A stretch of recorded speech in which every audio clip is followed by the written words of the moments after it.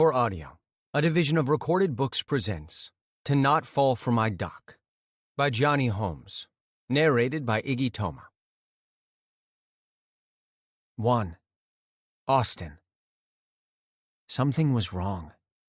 The somber expression on my boyfriend's face as I entered the restaurant made my heart trip inside my chest.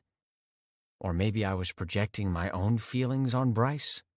Maybe something wasn't quite right with me. Perhaps I'd been pretending for so long that everything was fine, that I could no longer hide how wrong it all was. I mustered a smile and held it firmly in place while I walked over to him. When I arrived at the table for two, he stood, and I leaned forward to kiss him. At the last minute, he turned his head, and the kiss landed on his cheek. Taken aback, I stared at him. Was the avoidance intentional or not? "Sorry I'm late," I said, taking my seat. "I was helping out at the center, and time got away from me." "Do you have to spend so much time there?" He frowned at me. "It's not like you have cancer anymore. Why are you still set on going to that depressing place?" I furrowed my eyebrows, but before I could voice my disapproval, a server approached and handed us the menus. Bryce ordered a Coke, and I decided on pink lemonade. Silence stretched between us, Bryce's gaze firmly on his hands on the table. After a few more tense minutes, I couldn't take the uncomfortable feeling anymore.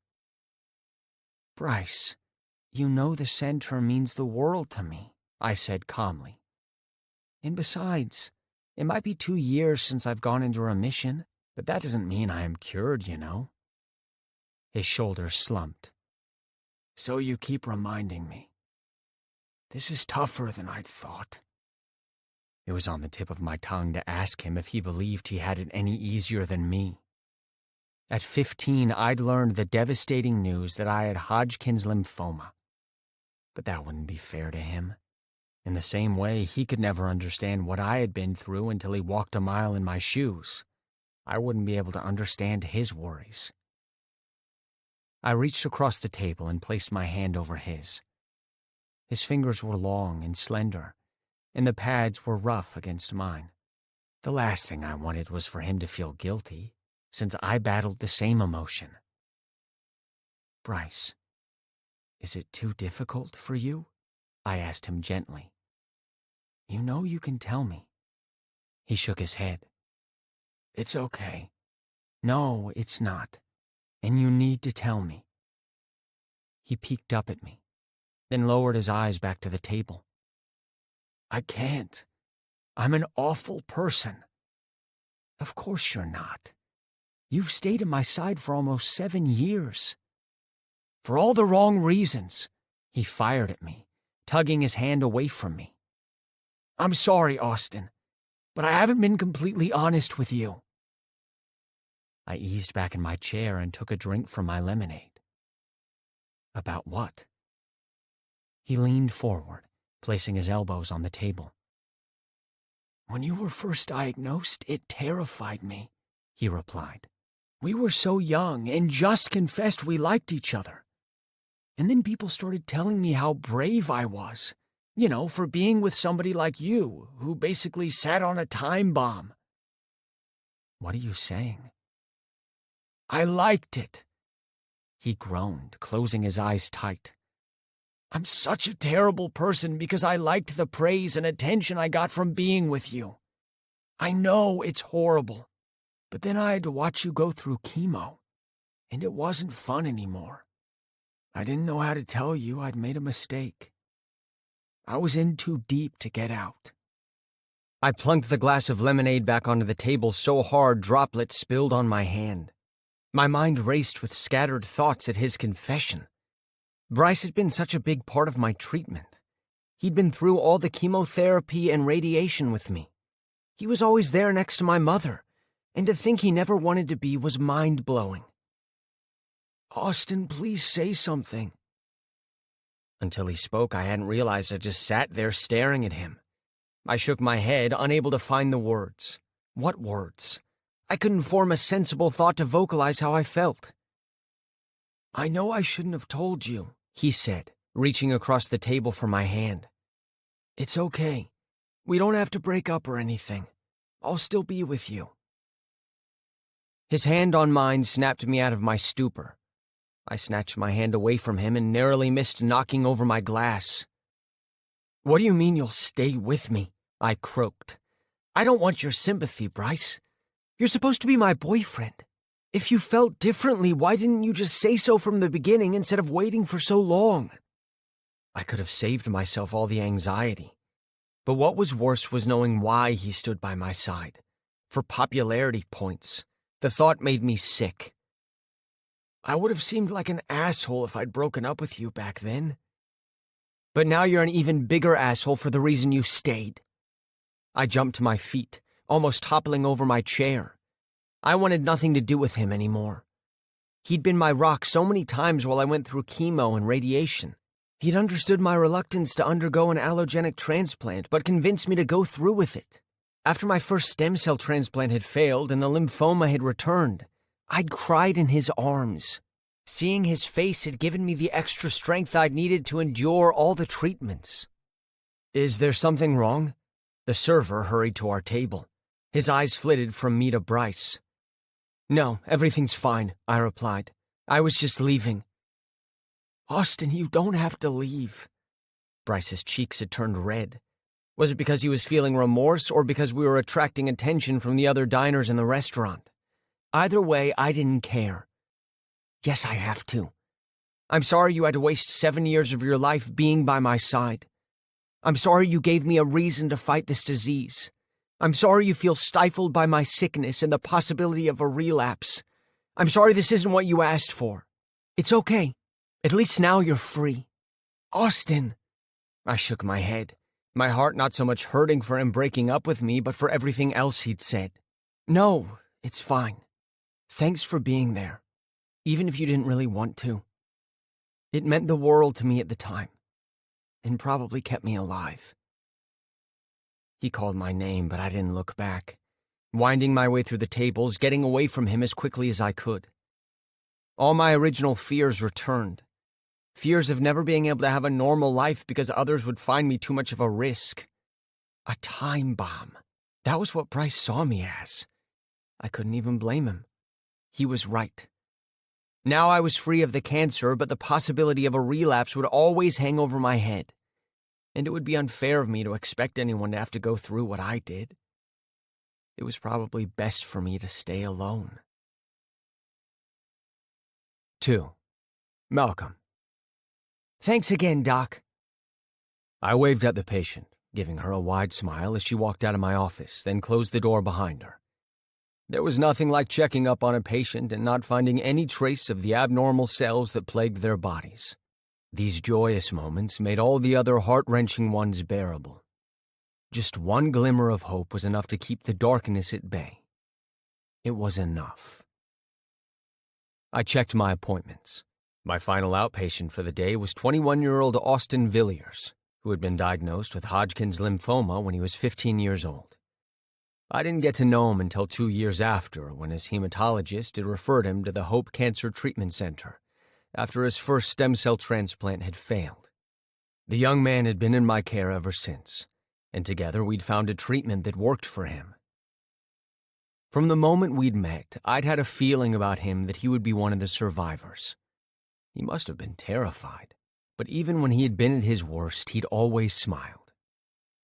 I pushed Austin from my thoughts. He was just another patient I considered a success story. He was doing well, took care of himself, and never missed a checkup. I intended to do a couple more at a 3-month interval, and then I would space them out for every 6 months. I had a late lunch delivered to the center, surprising my receptionist with a meal as well. Loretta worked hard, and I appreciated my team enough to do right by them. Also, as a single mother of 3, she had to pinch pennies, so every little thing helped.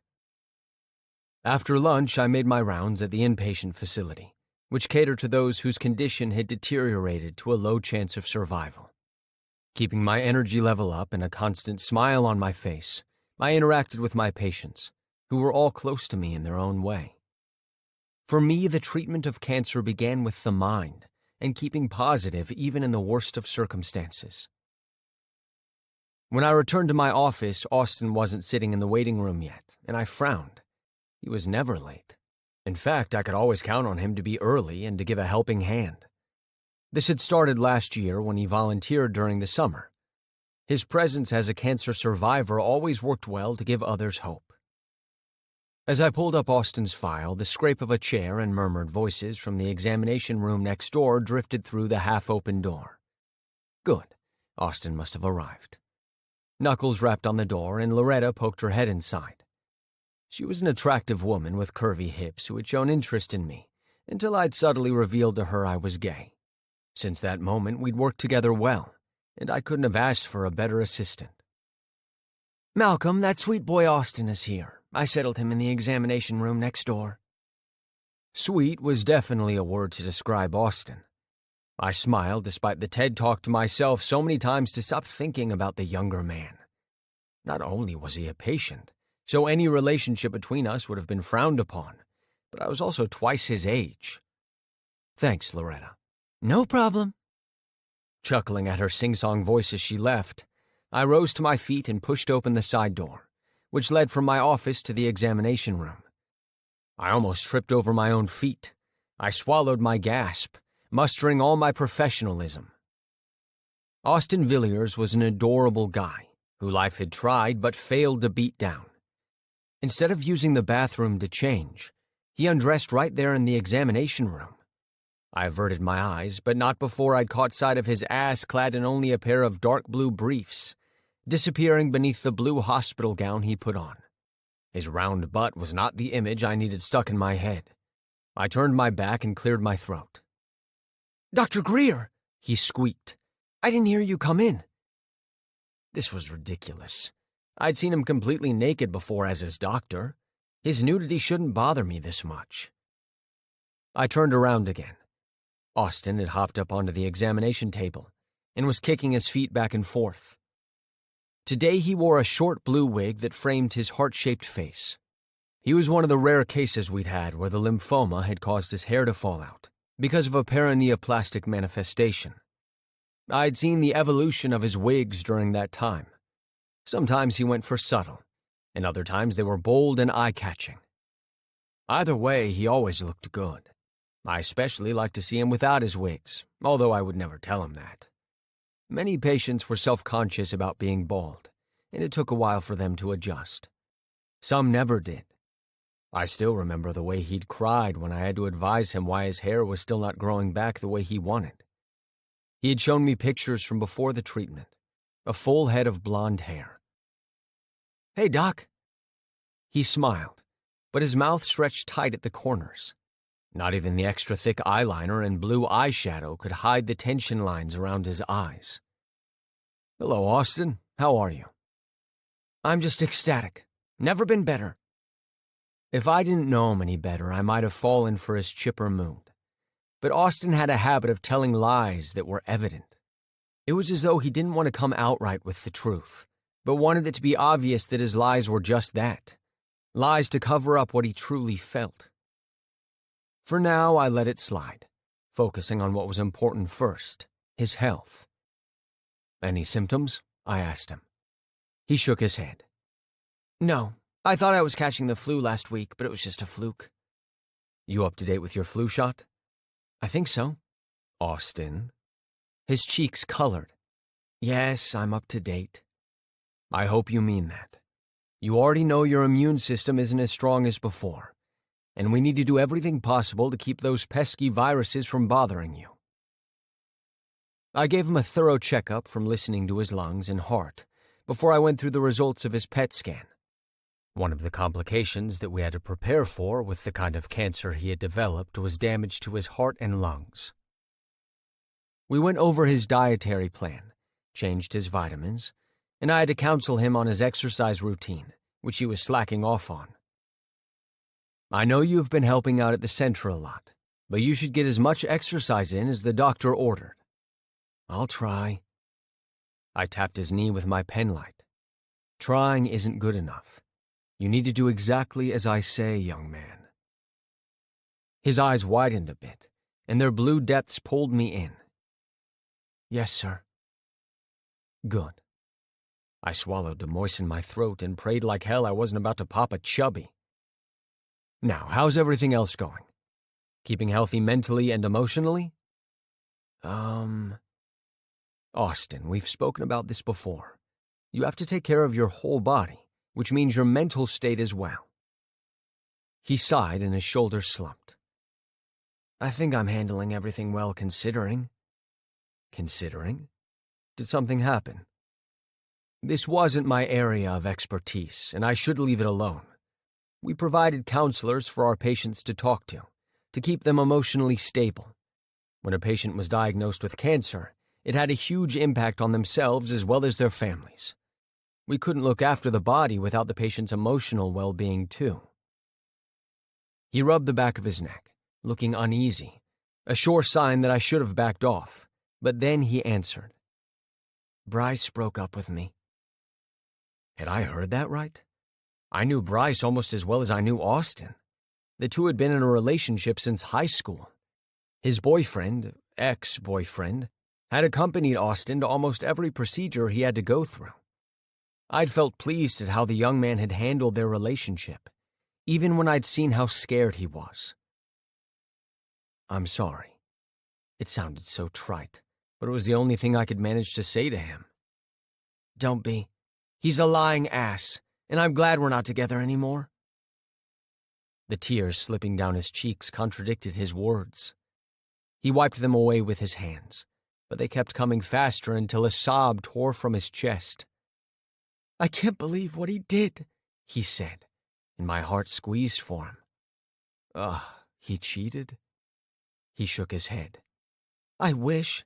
Maybe that I could forgive, but not what he did." Maybe when you calm down, you'll think differently. When you love someone, you'll find a way to work things out. I wasn't an asshole, and as much as my reaction to Austin was unfortunate, I refused to take advantage of this situation. I genuinely thought he and Bryce worked well together. They were so young and sweet, perfect for each other, really. I'd been rooting for them to the detriment of my besotted heart. "Trust me, it can't be fixed. He never loved me." Shit. Of course he loved you. I placed a reassuring hand on Austin's shoulder. Why else would he stay by your side through everything? The question was innocent enough, but the second the words left my mouth, Austin launched himself at me. I was close enough for him to press forward, and he ended up with his face against my chest while fresh sobs racked his body. Alarmed, I placed both my arms around him. "Austin, come on, you're going to cry yourself sick." Sorry," he choked. "I don't know how to stop." "It'll be okay. You'll see. You're a smart boy. Also good looking. I'm pretty sure you'll find a new guy in no time." Was that even an appropriate thing to say to a patient? It didn't sound that way to me, but I needed to get him to stop crying. Not only was he getting my shirt all wet and smudged in makeup, but he was beginning to worry me. Austin was my little trooper, who made a joke in bad situations. I hated to see him so completely devastated by what Bryce had done to him. I wanted to pry and find out how to bring back that ever-glowing smile on his face, but I bit my lip to stop myself. Once the flow of words started, the ones I shouldn't say might tumble out as well. Slowly his sobs subsided, and his breathing became calmer. Then he stiffened, his face still pressed to my chest, my arms around him. To my embarrassment, my grip tightened around him before I let my hands drop to my sides. "I'm sorry." He jerked away, face pale, those beautiful blue eyes drowning in tears. He was a mess with his mascara smudged all over his face, but as usual, he still managed to look adorable. And now so heartbroken. "There's nothing to apologize for," I told him with a smile, but stepped away from him to create some space between us. The room had gotten stuffy. He let out a loud groan. "Ugh, what's wrong with me? I just cried all over my doctor." "Hey, this one's on me," I teased to lighten the mood. He seemed ready to keel over from embarrassment. "I won't write up the crying as part of my consultation fee this time." He laughed. More of a giggle, really, his sad countenance transforming with such radiance that he stole my breath. "I should hope not," he said. "My sponsor has been quite generous to pay for my treatments, but I think even he would draw the line of paying for my mental breakdown." "Hey, we all have our moments." He snorted. "You seem so perfect. When was the last time you had a moment?" If he knew exactly what I wanted to do to him sitting there on the bed, he would know how far from perfect I was. What the hell was the matter with me? I wasn't dead. Of course I'd felt attraction to clients before, but in a completely natural way of admiring someone's physical beauty. This, whatever this was, I felt for Austin was different. For starters, it wasn't an attraction that had sprung from meeting him in a bar or the supermarket. He'd been a kid back then. But as I watched him grow, and the courage he showed, somewhere in the past year or two, these forbidden feelings had cropped up. No matter how I tried to stuff them down, they refused to go away. "Nobody's perfect," I told him. "We all have our own demons to fight." "That's true." He cocked his head to one side as if in thought. "But wouldn't it be so much better to fight them together?" I narrowed my eyes. Was he suggesting? I don't mean like you and me," he said in a rush, his face flushed. "I meant more like generally speaking, when two people work together at something, it's better, you know?" He was doing so well to recover from his blunder until he buried his face into his hands and groaned. "Oh, boy." Cute, sweet, adorable. He had this innocent air about him that intrigued me at the same time it pushed me further away from him. "I understand what you mean, Austin. No harm done." He peeked through his fingers. "Can I go get dressed now?" "Yes, you may." He hopped down from the bed and made a dash for the bathroom, snagging his clothes from the chair. 3. Austin. "You did what?" Bert's laugh thundered at the poolside where I lounged with his family. His mother was the sponsor behind my treatment, and over the years the family had become involved in my life. At first I had felt awkward, like an intruder, but the couple and their kids welcomed me into their family with all the love they had to give. I couldn't imagine my life without them in it. They were all so inviting and always treated me and my mom like we were a part of their family. Every so often I dropped in on them to hang out. "I can't believe you cried on your doctor," Bert guffawed. "Was it at least a manly cry?" "Screw you, Bert," I yelled at him. I yanked off my wig and threw it down onto the chair, then ran and jumped into the pool. He swam away laughing, but I took after him. It didn't even bother me that he slowed down for me to catch up with him. I launched myself at him, pushing him down beneath the surface. When Bert grabbed me by the legs and broke the surface of the water with me on his shoulders, I shrieked and grasped his head to steady myself. He howled when my hand connected with his eye accidentally. "Kids, that's enough." Mimi's voice cut across the pool, and Bert stopped his horseplay. "Bert, don't be so rough with him." I beamed at Mimi standing at the edge of the pool, wearing shorts that clung to her legs. She was stunning as usual, and the woman who treated me with kid gloves but ran the family with an iron fist. And hugs. Lots of hugs. Mimi Crenshaw would have been my woman crush if I were into women. "I'm fine," I called out. Bert and I swam until I got tired, and I turned to the edge of the pool. I hauled myself up to sit on the ledge, and Bert stopped right beside me, his hands propped up but his body still immersed in the water. "Sorry, I didn't mean to laugh at you. What I should have asked you is why you were crying." "Bryce and I broke up," I told him with a groan. There were words exchanged that hurt, and he reminded me of them. Bert's usually laughing eyes blazed. Am I going to have to knock him out? I smiled at him and leaned forward to kiss his forehead. Bert was such a sweetheart, and good-looking too, though a bit conceited.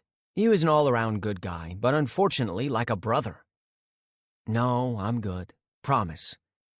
"Good, because I'm the only one allowed to give you shit." I rolled my eyes when he hoisted himself out of the pool, and dripping wet headed for the house. I got up, fixed my swimming trunks, and trod back to the loungers. "Do you like your wigs?" Mimi peered at me from where she sat on one of the loungers. They're okay. I don't mind them, and I feel fabulous sometimes, but other times I'd prefer not to wear them, you know?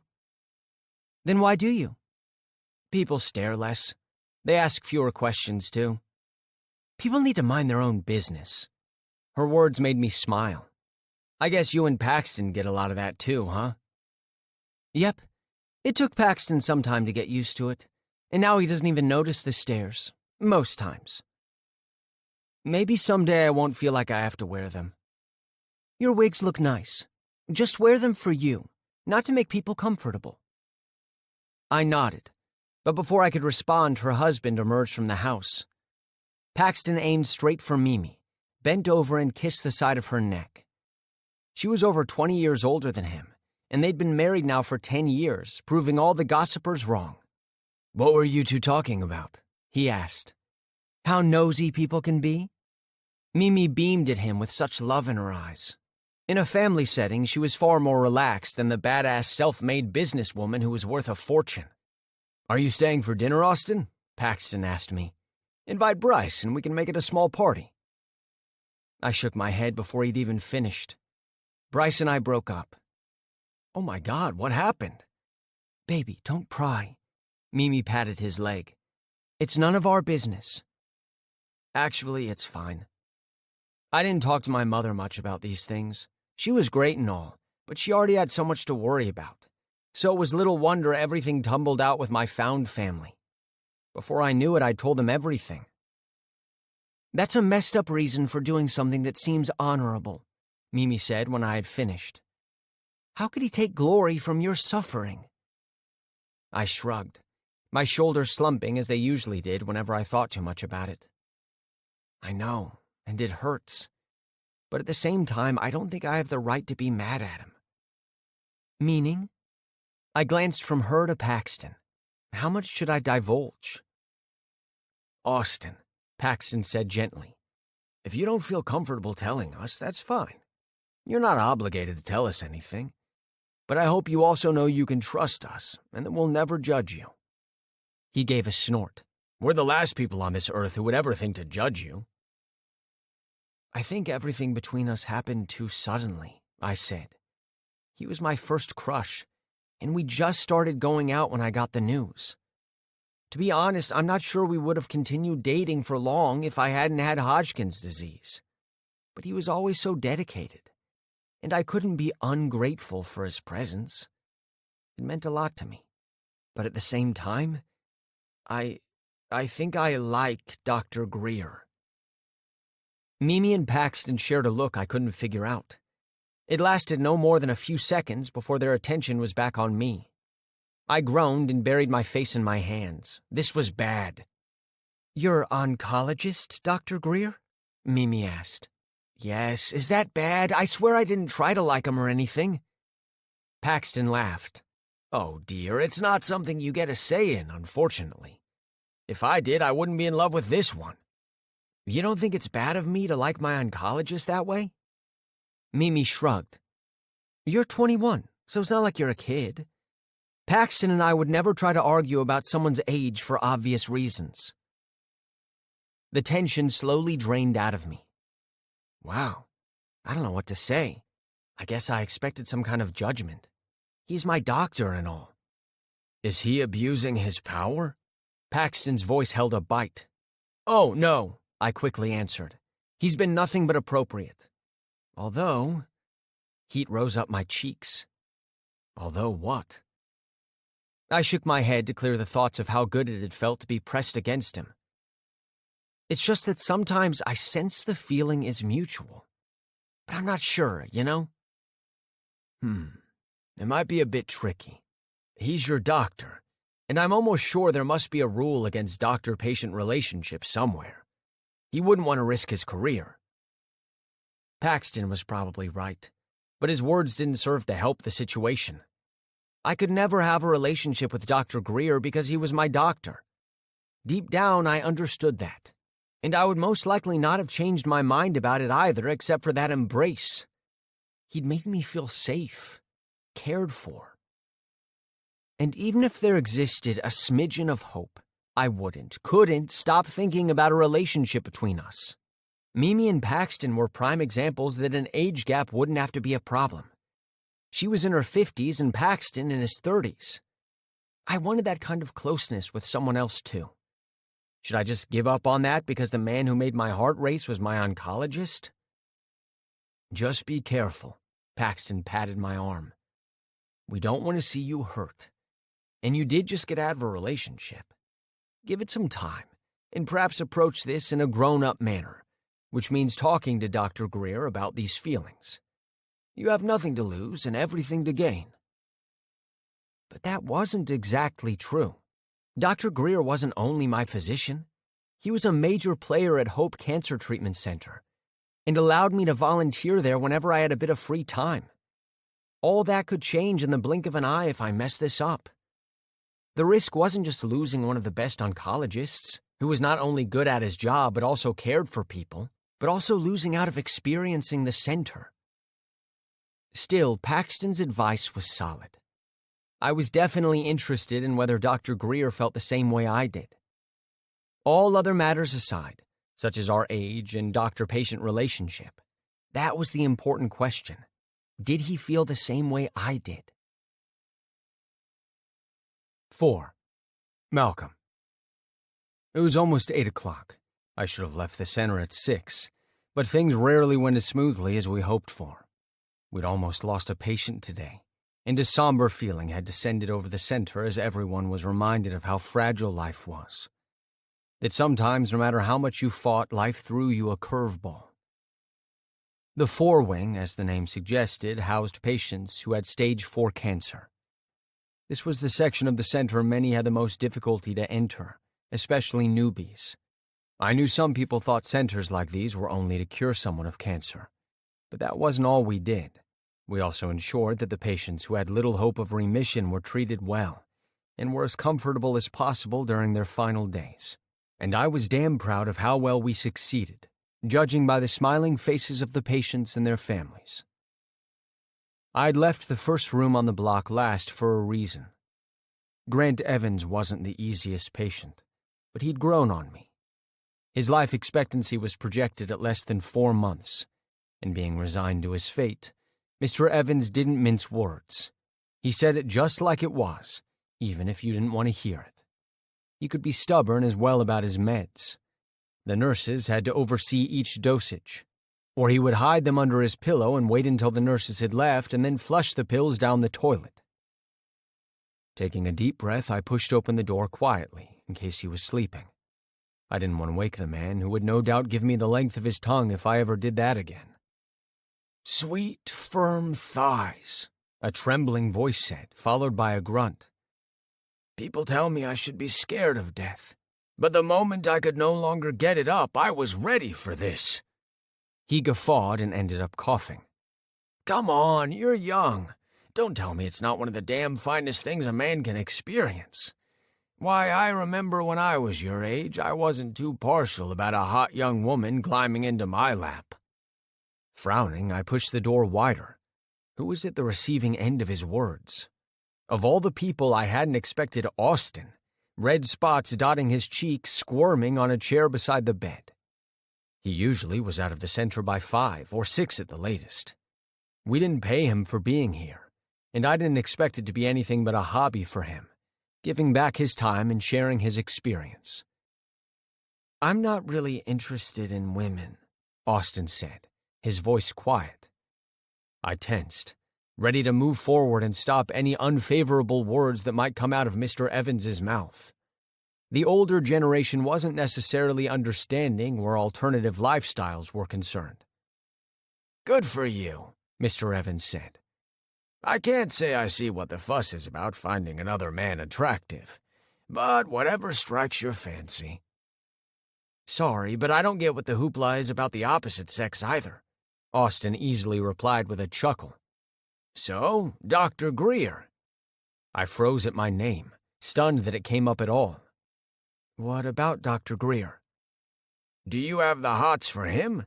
Mr. Evans asked. "I guess he's the type you'd say is good-looking, right?" Austin made a sound I didn't know to interpret. His face had gotten even redder and was now the color of a ripe tomato. Ever since our last encounter, he had made himself scarce. I knew he was still coming into the center. The patients talked about him, and my assistant never failed to sing his praises, but he always seemed so elusive. I'd hear him in one room, only for him to vanish as soon as he spotted me. Before he could answer, I knocked on the door loudly. "Mr. Evans, I'm here for your checkup." I walked into the room, feigning surprise at Austin being there. "Austin, what are you doing here at this hour? Shouldn't you be home already?" "He was just keeping me company, Doc," Mr. Evans answered. "My stories can get a little long-winded, as I've been told." He beamed a smile at the young man. "I hope I didn't talk your ears off." I didn't mind. Austin rose to his feet and tucked his hands into the back pockets of his extremely skinny jeans. How much smaller and fragile was he compared to me? A clear warning to stay away. This was no ordinary boy. "All non-essential staff has already left." I frowned. "You need to go home and rest." "Sheesh, Doc, it's only 8 o'clock, Mr. Evans said. "Cut the kid some slack, he's an adult."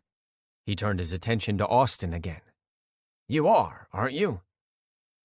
Austin jutted his chin out and pursed his lips as if he was daring me to contradict the statement. "Of course I am," he said. "In fact, I'm turning 22 next week." "Well, damn, we're going to have a party here, aren't we?" Austin chuckled and squeezed the older man's hand. "My friends are throwing me one. I'll ask them to do a video so you can watch it later. I'll see you tomorrow."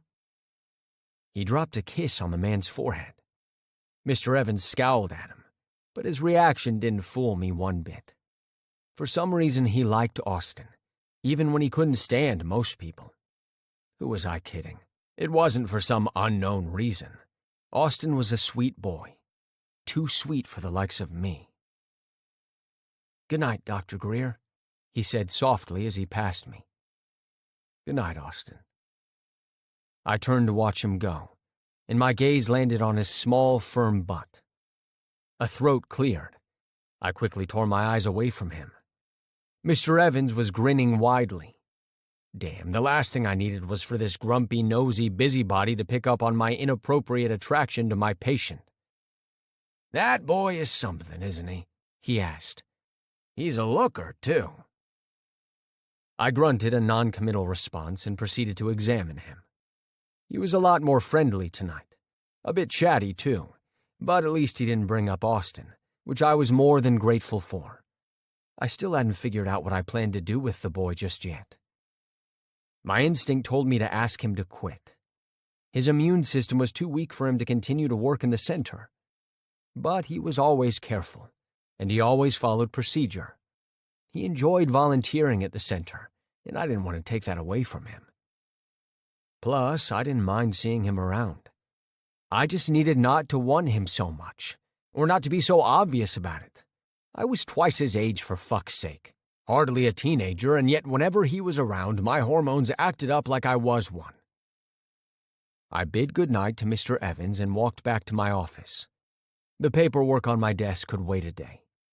I grabbed my car keys and laptop and told the doctor who was on duty for the night that I was off. The sight of Austin sitting on a low wall outside, kicking his legs, pulled me up short. He was always so restless.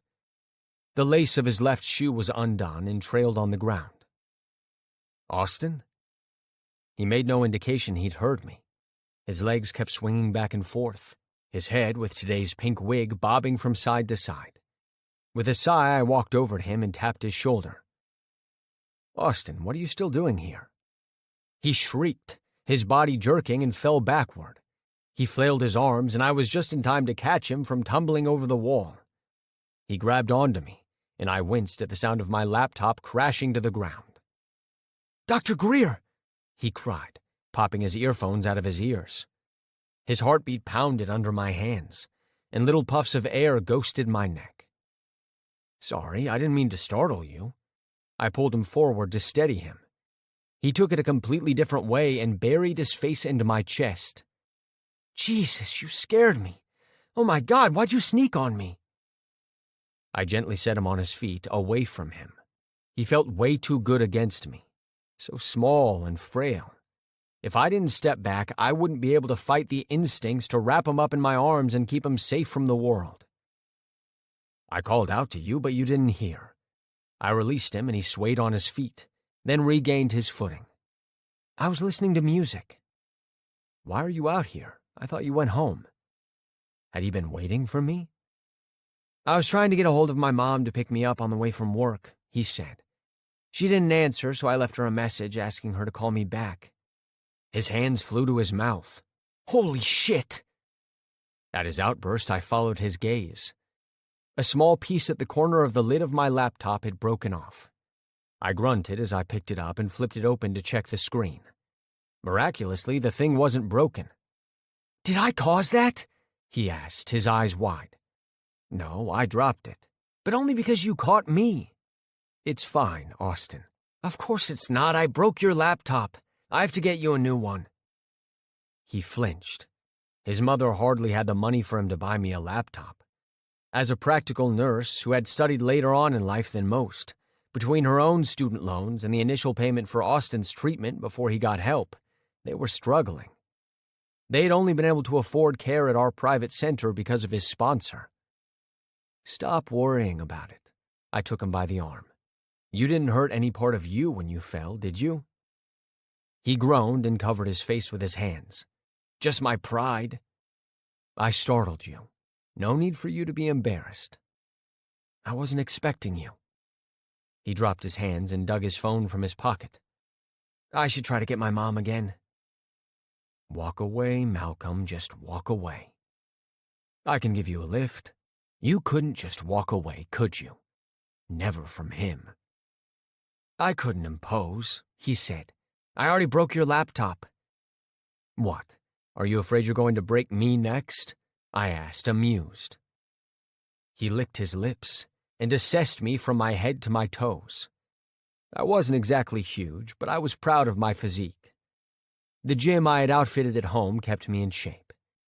I couldn't be concerned about my patient's well-being and not take care of myself. I think you would break me, he murmured, and when he raised his eyes to mine, the heat in them was more than I could bear. Come on, I croaked out, stepping away from him. My car's this way. We didn't say anything else as we walked the short distance to my car. I unlocked the door for him before I realized what I had done. This was hardly a date, and I didn't need to treat it like one.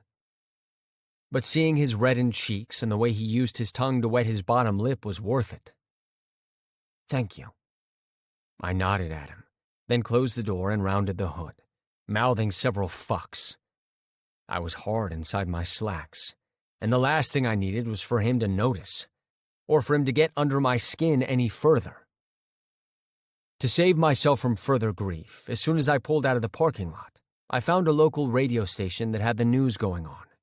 It effectively stopped us from having a conversation, until I had to turn it down to ask him for directions to his house. I hope you don't mind, but I'll be making a quick stop to grab dinner. That's fine. At the restaurant, I left the engine running and made my way inside. The owners were my best friend, Rowan, and Cynthia, his wife. We had my schedule down pat, and my dinner was usually ready by the time I left the center. When I worked nights, I picked it up before I went in, and sometimes they had my lunch delivered. Mal, how's your evening? Cynthia greeted me with a kiss on my cheek. 1 curried shrimp is ready. Are you eating in? No, I have someone waiting for me in the car, I said. Could you make it a double? Her eyes widened and she grinned at me. Oh, a hot date? How long has it been, Mr. Workaholic? Not a date, just... What was Austin? Uh-huh. Well, don't forget to bring him around soon so we can spoil him too, she said and disappeared to the kitchen. Within minutes, she returned with 2 dinners, and when I pulled out my wallet, shook her head. Nope, this one's on us if it helps you get laid. I laughed, picking up the containers. Trust me, that's unlikely to happen. Now I'm really curious. There's nothing to tell, Synth. All right, continue being a meanie and not share. Eventually, you'll have to bring him round to meet the family. With a grin, I waved goodbye to her and hurried from the restaurant. Austin was fiddling with his phone and didn't seem to mind that I'd gone. Sorry about that. I slid in behind the wheel. Will you hold this for me, please? The top one is yours. Mine? He settled the food containers in his lap. Yes, it's dinner. You bought me dinner? His tone sounded so soft and hopeful. Shit. My friends own the restaurant. I drove out of the parking lot. I don't have time to cook, so they always make me dinner. I figure with how long you spent at the center, you were probably hungry. Oh. Silence filled the car. Damn, he had turned off the radio. That's so sweet of you, he said after about a full minute had passed. Thank you. It was no trouble. I didn't really realize, but I am hungry. I frowned. You shouldn't be skipping meals, you know that. I know, he sighed heavily. Sorry, it's just that Mr. Evans said his son canceled visiting him again, and I could tell he was bummed at the news. I was trying to cheer him up. God, why couldn't he be some selfish asshole of a young adult too preoccupied with himself? Instead, he was this considerate and caring young man, qualities that were desirable to have in a partner. You give a lot to the patients at the center. I turned into his street. Thanks for that. They like having you around. I like being there, too. He peered through the window. That's my apartment building coming up. I pulled into the driveway at the front of a brown building. I frowned, not liking the fact that he lived there. It was hardly the slums, but still, he was too selfless, too kind. Hell, he had a heart of gold, and deserved to live in a better neighborhood. You spend way too much time at the center. I tapped my fingers on the steering wheel. You're young, it's summer. You should be going out to the lake with friends, having fun with kids your own age, not hanging around people who are dying. Not all are dying. You know what I mean. You hang out more on the four-wing. I don't mind. Other guys my age are usually assholes. You're talking about your ex-boyfriend. He shrugged. I don't want to talk about him. Want to come up and have dinner together? I blinked at the sudden shift in conversation and avoided looking at him. The hope filling his voice was hard to crush, but what choice did I have? Can't. I have an early day tomorrow, so I should go home. Oh. Let me get the door for you. He was more than capable of opening his car door, but there I was making a fool of myself rushing to do it for him. He placed my dinner on the dashboard and, clutching his to his chest, he climbed out slowly. Thanks for bringing me home, and for dinner, he said, glancing down at his shoes. His shoe was still untied. Hold on, let me. I went down on one knee and gathered up the two ends of the lace. Dr. Greer, you don't have to. I ignored his protest and firmly tied his lace. Then I did the other one because it was sloppy at best. When I rose to my feet, I avoided his eyes. Have a good night, Austin. Wait! His outburst stopped me getting into my car. Yes? Do you want to come to my birthday party? He blurted out. Excuse me? Mimi and her husband are throwing me a birthday party. I wasn't planning to do anything, and when they found out, they kind of took it over. Not that I'm complaining, it's really sweet of them. Anyway, they're hosting it at their home next Saturday, and I'd love it if you'd come. The words came out in a long rush, and now he was panting as if he was out of breath. He stared right back at me without looking away, and I had to break our gaze. Had he always looked at me with such hope in his eyes? He was an open book, and it terrified me to see the longing in his eyes.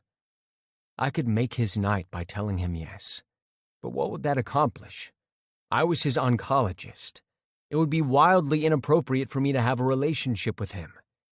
I'd been treating him since he was a teen, and people would get the wrong impression that I'd been with him when he wasn't legal.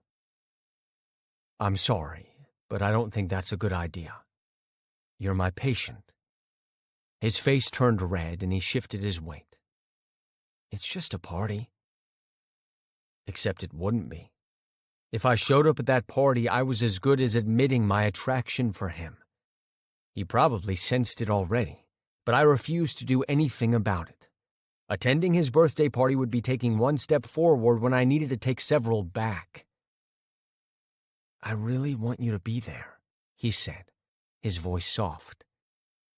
If it weren't for you and your care, I wouldn't have lived to see 22. Austin, at least think about it. Before I could explicitly tell him I wouldn't show up at his party, he was running off toward the building. Good night! 5. Austin. He wasn't coming. I shouldn't be disappointed. He had told me quite frankly that he wouldn't show up, that it was out of line. More than once, too. I'd made a fool of myself pestering Dr. Greer about attending my party all week, and every day he'd shot me down. Yesterday, when I'd left the center, I'd slipped into his office and left Mimi's home address on his desk. Maybe he hadn't seen it. Maybe a wind had blown it off the desk and he really wanted to come but couldn't because he had no idea where they lived. Bullshit. I brewed it into my sangria. Up to this moment, I'd avoided drinking liquor per my doctor's orders. No one could miss this house. It was humongous. Like, seriously. But then Mimi and Paxton combined had so many associates, friends, and family that it kind of made sense for them to live in such a big place. They entertained a lot. Hey there, kiddo. Bert lifted my legs and placed them over his lap as he sat on my lounge chair. It's your birthday. Why do you look so glum? I'm not glum. I winced at the monotone of my voice. Why don't you try again? He said. Seriously, if we don't put a smile on your face, Mom's going to get all worried about you. Better me than her mother hen behavior, right? That prompted a chuckle from me. Mimi could be a mother hen. I'd watched her mother, Bert. Now she did the same to me. It was nice. My mother worked so hard she didn't get to do much of this stuff, but she tried her best. I expected someone to show up, but he hasn't, I replied. That wouldn't be Doc McHottie, would it? I groaned. Don't call him that. That's just so bad. He laughed. I suppose it is. Anyway, what's going on with you and the doc? Absolutely nothing, although he did buy me dinner. But I had to eat it alone, so that doesn't count, right? I don't think so, but it's a step. So is this like serious where you want him to be your boyfriend? My thoughts went to Dr. Greer and him being my boyfriend. If only. But that didn't seem like it was going to happen. The man kept me at arm's length. So far, I was the one doing all the pushing. He only asked after my health, checked up on me that I was eating, and chided me for not exercising the way I should. Yes, but I'm not having much luck. I hid my scowl by taking another sip of my drink. Well, it's kind of early still. Does it matter? He'll never like me back. Bert took the drink out of my hand and placed it on the ground by the lounge. Guess what? Today's your big day. You're 22. You're not allowed to be down in the dumps, understand? I swallowed hard and nodded. If only life was always like this, with someone telling me what I should do. I got so neglectful at times. Dr. Greer was good at reminding me what to do. Come on, birthday boy. He tugged me off the chaise. Let's go swimming. He was right. I was 22, a birthday I had never expected to see 7 years ago. It was ungrateful of me to spend it moping about the doctor. I pushed all thoughts of Dr. Greer from my mind. It was a beautiful day, and I had so much to be thankful for, especially my mom and these awesome friends.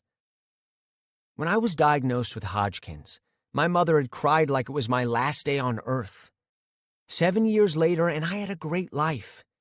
It might not be with the man I wanted, but I was happy. My life was meaningful. Once I stopped fixating on Dr. Greer, I had a wonderful time. Everyone was so relaxed, and for once my mother had her feet up. She worked so hard to take care of me, and she looked older than her 47 years. I cherished every line on her face. Lines of worry from raising me alone and bearing the burden of taking care of a son with cancer all on her own. Mimi clapped and called to get out of the pool. A collective groan rose.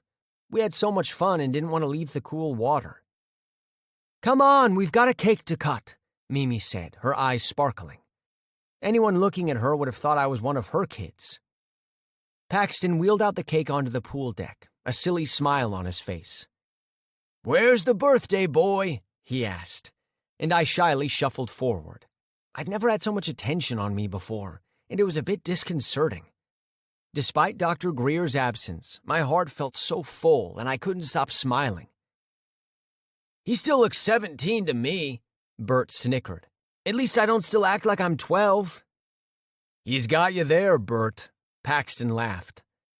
But can we be serious for a minute? It's Austin's special day. Mimi started singing Happy Birthday to You, and everyone joined in. The warmth and love of this group of people rolled over me like a gentle wave, and I teared up. I was so lucky to have them all. "Oh, we've made him cry," Paxton said. "They're happy tears," I laughed, hugging my mom, who was right next to me. "Thank you, everyone, for doing this for me. I'm grateful for each year I get to spend with my mom and friends." "We're all blessed to know you, Austin." Mimi reached for my hand and squeezed it. "Now make your wish. Blow out your candles and cut your cake." I did as she said. But while I blew out the candles, I wished for Dr. Greer to show up. I wished really hard, even though it was silly. I wasn't 5 anymore. Every time someone walked onto the patio from the house, I glanced up in anticipation. But it was never him. "Are you okay?" Mom took me aside while everyone was digging into the cake. "I'm fine. Thanks for coming. I know you have work and—" "Of course I came, sweetie." She brushed my cheek with the back of her hand. "I want to be present for every birthday." You'll get tired of me soon." I hugged her, and my heart swelled to the brim with emotions. "I love you, Mom. I hope you know I'm grateful for every single thing you've done for me." "Oh, baby, I'm your mom. I'm just doing right by you." Despite what she said, not every mother went the extra mile she did, as I'd learned from my volunteer work in the center. "I'm sorry I have to leave your party early." She pinched my cheek. "But I asked for an hour from work just to be here. I don't want to take another minute more than they gave me." "I understand, Mom. I'll see you at home later." She smiled at me, the love in her eyes wrapping around me like a warm blanket. She made the rounds, thanking Mimi and her family for doing this for me. Mimi reassured her that no thanks were necessary, and they walked out together, chatting like old friends. The party lasted into the late evening, and I had so much fun I didn't let Dr. Greer's absence spoil my party. Bert was like a little kid, and he made me laugh so much. "I'm going out to the club, I think. Want to come?" Bert asked me. I rose to my feet. I'm not exactly in the mood for clubbing, but maybe you can give me a ride home?" "Sure thing." While he ran upstairs to change his shirt, I thanked Mimi and Paxton for throwing me the party. "Thanks for letting us do this for you." Mimi kissed both my cheeks. "It's been a fun day, but we're tired and we're going to bed." They went upstairs, and I sat in the living room waiting for Bert. "Come on." He squatted on the floor. "Hop on my back and I'll bring you to the car." "You're crazy." But I climbed up his back like a monkey, yelling when he didn't walk but ran with me out to the garage. He let me down next to his car, and the image of Dr. Greer opening the car door for me the other night popped into my mind. I'd really liked it. "Aren't you getting my door?" I asked, batting my eyelashes at Bert. "Ha ha," he laughed. "Get your own door. It's not like we're fucking." "Ew, gross." I made a face at him and opened the car door. "That would be like fucking my brother." "Some people find that hot." "Are you for real?" He shrugged. "Not me, obviously, but just saying. Plus, don't knock it till you've tried it. I could make you happy in the sack." "You're such a horn dog." I slapped his shoulder. "Quit hitting on me, especially if you're going to do a half-ass job at it." "I'll show you half-ass." He tickled me, and I dissolved into giggles, unable to get away from him in the small space of the car. "Bert, stop." "I'll stop if you tell me I have the best pickup game ever." "You have the best pickup game ever." I jerked away from his tickling hands and bashed my head into the window. "Ow, look what you did." "Don't be a baby, it's just a bump." He stopped tickling me. "Seriously, does it hurt?" I shook my head.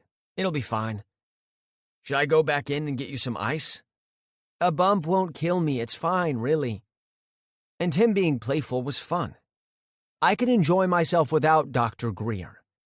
Why didn't I crush on Bert? It would be more appropriate than having the hots for my doctor. I kept sneaking glances at him. He was handsome, he made me laugh, and he cared about me. "Here you go," he said when he parked in front of my building. "Now get out so I can pick up someone for the night." I turned to him instead. "Kiss me." "What?" He made a choking sound. "You just said ew to the idea of anything intimate between us." "Just do it. I want to see if I was being too hasty." "All right, you asked."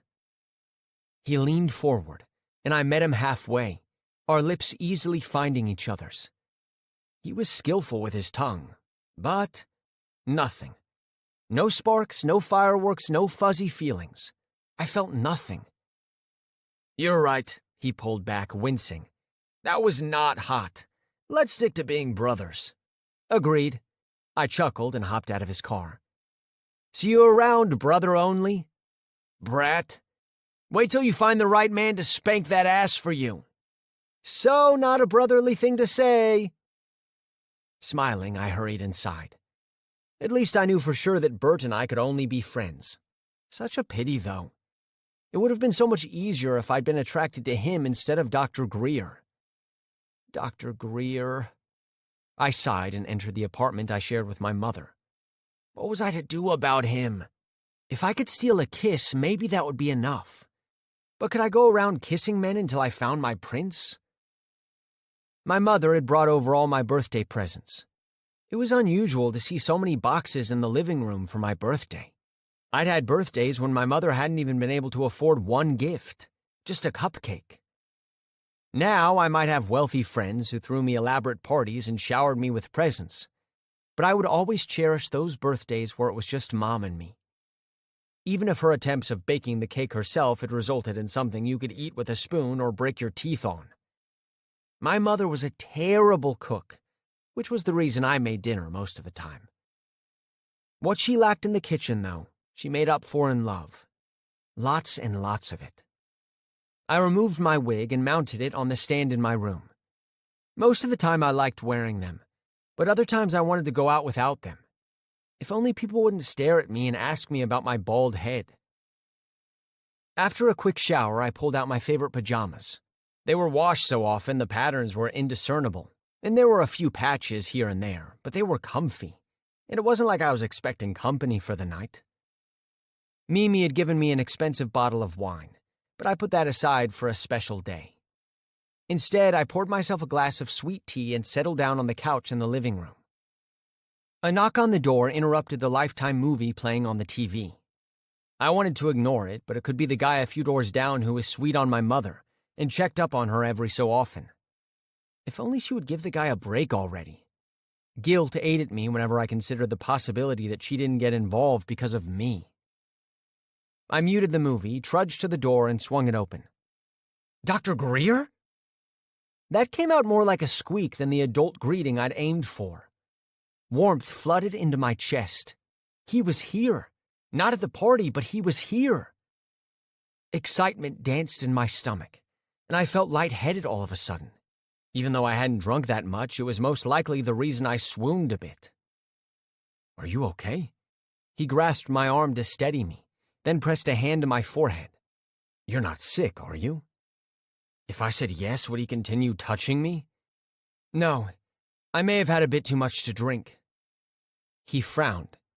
"That's not a good thing." I licked my lips and stared up at him, feeling bolder than I'd ever been around him before. I suppose not, but who's to stop me from drinking? He opened his mouth to speak, but nothing came out. He closed it, then tried again. "You're smart. You know why it's not a good idea for you to drink." I pouted at him. I didn't even care if it made me look childish when I was trying to get him to see me as an adult. "You missed the party." "I didn't think it was appropriate to show up. I'm your doctor." "Then why are you here now? That doesn't make sense." "I'm on my way to the center. Night shift." From beneath his coat, he removed a small, brightly wrapped gift, with a pretty purple bow on top and handed it to me. I wanted to drop this off. He brought me a gift. My disappointment faded away to immense pleasure. Thank you. I pulled out the bow. You don't have to open it right now. That's okay, I want to. I ripped the wrapping paper from the box, then flipped the lid.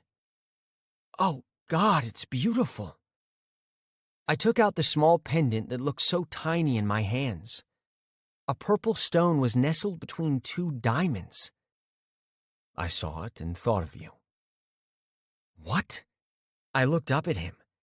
The way he stared back at me, I knew I hadn't been wrong about us. He felt it too, the connection. Dr. Greer, this isn't something you buy for just any patient, I said softly. You could have waited until tomorrow to give it to me, not hand-deliver it yourself. I had to drive by anyway. But that's not why you did it.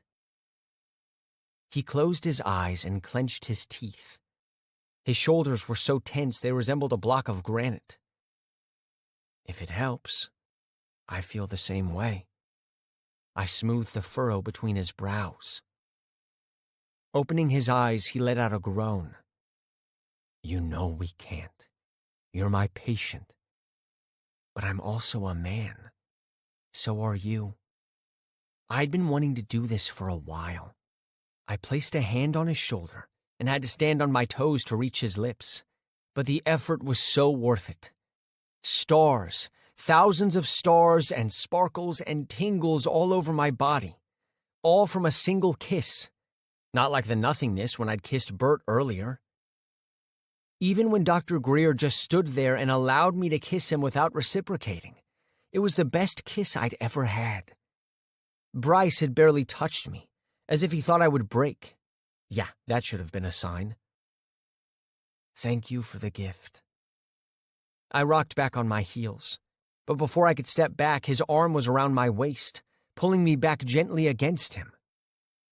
Austin. Our noses bumped, and I chuckled, the sound captured by his lips settling over mine. I clutched the box tightly and wound my arms around his neck as he hauled me completely up against him. My feet no longer touched the ground, but that was okay because he supported my weight. I wouldn't fall as long as he kept holding me. He devoured me with gentle kisses at first, just moving lips over mine. Then his tongue probed and I whimpered, opening for him.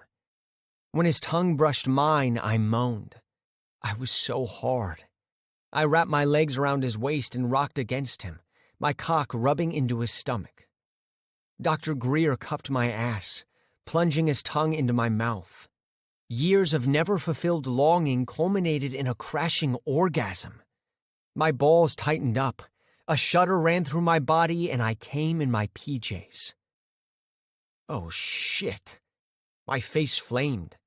Had he noticed what had just happened? I popped my eyes open, wavering between being content he'd kissed me and embarrassed for the stickiness in my underwear. He'd barely kissed me and had completely ruined me. What if he'd touched me? Dr. Greer set me on my feet, his eyes wide, breathing hard. Shit, Austin.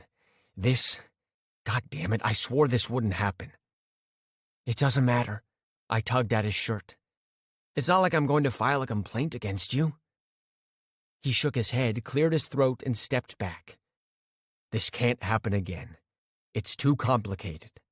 But have a good night, Austin. He was out the door before I had a chance to open my mouth. And what exactly could I say? I had no idea. But if he thought he could kiss me like that and make me cum in my pants, then forget it happened, he had another thing coming. 6. Malcolm. What the fuck, man? Are we running from a serial killer I don't know about? I slowed my pace, allowing my brother Abe to catch up. Sweat dripped down my face, my legs burned, and my lungs were near to bursting, but it felt good to be out in the open.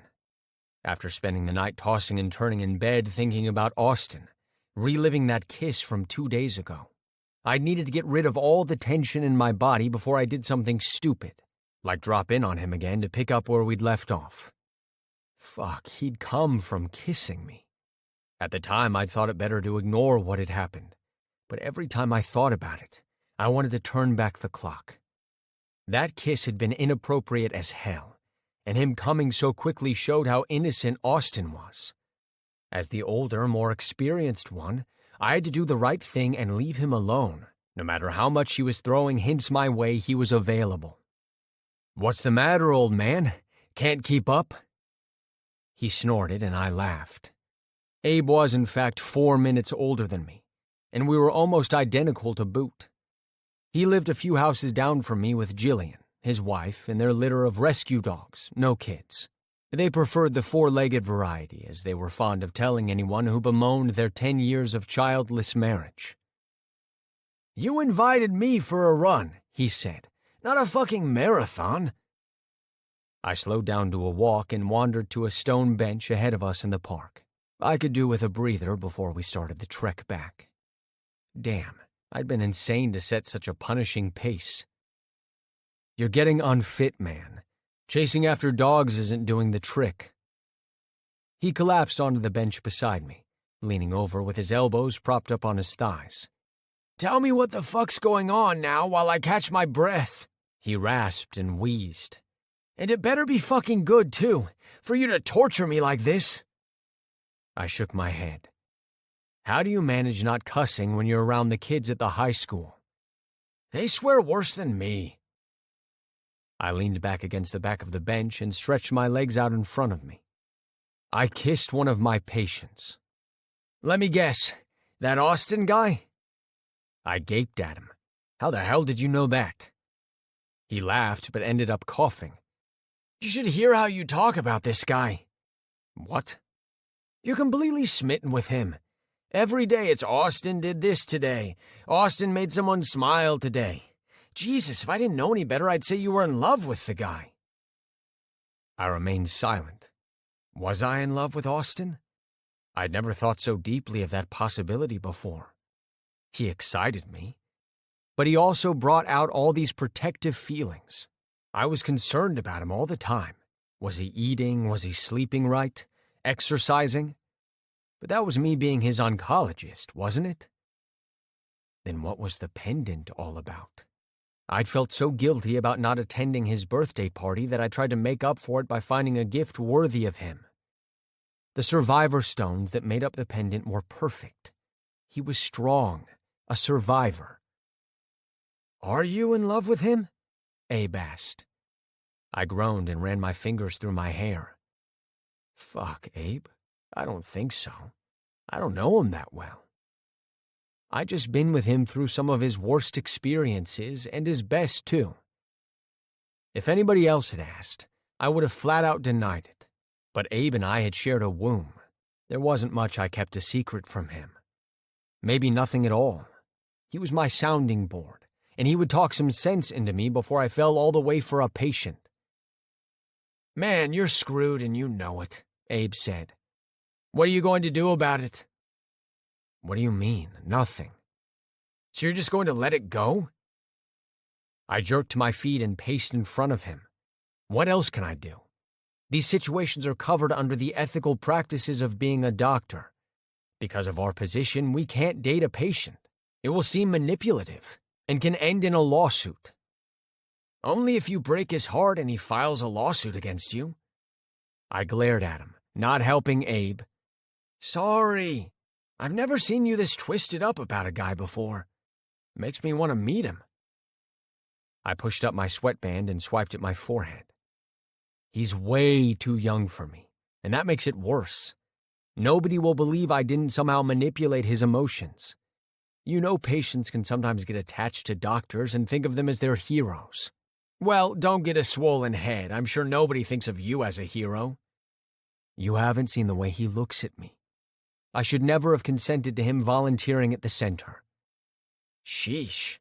Is it that bad you can't keep your hands off him? That would have been simple. If I hadn't kissed him. If I hadn't caught his little moans inside my mouth when I stroked his tongue with mine.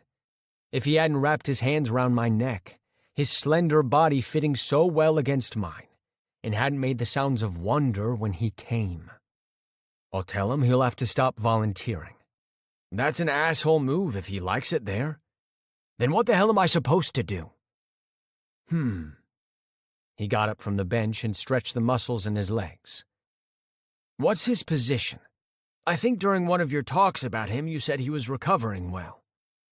Yes, 2 years in total remission. And how often do you see him? We're about to make the switch to every 6 months. I think I have an idea. I stared at him. How could he have an idea to solve my problem? There was no way around it. I won't secretly date him. That's unethical and could get me fired. Just hear me out. Since his case isn't serious anymore, why not hand him over to another doctor you trust? Then you can date the crap out of him. Despite the seriousness of the situation, I laughed at the way Abe said that. I want to be the one to take care of him, though. Then do it, just in a different capacity, as his lover. In fact, you'd be able to spend more time taking care of him than you do now. I cocked my head to one side. He had a point there. If I wasn't Austin's doctor anymore and we dated, I'd still be able to take care of him unofficially. I'd get to supervise his diet, his exercises, and if he wasn't getting enough sleep, I could find ways to remedy that. Dr. Mallory Jacobs would be a good fit for him. She was an excellent oncologist, and we were close enough that I could tell her what was going on. She should be able to understand since she was married to a former patient of hers too. At least in her case, the man had ceased to be a patient for 5 years before they met again. Still, the solution was perfect. You may have just solved the problem. I grinned at Abe. Yep, that's why I'm the smart one. Race her back to the house. There was no way he was going to win. I can't say I'm surprised. I blinked at Mallory, who rolled her eyes at me. Why isn't anyone surprised? I'd arrived at the center an hour early so I could approach her about the Austin situation before I started my day. Before Austin arrived and looked at me with expectation in his eyes. I needed to have the solution to our problem. I couldn't just ignore him. He deserved more than that from me. You have a connection with the boy. It was clear as day. Plus, I get that he likes hanging around here for the patients, but that's not the only reason. Do you see the way he looks at you? Only recently. I stepped closer to her desk. He had a boyfriend. I would never have hit on him first. Relax, Malcolm. I know you too well to think you'd intentionally go after a patient. Thank God for that. Not everyone will be so understanding. That's for sure. She tapped her pen twice on her desk, then put it down. I don't mind taking him on at all, but talk to him. Make sure he agrees. Maybe he'd rather have you as his oncologist than as a partner. I didn't even think about that possibility. Jesus, I wasn't usually this scatterbrained. One kiss and I was a frickin' mess. That's possible. And, you know, even if I take him on now, people will speculate about your relationship. The timing is completely awful. I don't suppose you could wait? No. We both know there will never be a time that a relationship between us will be considered appropriate. True. He's awfully young, for one. Even though Eric and I hadn't seen each other in 5 years before we started dating, people speculated. Eventually, their attention has to be focused elsewhere, right? You're also forgetting one key factor. I raised my eyebrows. What the hell else was I forgetting now? You need to talk to Shepard about it.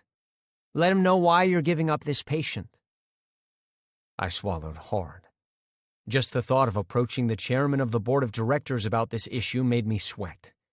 He handled our profiles, and I could be dismissed with just a word from him. Shit, Shepard will never allow it. He's not as bad as you might think, she said with a smile. He helped me out with Eric when I went to him, feeling guilty about dating a former patient. He sat me down and went through the rules with me and such. He'll do the same with you. He may want to talk to Austin, though, about the relationship to ensure you're not coercing him. Why would I coerce him? Do you know how much I've been trying to avoid this? Don't tell me that. Tell it to Shepard. Trust me, he may snap at first, but it's better that he hears it from you than after the fact. 7. Austin. All day I tried to run into Dr. Greer in private, but it never happened, and it was frustrating. I hadn't seen him at all yesterday when I spent 4 hours in the center. He had worked a night shift and had left by the time I arrived. I was pretty positive he was here today, though, but he'd made himself scarce. He'd regretted our kiss from the moment it had happened, but avoiding me altogether was taking it a step too far. The kiss should have advanced things between us. If I'd been uncertain before, that kiss had cinched it. We were attracted to each other, and I would bet that he cared about me more than as his patient. I wanted Dr. Greer. I wanted every inch of him inside of me. But I was greedy, and I wanted more too. All of him. Was it so unreasonable to want to wake up some days to find my head on his pillow? With him avoiding me, I did the only thing I could. Spent time with the patients, which was the primary reason I was here anyway. Being around Dr. Greer was just a plus, but if he wanted to ignore me, I could ignore him right back. I was hurt and sulking on the inside, but I kept up a good face for the patients. Every day I ticked off the names in my head. They were all still here. My mother found it weird that I spent so much time here, especially with the stage 4 cancer patients. But I didn't fear death. Not after he'd knocked on my door several times. My worst fear was never getting to know or do the things I wanted before death. Like falling in love and being with someone who loved all of me. Someone who saw me far beyond my medical condition. Austin Villiers? I turned to the blonde woman who stood just outside the patient's room I exited. Yes? Dr. Shepard would like a word with you in his office. Dr. Shepard? The name sounded vaguely familiar, but I couldn't place it. I certainly never had come in contact with a doctor by that name, or I would have remembered it. Yes, he's the chairman of the Board of Hope. Oh. Huh, that was odd. Why would the chairman want to talk to me? I fell into step beside her. Do you know why? The only thing I could think of was that I had done something wrong while visiting with the patients. Had I overstepped some boundaries I knew nothing about? It's not my place to say. My stomach was tied in knots, but I was determined not to show it. We ended up in a section of the building that I'd never been to before. It looked like the administrative block from the markings on the doors we passed. She eventually stopped before a door with the sign Dr. Andrew Shepard, Chairman. She knocked once, then opened the door. Dr. Shepard, Mr. Villiers is here. Send him right in. The second I entered, my eyes fell on Dr. Greer, who wouldn't look at me. Oh, God, I knew what this was about. He'd tried explaining that anything between us wasn't possible, and I'd ignored it. Was he in trouble because of me? Because of the kiss? My heart thudded in my chest. Mr. Villiers, thank you for joining us. I tore my eyes away from Dr. Greer's broad shoulders and gave a small smile to the man sitting at the massive desk. His hair was snowy white, his complexion so light as if he didn't spend enough time in the sun. I'm not sure what this is about, I said, shifting my gaze back to Dr. Greer. I'm sure you have some idea. Dr. Shepard gestured to a chair a few feet away from Dr. Greer. Have a seat, and we'll get into it. I glanced from the chair he'd indicated and Dr. Greer. He still hadn't said anything. I wanted to hold his hand, to tell him I was sorry and I'd stop pursuing him. At the same time, my heart felt so hollow at the mere thought. Without a word, I took the seat the director had offered and wrapped my fingers around my knees while I hunched over. What's your full name, Mr. Villiers? Dr. Shepard asked, peering into a file on his desk. Austin Villiers. I licked my lips and turned to Dr. Greer. He finally looked at me and gave me a nod. Was that meant to encourage me, or... How old are you? 21? No, I mean, 22. I recently had my birthday. What's your connection to the center? I volunteer here. I unlaced my hands and clutched the arms of my chair. I'm also an outpatient. Can someone tell me what's going on? Am I on trial for something? Not you. Dr. Greer spoke for the first time. Me. I'm the one on trial here. For what? Dr. Greer, I know you mean well, but don't preempt Mr. Villiers. But he didn't do anything, I protested. I was the one who kissed him. Dr. Greer groaned, and Dr. Shepard frowned at him. You fail to mention the kiss. It's personal, Dr. Greer said, but even to my ears that didn't seem like much of an argument. You're breaking Hippocratic oath here, Greer. A doctor-patient relationship must be severed before you get personal. Now I need to find out what can be salvaged. I think Austin and I can finish the rest of this meeting alone. My heart threatened to beat out of my chest when Dr. Greer got to his feet. No, he couldn't leave. I'd already mentioned something I probably shouldn't have. I didn't want to be left alone with this man and say more inappropriate things. What did I know about a doctor starting a relationship with his client? I didn't want to get him fired. No, don't go. It'll be fine. He smiled at me. This is the right thing to do, if... His eyes darted to Dr. Shepard, who didn't even pretend to look away from us. Just tell the truth. It's the only way we can do this. I nodded at him, his smile giving me a bit of my calmness back. He didn't seem upset. In fact, he seemed relieved. I would trust his lead. Now that we're alone, let's continue, Dr. Shepard said, closing the file, with my name on the front. The knots in my stomach came back with a vengeance. This was serious. He didn't do anything wrong. I white-knuckled the chair arms again. I might have, tried to pursue him, but he always turned me down. He nodded. At least that's something, that he didn't go after you. How long has this been going on? He's been your oncologist for a few years. Was there any inappropriate contact? God, no. I gulped. I had a boyfriend until recently. We've never... I shook my head. How could he think Dr. Greer would ever be inappropriate with me? He'd been my oncologist for years, and I wasn't even at a legal age then, for fuck's sake. Are you certain? He pressed. I know you may feel the need to protect him. You see him as a hero. I read the reports, saw how closely he worked with you. The home visits when you were released from the center. I swear he did nothing inappropriate. Dr. Greer isn't the kind of man to take advantage. Dr. Shepard sighed and folded his arms across his chest. The minute he walked in here and confessed he had feelings for you, I knew it was serious. Greer is one of the best oncologists Hope Center has, and he wouldn't just risk his job. Oh, he probably would get a new position somewhere else, but he wouldn't want to leave his patients. No, his calling is to take care of people like you. But looking at you now, you're way too young. This won't end well. Dr. Greer told him he had feelings for me? I felt giddy with excitement. I wanted to find Dr. Greer and have him say it to my face.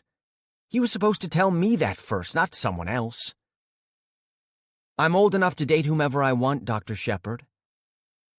Unfortunately, this is a gray area. Ideally, doctors won't date their patients, whether former or current, but the latter might cause the most trouble. Will he be fired? I whispered the question, as if when I said it aloud it would come true. No, he did the right thing coming to me before he pursued the relationship, Dr. Shepard said, including transferring your case to another doctor who's already stated her willingness to see you from now on. But the timing is terrible. He'll get a lot of backlash for professional misconduct when people realize how young you are. That will always be a strike against you. I swallowed hard. I didn't want to ruin Dr. Greer's career. Maybe I should walk away. It would hurt, but his patients needed him more than I did. He was a phenomenal doctor, and I'd been lucky my hematologist referred me to him. It would be selfish to rob other patients of the possibility of having this man, who added such value to the profession as their physician. There were plenty of good doctors, but good doctors with the heart and compassion of Dr. Greer were rare. Dr. Shepard asked me a few other questions, then told me I could go. I left feeling empty and got lost twice in the maze of corridors. When I finally found Dr. Greer's office, Loretta smiled and nodded at me. He's been waiting for you. Go on in." With burning cheeks, I stepped inside. The delicious aroma of food teased my nostrils, and as if on cue, my stomach grumbled. I couldn't take my eyes off the man. He rose to his feet. "Hey, how'd it go?" "Why didn't you talk to me first?" I dug my nails into my palms. "I might have stopped you from doing this." Frowning, he rounded his desk, took my arm, guided me to a chair, and gently pushed me to sit. "It was the right thing to do. I fought my attraction for you. But after our kiss, I knew I'd lost the battle, and that I want to explore this with you. But not without going through the proper channels. Turns out there's not really any proper channel." "And you'll no longer be my doctor?" "I can't if we're going to pursue this." He leaned against his desk. "I know I should have talked to you first, but I didn't want to give you false hope. I wanted to know what options we had before I even mentioned it to you." "But you could get fired." "I doubt that will happen." I sucked in a deep breath and stared up at him. His gaze locked with mine, and I couldn't look away from the raw feelings there. He no longer hid them like he'd been doing. "For how long?" "You have feelings for me?" Heat shot up my cheeks. Maybe I should have waited for him to tell me instead of asking. "I think you already know the answer to that." I got up and walked over to him, my heart racing in my chest. I stopped an inch or two in front of him, my pulse beating wildly in my neck at being so near. "But I want to hear it from you," I said. "I wasn't sure. Sometimes I thought you did, but then you turned me down, and I couldn't tell if I was just trying to believe in a fantasy." With a groan, he slung his arms around me and pulled me all the way into his embrace. His heart seemed to pound as hard as mine. Was that because of me? How could a man like Dr. Greer react this way because of me? "Whose fantasy? Yours or mine?" He nuzzled my neck, and I clung to him, stifling my moan. Had my skin always been this sensitive? Or was it just his touch? "I'm pretty sure I'm not supposed to do this here, but you drive me crazy, Austin. I can't stop thinking about you. About that kiss." I raised my head and cupped his cheek to look at him. I'd never get tired of looking at him. "How long?" "Have I wanted you?" "Yeah. I always had a crush on you, but it was never serious. Until I turned 18 and came in for my checkup. Something changed. I saw the man you are, not just the doctor who saved my life." "That's longer than I have fancied you." He pressed his lips to my temple. "It was last summer, when you started to volunteer here. I saw you with the patients, the way you cheered everybody up, the way you cheered me up after a tough day. And I knew then." I buried my face into his chest, floating on swirls of colors bursting inside me. So this was what real happiness felt like. But I jerked back. "And this won't affect your job?" "I'd be lying if I said no. But I don't want you to worry about it. It'll work itself out." "How can I not worry? I don't want you to lose your job because of me." "Because I say not to worry. Doctor's orders and all. So you'll do what I say." I raised an eyebrow at him. "Oh, will I?" He studied me. "I always pegged you for doing what you're told." I snorted a laugh. "You only know one side of me, but hopefully you'll now know all of me." "I'd like that. But..." He cupped my face and kissed me. My eyelids fluttered closed, and I moaned, clutching those broad shoulders. I wanted to climb into his lap with no barriers of clothes between us. He released my lips. "But none of that. Not while we're here at the center, okay? I don't want to feed the gossip mills. The center is a close-knit community, and word will get around that I'm screwing a patient." I sucked in a deep breath, a tingle running down my spine. "Are you?" "Am I what?" "Screwing a patient?" "Austin, I don't want to screw you." He brushed my cheek with the back of his hand, his eyes smoldering. I want to strip you and kiss every bare inch of your body before I make love to you slowly and deeply so you feel every inch of me. I moaned, digging my fingers into his shoulders. And after that, you'll screw me? I batted my eyelashes at him. Laughing, he shook his head. Why did I think you were innocent? I've had a boyfriend since I was 15. Do you think we did nothing? No need for him to know I lied through my teeth. He eyed me as if he didn't believe me. We'll come back to this conversation, little one. Now sit and eat.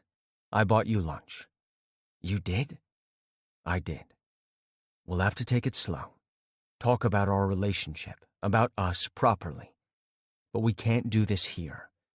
So we'll save the heart-to-heart for somewhere private. 8. Malcolm. Sorry about that, man. I had a family emergency. Dr. Cohen poked his head into my office, his scraggly brown hair falling to his sharp cheekbones. He was one of our new doctors, still young at early 30s, but he was a good doctor who added value to the center. It happens. I gave him a reassuring smile as I climbed to my feet. I should have left the center over an hour ago, but when Dr. Cohen had called in that he would be late, I'd stuck around. At least one of us remained at the center at all times, never leaving our patients without proper care. Dr. Cohen would be in charge for the night, and I briefed him on the latest developments of our patients. I rarely did graveyard shifts these days. I'd done my fair share when I was younger, but now I was a senior physician. The latest I worked was until 9. Most of the time I was out of the center by 7. At least I intended to. But lately I stayed longer than that. Not because my work demanded it, but because I had nothing else to do. There was no one to go home to. Abe and Jillian often invited me over for dinner, but it had started to feel as if they were feeling sorry for my solitary bachelor lifestyle. And when was the last time I'd hooked up? I was too busy with work, too invested in the center and my patients, and not many people could deal with that. At least Austin was already aware of this, and the center was equally important to him. He would understand, whereas many wouldn't. That was one bright spot in the risk that I was about to take, pursuing this relationship, which would bring its fair share of troubles in the future. I'll be off now, I said to Dr. Cohen when I finished filling him in. If you have any questions, you know you can call me at any time. Thanks, Dr. Greer. I won't let you down. It was on the tip of my tongue that I should be the least of his worries should anything go wrong, but I only smiled at him. When he left, I grabbed my laptop case, my car keys, and my phone. I couldn't wait to get outside of the building. As soon as the doors closed behind me, I unlocked my phone, brought up the recent call history, and dialed the first number. The ringing of a phone as I dismounted the steps threw me off. I snapped my head around, following the sound to the slender figure sitting on the wall with the hood of his jacket pulled over his head. Despite the warmth of the summer months, the temperature dropped at night, and given his slender frame, he would feel the bite more than most. Austin? He glanced up, his face lighting up with a big smile. The way he looked at me was dangerous, but I already knew that being around Austin was risky. But how could I take a step back when he already had embedded himself deep into my heart? The boy was so sweet and precious. Could I be faulted for wanting to hold on to him and keep him for the rest of my life? Hey, Dr. Greer. He swung his legs to the front. Are you done for the night? Yes, but what are you doing here? I walked down the steps, rested my laptop case on the wall, and reached for him. You're supposed to be home already. He slid forward and allowed me to set him onto his feet on the ground. He felt good in my arms. I was waiting on you, silly. I blinked at him. I'd been called a lot of things in my life, my favorite being Daddy, but I couldn't remember I'd ever been referred to as silly before. You said we would talk, he added. A groan escaped me as I picked up my laptop and took his hand in mine. I tugged him after me, leading him away from the entrance of the center. The last thing I needed was for people to see us together before we were ready to come out as dating. Or better yet, being in a relationship. Maybe I should have found out from him first how serious he was about us before I'd gone to Dr. Shepard. What if Austin only wanted an affair with me? What if I was simply Mr. Right now for him, but not Mr. Right? I was about to call you to apologize for not getting back to you sooner, I said. Today was quite hectic. I saw. You're so damn good at what you do. We stopped at my car and I faced him. The way he looked up at me with pure, unadulterated hero worship made my stomach go queasy. It's what I was trained for. But the compassion you show your patients is all you. Maybe. I opened the passenger door for him. When he settled in, I took my seat behind the wheel. You hungry? I had a cheese sandwich before you came out. Austin, you know that's not a balanced meal. I'll eat the balanced meal later. I didn't want to miss you. For that talk. I shook my head. You're not giving me a chance to change my mind, are you? Nope. It's your fault for letting me know you feel the same way I do. Now you're stuck with me. I glanced at him as I put the car into drive and backed out of the parking lot. I won't complain about that. Even when I get annoying and talk too much, 'cause I do that sometimes, you know. I chuckled, the pressure of the day melting away in his company. Even then, I won't protest. What time do you have to be home? He shifted in his seat, chuckling. I shot him a sideways glance. A wide grin had spread on his face. Why? Are you taking me somewhere to have your way with me? Hardly. I'm trying to feed you. A balanced meal. Is it an option? I laughed. No, it's not. And we have lots to talk about before I'll touch you like that. His sigh was loud and dramatic. Fine, but I don't have a curfew. I'm 22, not a kid. Besides, Mom's working the night shift at the hospital, so I can stay out all night without her worrying. His mother. Good God, how would she react to a relationship between her son and me? She was fiercely protective of Austin, and not a single scenario in my head wouldn't paint me as a predator. Luckily, Austin kept talking, oblivious of my predicament. I turned right when it hit me. I probably shouldn't have taken him here, but on autopilot, I'd driven us to my friend's restaurant. You okay? Austin asked when I parked but didn't get out. I smiled at him. His eyes were so full of concern. I hadn't put my career on the line to suddenly have second thoughts. Yeah, let's go.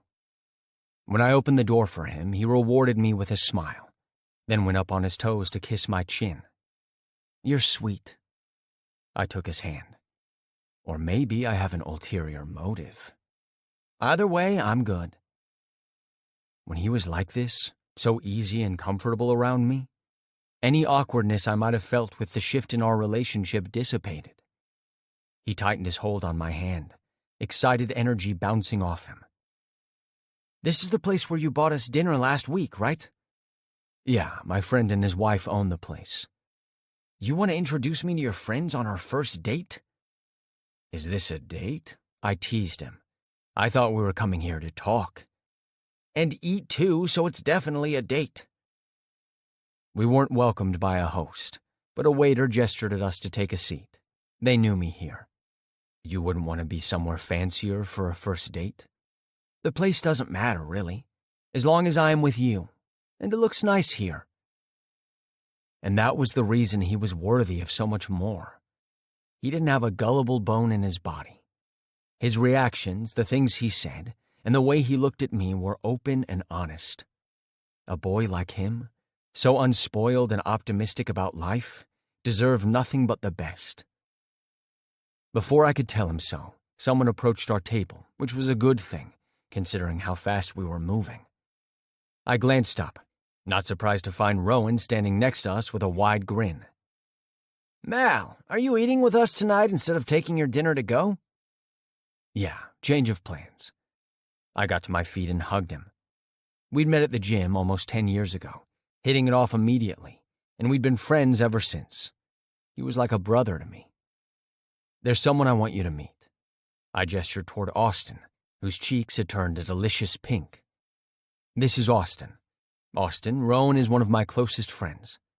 Nice to meet you. Austin shook Rowan's hand. Dr. Greer brought me dinner from this place last week, and it was amazing. You have an excellent chef. That would be me. Rowan laughed as he took a bow. But behind his pleased expression, his curiosity lurked, and I didn't miss the way his eyebrows quirked when Austin called me Dr. Greer. I don't mean to intrude on your business meeting. I just had to say hello to this guy. Not a business meeting, Rowan, but a subtle way of asking. Guilty. He nodded at Austin. Well, I should go back to the kitchen and tell my wife she was right and I was wrong. Enjoy your meal. A waiter should be with you soon. We're a bit short-staffed. That's cool. We'll be sticking around a little while. Austin watched Rowan walk away. Your friend seems nice. He's a good guy. Loves his wife and kids to bits. He needs to hire another waiter, though. He shifted forward in his seat. Well, we have things to talk about until one gets here. I leaned forward as well, resting my arms on the table. Like what? Like the way you went silent in the car? What was that about? I drummed my fingers on the table. I was thinking about your mother and how she will react when she finds out about us. She's going to think I'm a predator. What are you talking about? My mom likes you. As your oncologist, it's a very different situation from knowing I'm taking her son to bed. I don't think she'll be upset. He chewed on his bottom lip. Maybe at first, but she'll come around. Do you want me to tell her? Before I could respond, a waiter showed up at our table. Good evening, Dr. Greer. How good to see you again. Ming, how's the family? We're doing good. Do you already have menus? It's fine. I know what I'd like to order. I ordered for both Austin and me. It was only after Ming left that I turned back to Austin. You like to take charge. It wasn't a question. Damn, I should have asked him what he wanted. Sorry, I'm used to ordering for my partners. I hope I didn't offend you because I can call him back. No, it's fine. It's nice not to worry about choosing. I let out a deep breath and took his hand in mine.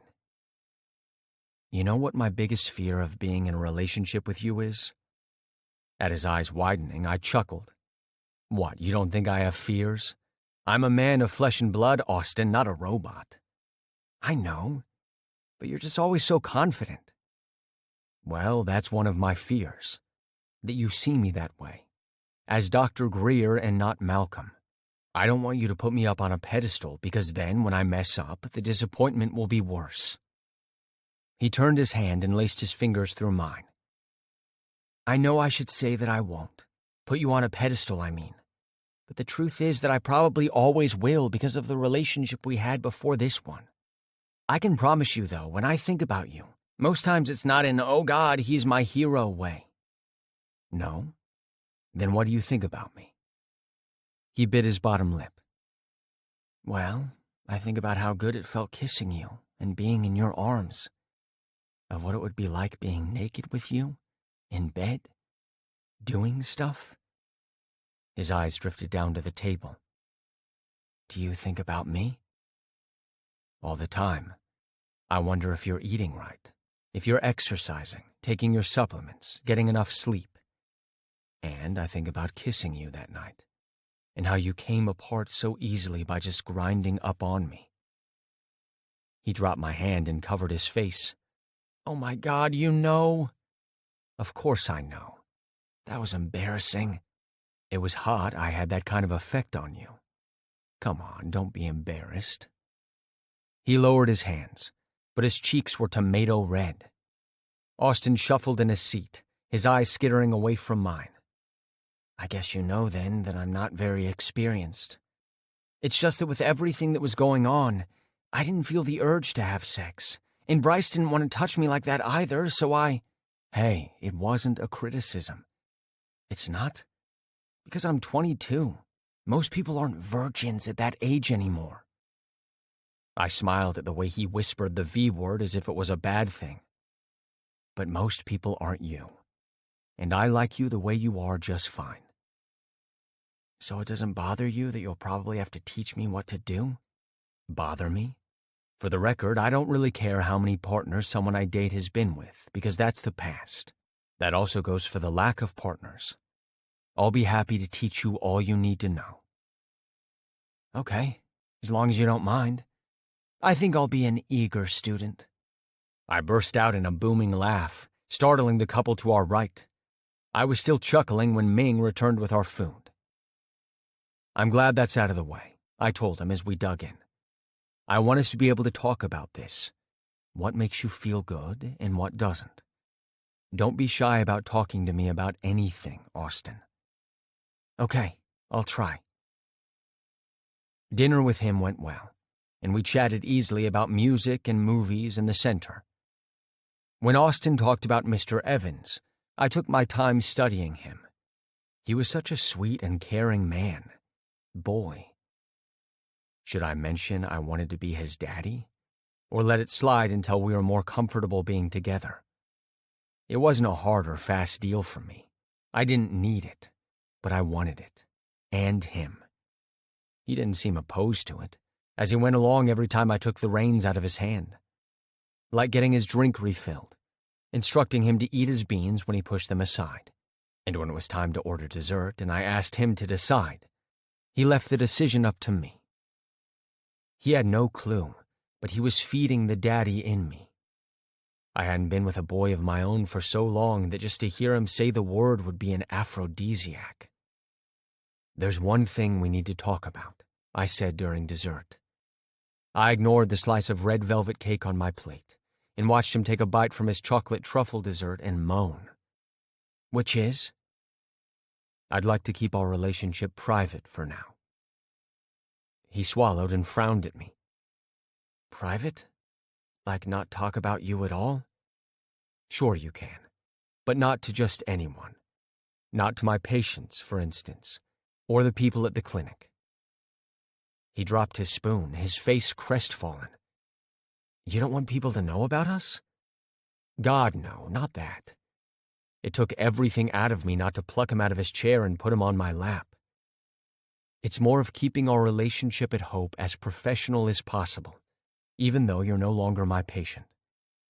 When word gets out about us, people will talk and scrutinize. It's important that I give them no room to question my judgment regarding my capacity as an oncologist. Plus, I'd rather enjoy as much time with you, getting to know more about you without other people's opinions clouding that. Do you understand? He nodded, a small smile on his lips. Okay. I'll restrain myself from kissing you in the hall. And it's perhaps a good idea to still call you Dr. Greer so I don't slip up. As if that was the reason he liked me calling him that. Sure. Are you ready to go? I have an early shift tomorrow. I should go home and get some rest. And so do you. Yes, Dad. He giggled. Should I tell him now? Ming appeared at our table. Excellent timing. I paid the check, then tried to catch a glimpse of Rowan and his wife, but they were busy, so I led Austin from the restaurant. A man coming in held the door open already and stepped aside when we came through. Greer? I froze. Clyde Hurst, another oncologist who worked at the clinic. He glanced from me to Austin, his eyes widening when he recognized the boy with me. Austin? My colleagues knew how closely I had worked with him, so I could have explained away us being together as just me looking out for him. But no explanation would be sufficient for my hand resting on Austin's hip. Night. I nodded toward the man. Enjoy your meal. Great food. But he would already know that since I'd introduced him and a lot of other doctors and nurses to the restaurant. Good night, Dr. Hurst, Austin said softly, but worry tinged his tone. I nudged him as I walked off, feeling the man's stare digging into my back. So much for keeping our relationship quiet for a while. We walked to my car in silence. Once inside, we sat there quietly, the implication of what had just happened washing over me. Shit, I muttered. I guess that cat's out of the bag. Oh God, that was stupid of me, Austin groaned. I'm so sorry, I shouldn't have said anything to him. I was just so shocked and... I turned to him and cupped his face, pulling him forward to meet me as I kissed him, stopping the words tumbling out of his mouth. The kiss was brief, sweet, with all lips and no tongue. I don't want to get you into trouble if he... Since that didn't work, I kissed him again, this time unfurling my tongue inside his mouth. His body stiffened and I drew back, but then he moaned and wrapped one hand at the back of my head and carted his fingers into my hair. His tongue was timid as it mimicked mine. Heat rose inside me, and I itched to explore, to run my hands beneath his shirt and feel the delicateness of his rib cage beneath his flesh. I dragged my mouth away from his tempting lips. Austin's breathing was loud and rapid, and it wasn't just his. "It's okay." I pressed my forehead to his. "It'll be fine." He blinked several times. "Are you sure? It would suck, but I'd rather walk away than for you to risk your job." I pulled back from him and tapped his nose. "And I would not risk losing you." 9. Austin. "Hey, honey, don't drink straight from the carton." I shot my mom a sheepish grin as she shuffled into the kitchen, barely lifting her feet from the floor.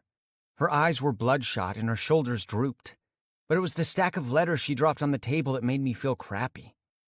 She worked so hard taking care of us, and what did I do? Go around kissing sexy doctors and having dinner with them. For the past week, Malcolm and I had been fooling around whenever we could. I didn't see him often because of his work schedule, and he was true to his word that whenever I came to the clinic, he kept his distance. We'd eaten at his friend's place twice more, though, and on each of those dates, I'd gotten to learn more about Malcolm the man. Even though I still called him Dr. Greer, whether or not we were alone, I thought of him as more than just my oncologist now. I teased him that I kept the name so I wouldn't blurt out his first name when we were at the clinic, but I liked it. He was my Dr. Greer, the man I'd fantasized about, doing all sorts of things to me while he was wearing his lab coat. Although in some of those fantasies, I was the one wearing the lab coat, and nothing else. "Austin, are you listening to me?" Not one word. Sorry, Mom. What did you say?" "That we'll probably have to let the cable go. No matter how much I work, all our money goes back into my loans." The stack of envelopes caught my attention again. They were never good news. We never won anything, nor did we have family who wrote to us.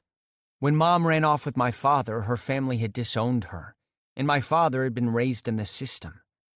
Instead of being there for her when my dad left us, her family had given her the "I told you so" treatment. We'd been on our own since I was 2. It'd been tough, but we'd been okay until I fell ill, and Mom was too proud to ask for help. If not for my health being at risk, she would never have accepted Mimi's offer to sponsor my cancer treatments. "Actually, I was thinking about getting a job," I said. She stared pointedly at me. "I don't know, Austin. You're still getting used to your body and its limitations."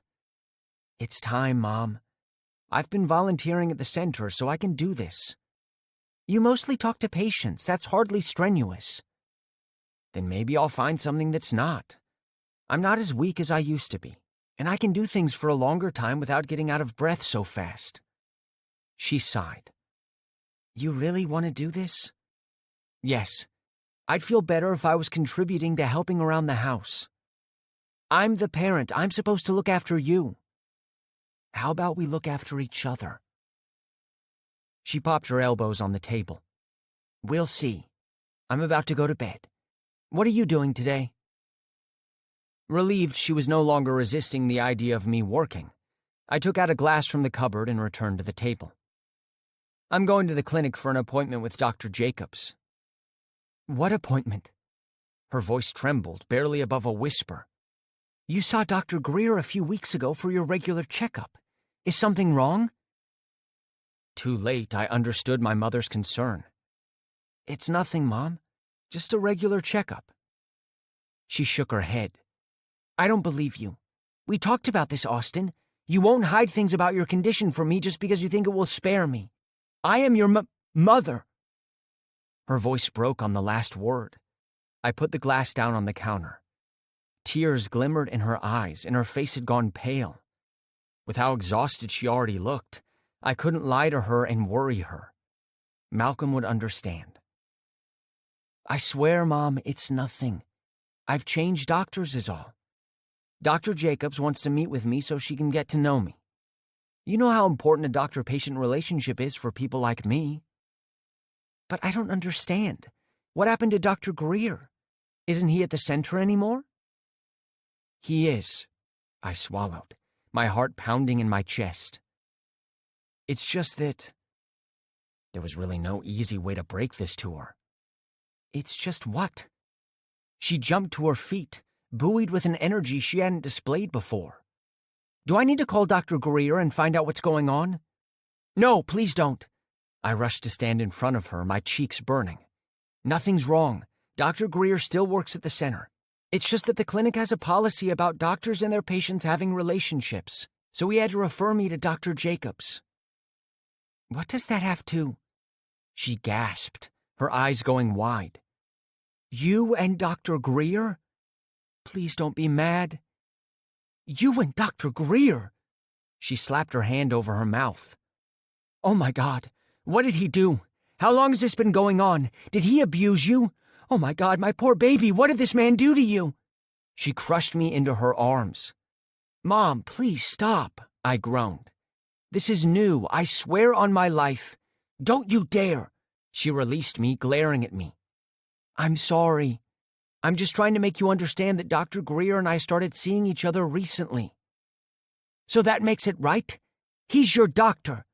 How can he take advantage of you this way? He's not taking advantage of me. I wanted this. I lowered my gaze to the floor. I wanted him. I still do. So much. And he feels the same way about me.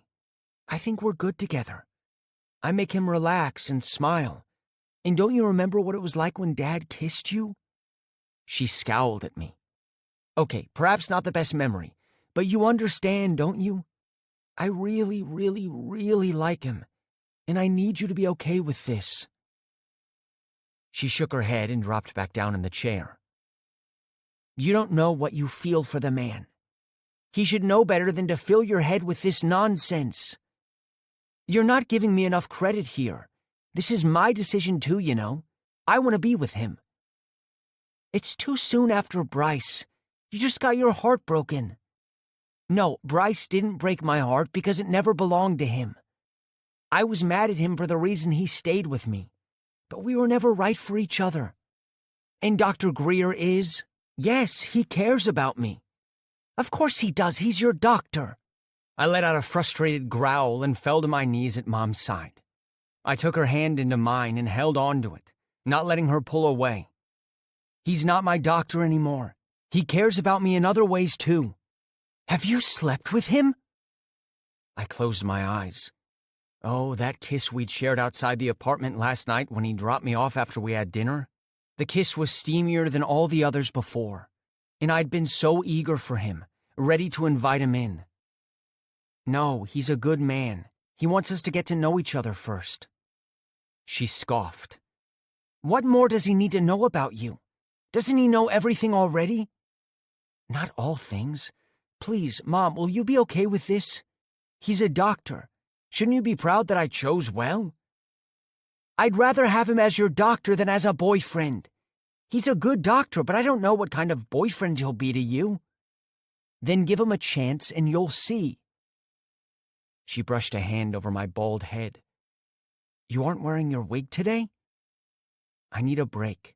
I squeezed her hand. So will you? Give him a chance? Just be careful. She leaned forward and kissed my forehead. I swear I'll forever worry about you. Maybe this was exactly what I needed. If she saw how much control I had over my life and that I was able to do all the normal activities of being in a relationship and finding a job, then she wouldn't have to worry so much. Maybe she would be able to unpause her own life and find someone to spend the rest of her life with. Someone who wasn't me. After handing me her car keys and telling me to be safe, Mom went to bed. I kissed her cheek and headed out to the clinic, which was in a quiet neighborhood in the suburbs rather than the hustle and bustle of the city center. I parked and, bouncing with nervous excitement, entered the building. I came here so often they had a temporary access card set aside for me. I took it so I could check up on Mr. Evans. I wasn't supposed to have favorites, but we'd bonded as he told me about his family, his youth, the trouble he used to get into, and at times lament that no one came to visit him. It was sad that he was dying and alone, but the clinic was a great place with friendly people who were kind to everyone in their last days. When the time came that I had to give up my place on Earth and I couldn't stay at home, I'd want to die in a center like this, surrounded by love and care. A shiver ran down my spine, but I brushed the fear away. I was as alive as the next man. I had an equal opportunity to get hit by a bus and die from a recurrence. A peek into Mr. Evans's room showed he was asleep. I tiptoed in and placed a peppermint-flavored taffy on the bedside table, so he'd know that I'd been there. He liked them, so I always kept them at hand. I left his room and sat with another patient until it was time to see Dr. Jacobs. It was the only way to suppress the urge to run to Dr. Greer's office. This was his place of work, and I respected that. It was bad enough that one of his colleagues had seen us together. At 9:50 I stood, promised the elderly woman whose children lived too far away for daily visits I'd come back the next day, and went in search of Dr. Jacobs's office. 2 doctors rounded the corner and came straight for me. My heart leaped in my chest at the sight of Malcolm. He was deep in conversation with the other doctor. My legs went weak and my heart squeezed. Would he pretend that he didn't know me? We hadn't discussed whether being professional meant ignoring each other completely or acting with disinterest. "Austin." He stopped. "Dr. Jacobs is waiting for you. All the best with the transition." "Thank you, Dr. Greer." He winked at me, then continued on his way. "Wait a minute, isn't he your patient?" the other doctor asked him, but Malcolm's response was too low for me to hear. It didn't really matter. He hadn't walked past me without acknowledging me. I breezed into Dr. Jacobs's office with a big smile on my face. She returned the smile as she rose to her feet and extended a hand. "Austin, come on in. I'm Dr. Jacobs, but I guess you already knew." "Yes, I've seen you around." I shook her hand and took the seat she indicated. "How are you?" "Just great since seeing your smile. You have a very infectious presence. Anyone ever told you that you light up a room?" "Thank you." She was nice, which wasn't surprising. The doctors at the clinic were not only known for their knowledge and skills, but also for their bedside manners. They worked here because they cared about their patients. And of course Malcolm had picked her out to take over for him. "We have a lot to discuss today," she said. "But before we talk about you, let's talk about me, my expertise, and why I'm just as capable as Dr. Greer in taking good care of you. Sound good?" I nodded, clutching the edge of the chair as it finally hit me. For 4 years, Malcolm had been my doctor. He was my go-to person whenever I wasn't feeling well. He would no longer be the doctor I'd come to trust with my life. I would have to learn to trust someone else all over again. 10. Malcolm. "You need to go." I tapped my watch, then looked pointedly at Abe, who laid sprawled out on the Persian rug on the floor of my living room, drinking the same goddamn beer for half an hour. I'd been dropping hints for him to clear out, but either he was dimmer than usual or he was taunting me. And now I was desperate to see his backside on the other side of the door. "What?" Abe glanced up. "Why?" "I'm having company in 15 minutes, and I don't want you around." Abe hauled himself up to a sitting position. "Well, damn, that's rude. As your twin brother, I demand to meet this guy. It's been 3 weeks of you two dating, and you've kept him away." "My schedule is crazy, as you well know," I bit out, lying through my teeth. "The little time I get with him, I don't want to share with anyone else, least of all my brother. Go find your own boyfriend." Abe guffawed. "You want Jillian to kill me?" I shook my head. "Honestly, I never thought you'd end up marrying a woman. Before Jillian, you only dated guys." Abe shrugged. "What can I say? I fell as hard for her as you seem to have for this guy." I narrowed my eyes. "Seriously, Abe, you need to go. This is the first time Austin is coming over." "What? Then where do you guys fuck?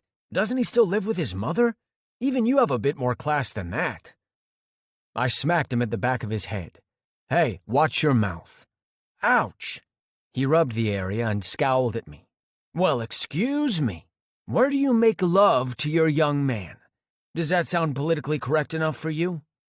We don't. Don't what? We don't have sex, Abe. He gaped at me. Your dick still works? Jesus, Abe, I swear, that's why you haven't met him yet.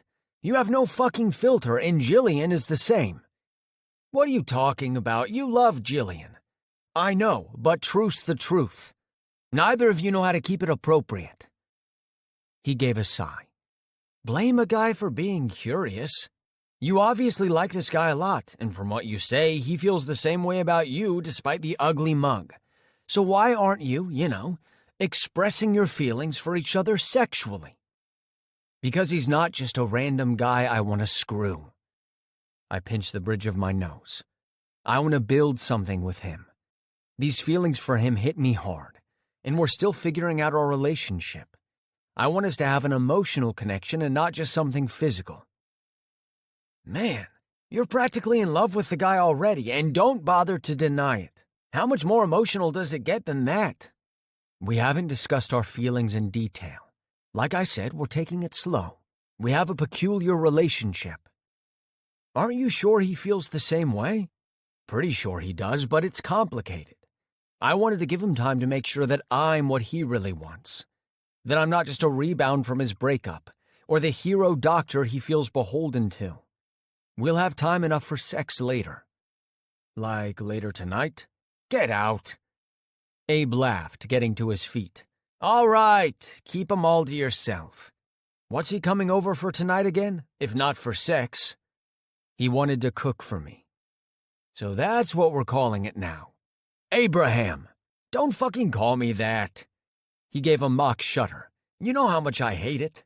Never mind, I'll let myself out. Thank you. But you'll have to make it up to us and bring him over soon. I'm not kidding, Mal, you've hidden him long enough. When he closed the door behind him, I sighed in relief.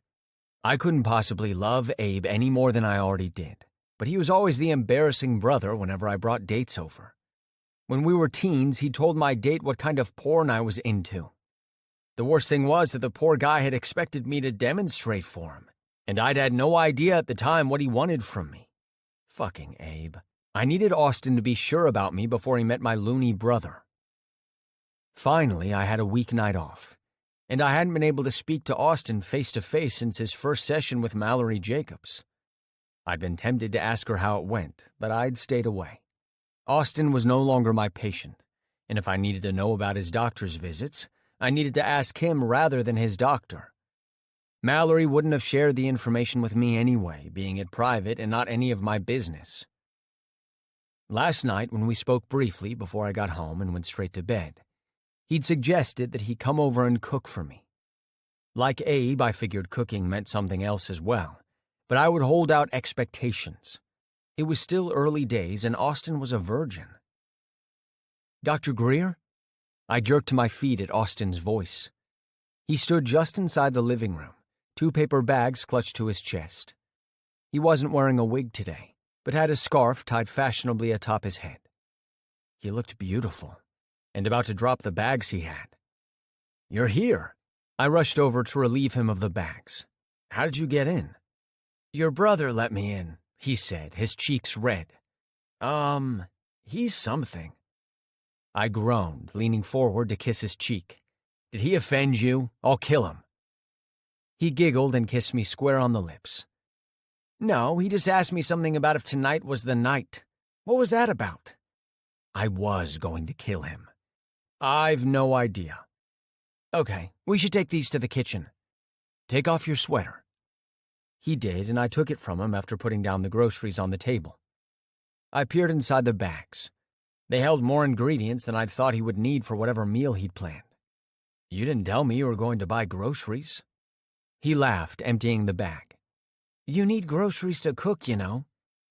I'll reimburse you. Don't even mention it. He twirled and blew me a kiss. I can buy groceries for my man, can't I? Besides, you always insist on paying for our meals when we eat at your friend's restaurant. He turned his back to me as he opened the cupboards. I gaped at him. He just about killed me when he'd referred to me as his. My man. God damn it, my cock was already hard, and his ass looked so good in his skinny jeans. Why the fuck had I thought I could go so long without making love to him? His every movement was so sensual and drew me to him like a moth trapped by the brilliance of a flame. There was no escaping the pull. Damn. Hey, something wrong? I blinked at Austin, who was watching me with a skillet in his hand. Huh? You spaced out on me. To be honest, I was thinking about sex. His eyes widened and his breath whooshed out. Well, it's about time if you ask me. I was beginning to wonder if you were no longer attracted to me. What? He shrugged.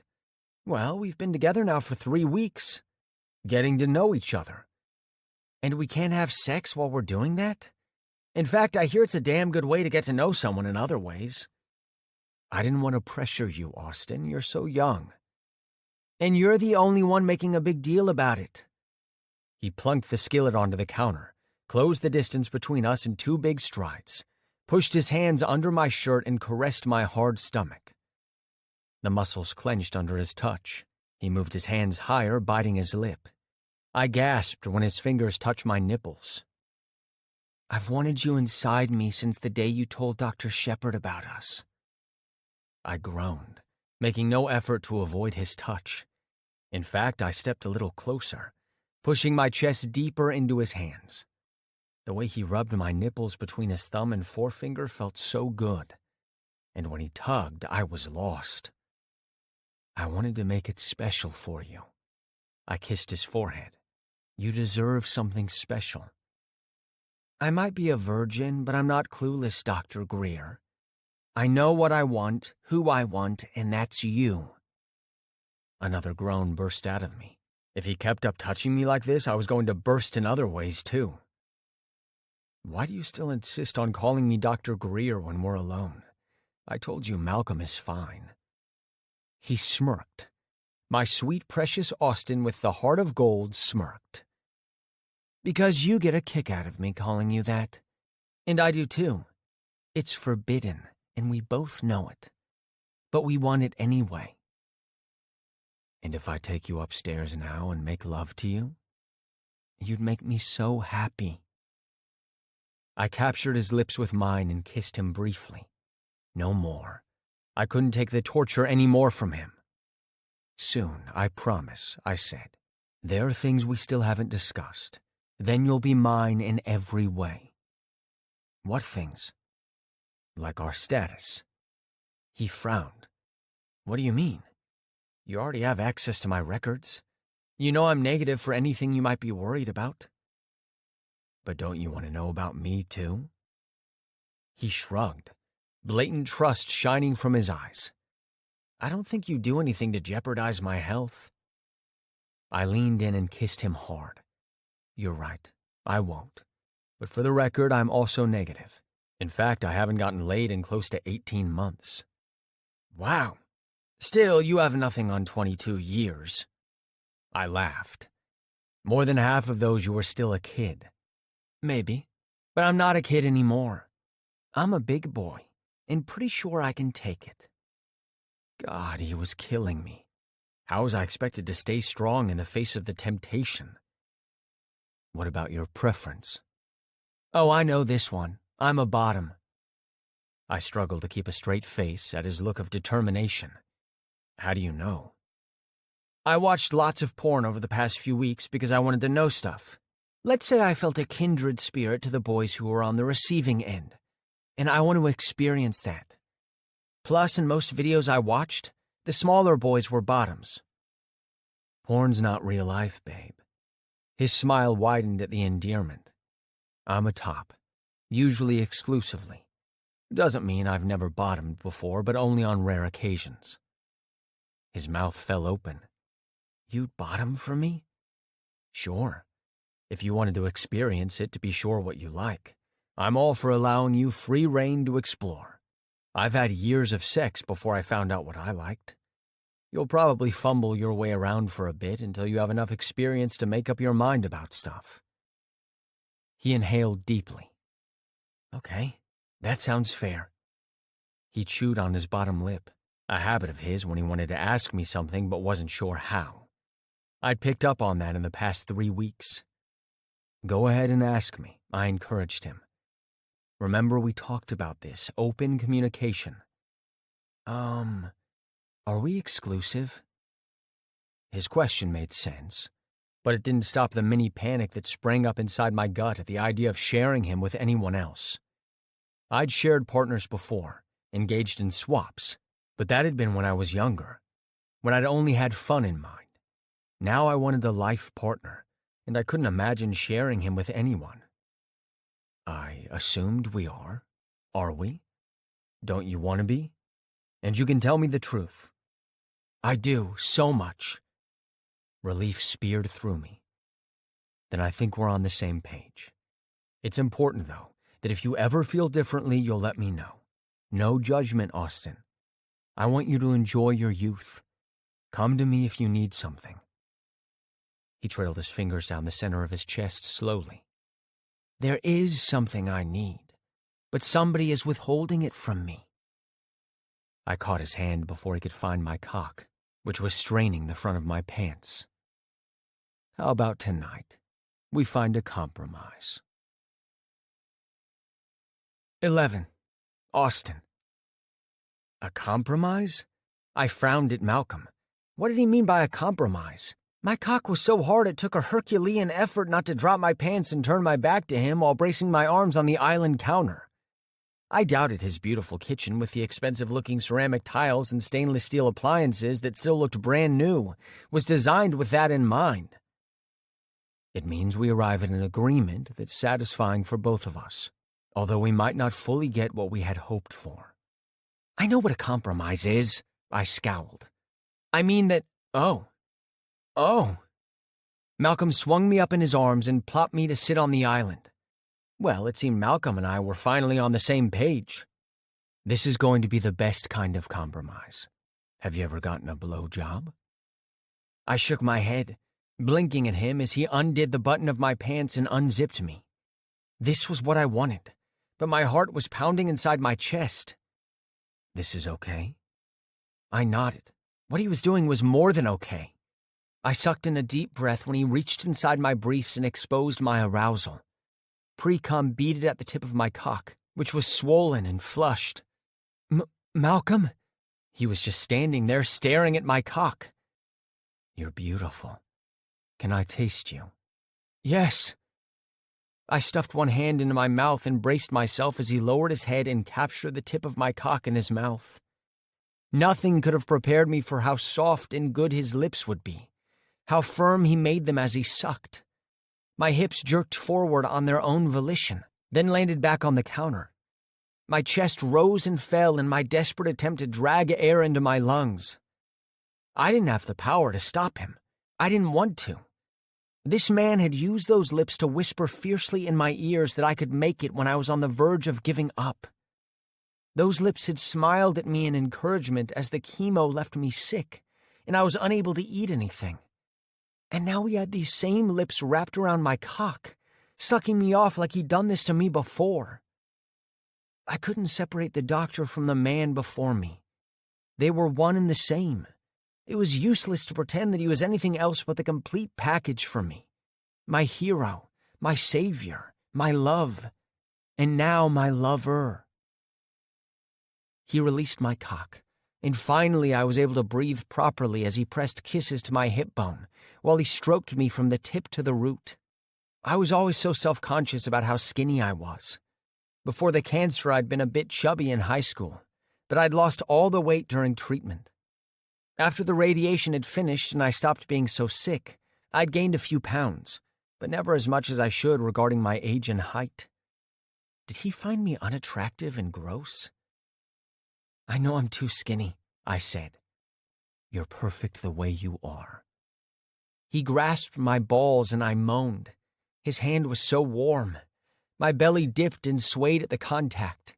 He caressed and squeezed gently like I was the most precious and expensive fine china. You're gorgeous, my little survivor. The words I wanted to utter that I wasn't gorgeous and that I'd only survived because he had refused to give up became a gurgled mess in my throat when he circled the plump glands of my cock with his tongue. His hand pumped the base while he took more and more of me deep into his mouth. "Oh, God!" I gasped, digging my fingers in his hair. I couldn't glance away from the side of his face pressed to my crotch, the bobbing of his head as he worked me like an instrument. Blinding lights shot before my eyes. I clamped them shut, stuffing my hand into my mouth to muffle my cries. Useless, completely useless to temper the fire burning in my belly. I let out a scream when I came, my hips surging forward to get the most out of my release. He stroked me, mouth open an inch away from my cock so I could explode into his mouth. It was hot as hell watching him swallow my cum. When the jet stream stopped, he softly licked my glands as if he knew how sensitive it was to touch. The tension in my body eased, and I slumped forward. Malcolm caught me in his arms, holding me to his chest and rubbing my back. I trembled against him, wrapped my arms around his neck, and drew from his strength. I've never experienced anything like that before, Malcolm. He kissed my temple. Does that mean I'm no longer Dr. Greer in private? I giggled and playfully hit his arm. Thinking of you as Dr. Greer going down on me was hot, though. I sobered up and pulled back from him so I could look at him. You don't seriously mind that I still call you that, do you? I can always use Malcolm if you really prefer that. He kissed the furrow between my brows. Let you in on a secret? Yes. I like you calling me Dr. Greer. But there's something else you might call me. So that might change. What do you mean? He didn't answer. Instead, he placed his hands on my waist. Let me help you down. He brought me down to his level and set about fixing my clothes while I stared at him like a lovesick puppy. When my pants were zipped and buttoned and my shirt straightened, he had me sit around the island, then grab 2 bottles of water from the cupboard. He handed me one, room temperature, of course. He constantly told me it was better than cold water, but sometimes I cheated and placed a bottle in the fridge to drink later. That was another thing I loved about him. He checked up on me a lot. Nothing had changed much from when he was my oncologist. Feeling better? He asked. Want me to cook for us? No, I feel amazing. I did. I felt so high I could cook enough food for him to last the coming week. Plus, I promised you I'd cook. But you never bargained for me making your knees weak. Are you bragging? I teased. I loved seeing him like this, at home and relaxed without the pressure of patients on his shoulders. For this moment, it was just us. Hey, it's been a while. I have to take the compliments when I get them. Tell me about your last relationship. He leaned against the counter and talked while I cooked for us. Every so often I looked at him, just to remind myself that Malcolm really was mine. I was right here in his kitchen, making food for him after he'd almost given me an aneurysm from that cocksucking. How had I even thought he wasn't into me physically? He'd blown that thought straight to hell. Dr. Greer didn't eat meat, only fish, and I had to consider that when I'd suggested cooking for him. Yesterday, I tried out a dish on my mom to perfect before I introduced it to him. I wanted everything to be perfect for him. He gave so much of himself to others. It didn't take too long to prepare, especially since I'd done what I could at home to lessen the time. He volunteered to set the table, but I wouldn't let him lift a finger. This was my treat. He stood aside, amused as he showed me what I needed, all the time acting as if his hand wasn't right on my ass. If you don't want me to break your best china, you may want to move your hand, I said as I set the table. It'd be worth it. He copped another feel, then removed his hand from my butt, kissing my neck before he stepped away. We used the formal dining room. He'd given me a quick tour of his gorgeous home while the food was cooking, and the second I saw the dining room, I'd decided that was where we would eat. The expensive bottle of wine I had gotten for my birthday was perfect to celebrate our first home-cooked dinner in his house. The look of admiration and pleasure in his eyes when he sat down to eat made me all warm and fuzzy inside. I felt good about doing this for him. He worked so damn hard. Sometimes all he had time for was to sleep, shower, and eat. I wanted to be the person to help him relax and enjoy life, to have a hot meal ready for him when he came home from work, to rub his shoulders and run him a bath when he had a hard day. I wanted to please him so much. Everything smells so good. He dug into the turmeric and smoked paprika marinated eggplant. He moaned around the forkful in his mouth. Is this the way you normally eat at home? I beamed a smile at him, dipping the sautéed spinach and the black bean in pecan butter sauce. Sometimes. I don't let my mother anywhere near the kitchen if I want a decent meal. She's quite helpless. This is really good, he said with a satisfied grunt. I can cook for you any time. Oh no, the next time we do this, dinner's on me. I'll order in if I can't make anything this fancy. It's a simple dish. Then I proceeded to tell him exactly what I did, stopping halfway when he looked at me with the most bewildered expression on his face. Let's leave the cooking to you, why don't we? I'll cook for you again next weekend. Sounds good. How did things go with Dr. Jacobs? I chewed carefully and swallowed. How much did I reveal to him? The truth? Always the truth. It felt kind of weird. I pushed the vegetables around on my plate. I've been used to you for years. At one point, I almost panicked that I'd lost you as a doctor. His fork clattered to his plate, and a stricken look crossed his face. You'd rather me be your oncologist? In a world where I could be your patient and your boyfriend, yeah. You'll always be number one to me. But I felt confident about Dr. Jacobs. I think over time I'll get used to her. It took me a while to get used to you, too, after my hematologist. Are you sure? Yes, I think everything will work out. And you'll tell me if you don't feel comfortable with her, won't you? It doesn't have to be her, you know. She's pretty damn good, which is why I picked her. But the clinic has other oncologists who are just as qualified. I want to work with her and give her a chance. But I promise I'll tell you if it's not working out for me. Good. He still seemed too worried, so I beamed a smile at him. Guess who got a job today? His eyebrows rose. You did? Yes, it's not glamorous or anything, but I'll be working as a store clerk at the mall. Nice place, and I get an employee discount on clothes. How cool is that? He smiled at me. Is this something you want to do? I shrugged. It's okay for now. I want to help my mom with the bills, you know? Austin, you... Nope, I'm not going to take your money. You're my boyfriend, and I'm old enough to look after myself. He frowned at me, the intensity surprising me. Was he that upset about me not taking his money? Fine, I won't push. But whatever you need, don't forget to call me. Well, right now I need dessert, which I forgot to bring, I said. That's fine. There's an ice cream shop not far from here, about a 10-minute walk. Good time to get some exercise in. I snorted at his disapproving frown. I'm trying. Not hard enough. I'm going to have to get you in the mornings to run with me. I blinked. You do that for me? I won't be able to match your pace. Then I'll keep yours. Okay, if I won't slow you down. You won't. We'll be going as fast or as slow as you're comfortable with. I sprang to my feet and reached for his first plate.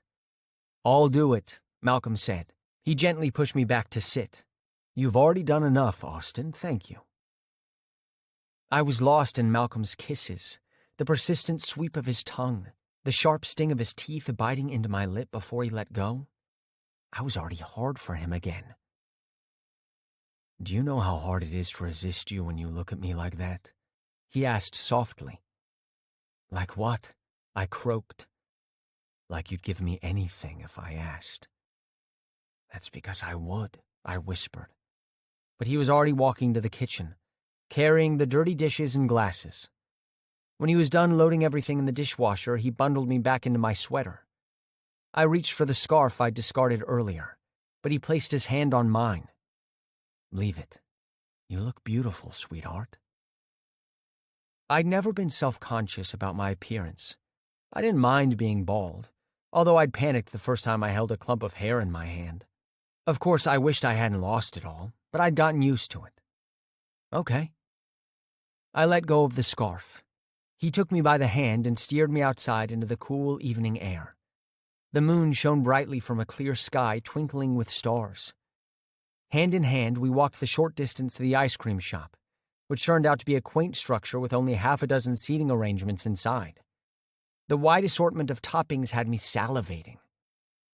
I released his hand and pointed out what I wanted on mine. Hey, dinner was on me, so it's my treat, I told him. Nope, you spent enough on dinner and there's no arguing about it. Malcolm kissed my temple, and really, how could I argue with him after that? We got our cups, and after getting his plain chocolate ice cream without any toppings, so unadventurous, he stood aside and shook his head at me while I went wild, getting a little bit of everything. You sure that's wise? He asked. Oh, I'm sure it's not. But why not live vicariously through ice cream? He gave me a pointed look. It's not like we're doing anything tonight, right? Because I'd dump this in a heartbeat. Soon. With a sigh, I waved him aside. Then I'll go heavy on the nuts to make up for the ones I won't have in my mouth tonight. Malcolm made a choking sound. Jesus, Austin. I laughed and topped up my ice cream. We weighed them in and paid. Mine cost considerably more than his, but with the sprinkles, gummy worms, wafers, M&Ms, and lots more, it was understandable. Don't come crying to me if you have an upset stomach, he warned. I picked a long gummy worm for my ice cream as we walked out of the shop. You know you can't say no to me. I stuck one end of the sweet treat into my mouth and lifted my face to his. Eat me, Dr. Greer. I didn't think he would, but I'd clearly pegged him wrong. He swooped down and latched onto the other end of the worm, sucking it into his mouth until our lips touched. Then he bit off the other end, his smoldering gaze snagging mine. The way I want to eat you, Austin, can't be done in public. He caught my hand and tugged a little. Dry-mouthed and unable to respond, I followed him meekly, my mind completely ruined for the night. I really wanted him to gobble me up. 12. Malcolm. I'd just taken my seat in my car, resting my eyes a bit before driving off from work, when my phone vibrated. I plucked it out of the pocket of my laptop case and smiled at the message displayed on the screen. Austin, I miss you. I wish I didn't have to work so I could see more of you. Although I was tired after the long day I'd had at the center, reading Austin's text message cheered me up right away. He usually did, whether we were talking on the phone or in person. I'd seen less of him over the past week since he started working. The selfish part of me hated that he now had a job, which meant seeing less of him. Even though we couldn't talk all willy-nilly when we had been at the clinic together, I'd caught glimpses of him, heard his voice as he spoke to our patients and read to them. While waiting for the car to warm up, I fired back a message. Me. Miss you too. Just a glimpse of you at work usually brightens my day. My phone lit up in a few seconds. Austin's name flashed across the screen, and I swiped to accept the video call.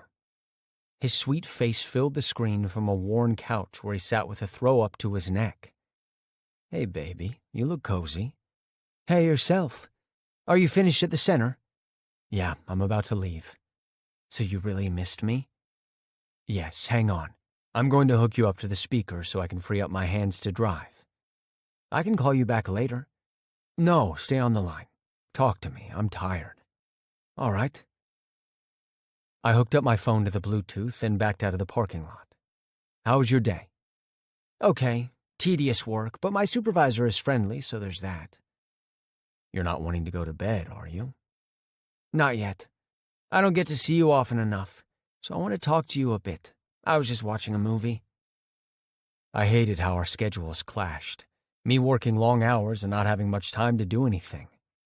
We talked every day, but hadn't met up in person since he'd cooked for me over the weekend, and I did miss him something awful.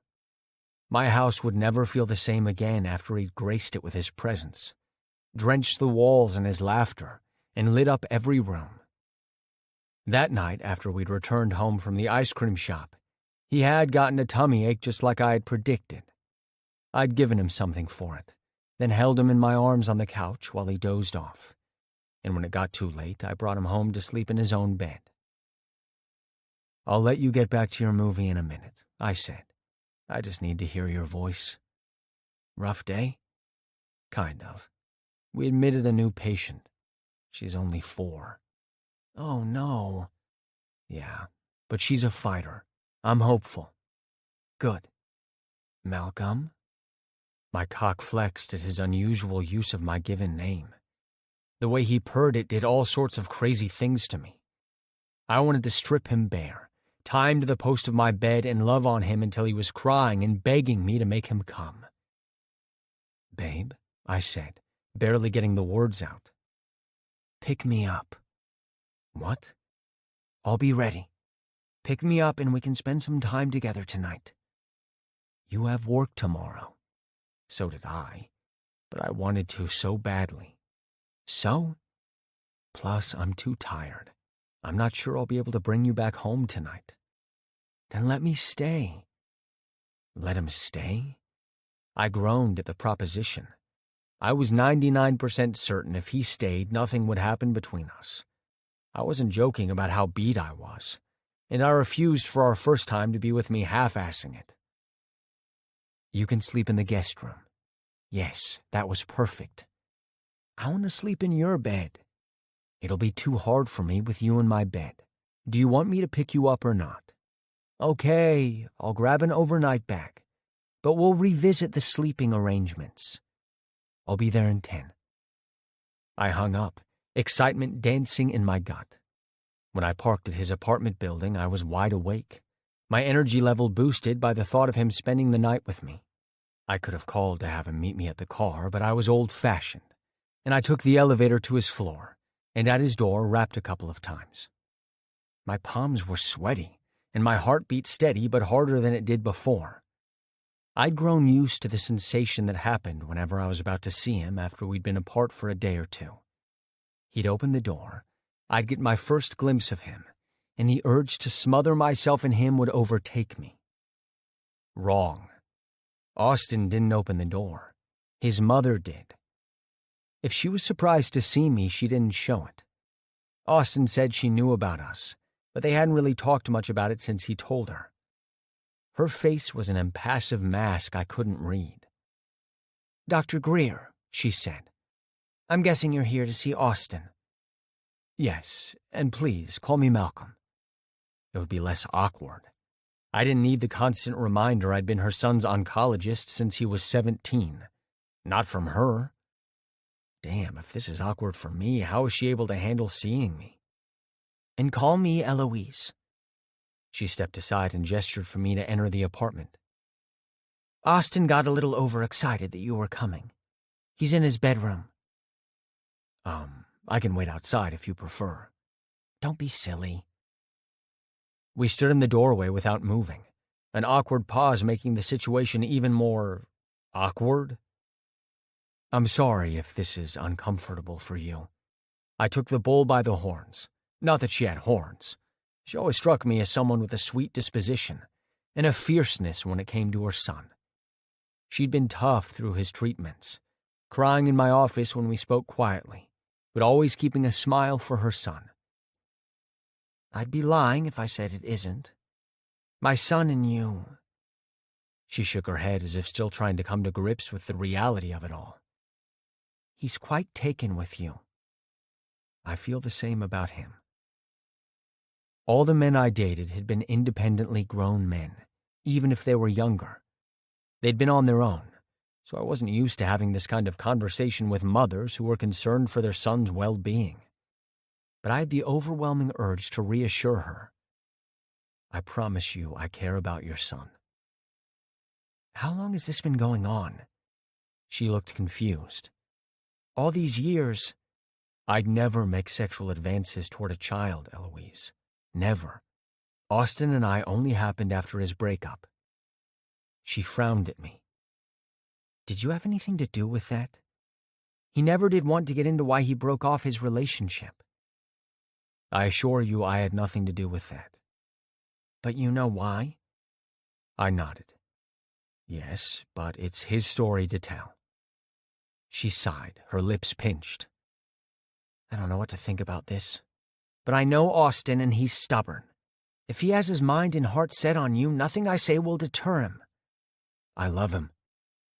The words tumbled out of me, startling both of us. I hadn't thought about it too much, but they felt right. I'll do right by him. I promise. She let out a shuddering breath and nodded, the firm line of her lips softening. I figured as much. She crossed her arms. You never took me for the predator type, and you were always so good with him. It's just so new, and you have to understand my first instinct is to protect him. But he's grown, and he deserves his happiness the way he wants it. It's not right for me to interfere with that. If only one could look at a predator and know instantly what kind of person he was. It wouldn't be to my advantage to bring this up, though, so I just nodded. Mom, is that Dr. Greer? Austin's voice rang out. Yes, it is, she called back, then returned her attention to me. He still calls you Dr. Greer? My face heated up, and I couldn't come up with an answer. I couldn't tell her the truth that Austin and I both got a kick out of him addressing me that way. The taboo nature of the doctor-patient relationship we had turned us both on. But that was just the icing of our feelings for each other. It wasn't the whole cake. Hey! Austin gave his mother a brief, tight hug, then let her go. Mom, you already know Dr. Greer. Sure do. She patted his cheek. Be safe and call me if you need anything, like ask me to pick you up, regardless of what time of the night it is. She gave me a pointed stare as though checking if I had the message loud and clear. Good night. Good night, Eloise. She had barely disappeared into the kitchen when Austin launched himself at me. I caught him and lifted him so his legs wrapped around my waist. He could be such a big baby at times. I adored it, and the way he felt free to express himself in an honest way. I needed to do the same to him, too. I missed you so much. For a little skinny guy, he sure could squeeze hard. Ditto. Are you ready to go? He nodded. I've got a backpack. I'll leave your place straight for work tomorrow morning. His eyes shone as he grinned at me. And I get to sleep in your bed tonight. I shook my head at his enthusiasm. How could I tell him no? All right, let's go. I took his bag, and with the other hand captured his hand in mine. I kissed his temple. Where did I get this renewed energy from? Inside the elevator, we turned to each other, and I kissed him. How stupid had I been to think he could spend the night without us having sex? I had him up against one wall of the elevator car when the doors opened. Oh, my! At the soft gasp, Austin and I came up for air. An elderly lady stood in the hallway, her mouth falling open wide. Cursing silently, I set Austin down on his feet. No way could I adjust the bulge in my pants without her seeing it. Apologies, ma'am. I grabbed Austin's bag, which had fallen to the ground. We didn't mean to slow down the elevator. Sorry, Mrs. Abbott, Austin said in a sheepish tone. She stepped out of the way for Austin and me to clear out of the elevator. Good for you, Mrs. Abbott said. Austin giggled. I've always liked her. She would bring me soup and sit with me sometimes when I was sick, but Mom had to go to work. Ah, I'm glad you had people to help. I know it was difficult for you. Yeah, and you're right. I had so many people who cared. I squeezed his hand as we walked out of the apartment building. Because you're an incredible young man. 13. Austin. Lamb cake, sit with me while I eat. I glanced up from the living room couch where I'd been watching an episode of The Bold Type. Malcolm looked more refreshed than he'd been when he picked me up. He'd been tired then, but the shower seemed to have revived him. He was more relaxed, dressed in a t-shirt and a pair of sweatpants. His broad feet bare. Had I always noticed feet before? Or was it just his that made me lick my lips? It was so intimate seeing another man's feet in the privacy of his home. Austin, don't make a snack out of me, he said, his tone amused. I want to take a bite out of you, but you won't let me. I pouted and turned off the television. Do you want me to stay your little virgin boy forever? Patience, little lamb. It was a weird nickname, but I could grow used to it. I'm trying, but it's hard to when your boyfriend's a gorgeous man you can't wait to see naked. Maybe if you're good, I'll tell you all about the plan I have for us. That definitely had my attention. Does it involve a word that starts with S and ends with X? And in case you can't figure it out, there's a vowel in the middle. Laughing, he took my hand and pulled me after him to the dining room. Maybe. I know you said you're not hungry, but at least have some of the apple crumble or something to drink. I accepted the drink, but nothing else. I was looking forward to tonight, and if there was a chance in hell I might end up lucky, I wouldn't ruin my shot by wolfing down his food tonight. He ate mostly in silence while I told him about my first week at the store and the interesting people I got to meet. He listened attentively, ate slowly, and a huge sense of home settled in my gut so thick I stopped talking. My love was completely his. I hadn't felt this strongly about Bryce, yet some of the things he'd done in our relationship had hurt so bad. It would be 10 times worse if Malcolm would do the same to me. For the first time since we got together, flutters of uncertainty fanned my stomach. Malcolm? At my use of his given name, he placed his fork on his plate and wiped his mouth with his napkin. Yes? If the cancer returns, Austin. Well, you always wanted me to prepare for the possibility, remember? I got up from my chair and walked over to him and sat in his lap. But that's not the question. Just, would you sleep with anyone else when I couldn't because I'm too sick? What kind of question is that? I wrapped my arms around his neck and played with the short hairs at his nape. It felt so good to be able to run my fingers through hair, even if it was his. I could enjoy this with him. I thought it made sense. I kissed his strong jaw. Bryce? I nodded. Yeah, I haven't thought about it in so long, but I remember crying the first time I found out. I did by accident, and he swore it wouldn't happen again. But then I thought long and hard about it. It was only fair to him, right? But was it fair to you? I couldn't answer. I never thought about it and how it had affected me. All I felt was relief that he wouldn't leave me if I gave him that one thing. I think he might have been trying to get me to let him go for years, and I didn't even realize. I buried my face into his neck and sniffled. I just didn't want to be alone. I was so scared. There are some things in life that are worse than being alone. I know that now. I sighed against him. I think I just ruined your dinner. I'm sorry. No, I'm done. I was getting a kick out of watching you. You do that a lot. Does it bother you? Bother me? I love it when all your attention is on me. I pulled back just enough to peer at his contemplative face. What's that all about? Something you're not telling me? He rested his hands on my hips, holding me firmly to him. What do you know about daddy kink? Daddy kink? I frowned at him. Yeah, you know, when one's partner calls you daddy, and you make that a part of your relationship. He wasn't kidding. He looked way too serious for that. Not much. I've heard some men do that when I watch porn. Yeah? How did you feel about it? I shrugged. I didn't think much about it. Why? I slapped my hand over my mouth. You're into that? Malcolm inhaled deeply, then let out the breath. Yes. And if it's not something you'd like, that's fine. The thing with kink is that it should benefit both parties for it to be rewarding. We don't even have to think about it. He started to get up with me in his arms, but I pressed against his shoulder, shoving him back gently in his chair. No way. You can't leave me hanging. I want to know more. What do you like about it? I enjoy the love and care in a daddy-boy relationship.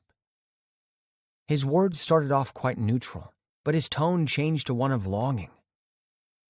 Every time a boy calls me daddy, it's a constant reminder of my role in our relationship. The caregiver, the one who will look after you in every possible way. But you do take care of me already. Yes, but being your daddy gives me more reign over you. I'll be your sounding board, your decision maker, the one who takes care of your financial needs, so no brushing me aside when I want to help with the things you need. As my boy, you would allow me to spend on you, not just money, but my time, my emotions. And when I do, you'll be grateful and thank me as your daddy. I remained silent, digesting his words. They certainly held appeal. The most challenging part would be whether or not I could give over all that control to him. Like I said, it's not for every couple. So if it's not for us, that's fine. But it'll mean a lot to you. Yes. I pressed a hand to his chest, his heart beating hard under my touch. You've had this in all your relationships? I haven't had that many relationships, but 2 of the 3 were. Were you happy in the one that didn't have daddy kink? No, but not because of the kink. It was a toxic relationship that was all wrong from the beginning. Nothing like what we have. I chewed on my bottom lip. What if I'm not good at it? Honestly, I don't think it'll take much adjustment from the way we are right now. You're already such a good boy. But we all mess up from time to time. So if that happens, we'll learn from it and move on. I might want to try, but can I think about it? Sure, there's no rush. He cupped my chin and kissed me. I splayed my hands over his shoulders and leaned into the kiss. He had to be right that daddy or not, we would still be able to enjoy this. His tongue swirled into my mouth and I whimpered. Please. Please what? Make love to me? I opened my eyes and stared into his, so full of heat and love. I want to know what it's like with you inside me. Malcolm slammed his lips against mine again, and I floated, hanging on to him so I didn't get too swept away. Go on up to my bedroom. He bit my bottom lip. Take care of yourself, and I'll be there in 15. Let me clear the table. My heart skipped a beat, and sound waves almost deafened me. We're going to? Yes, sweet boy. I'm going to pleasure you. When he set me on my feet, my legs trembled. I didn't waste any time and dashed from the dining room, his laugh at my back. I'd wanted this for so long, and no way in hell was I going to pretend otherwise. I mounted the stairs at running speed, ignoring his chide for me to slow down and not to break my bones. My virginity was the only thing I planned to break tonight. When we arrived, he'd put my bag in his bedroom. I ruffled through the bag and found the items I needed and headed to the bathroom. I'd already prepped at home, hoping that this would happen. When I was finished, I returned to the bedroom, a towel wrapped around my body, and stopped dead in my tracks. Malcolm, completely naked, stood in the middle of the room. I let my eyes travel the length of his body, from the strong tower of his neck to his broad shoulders and bare chest. A tantalizing treasure trail led down his taut stomach to the patch of hair shrouding his dick.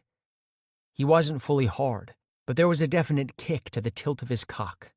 Beneath the towel, my own stirred. Lose the towel, little lamb.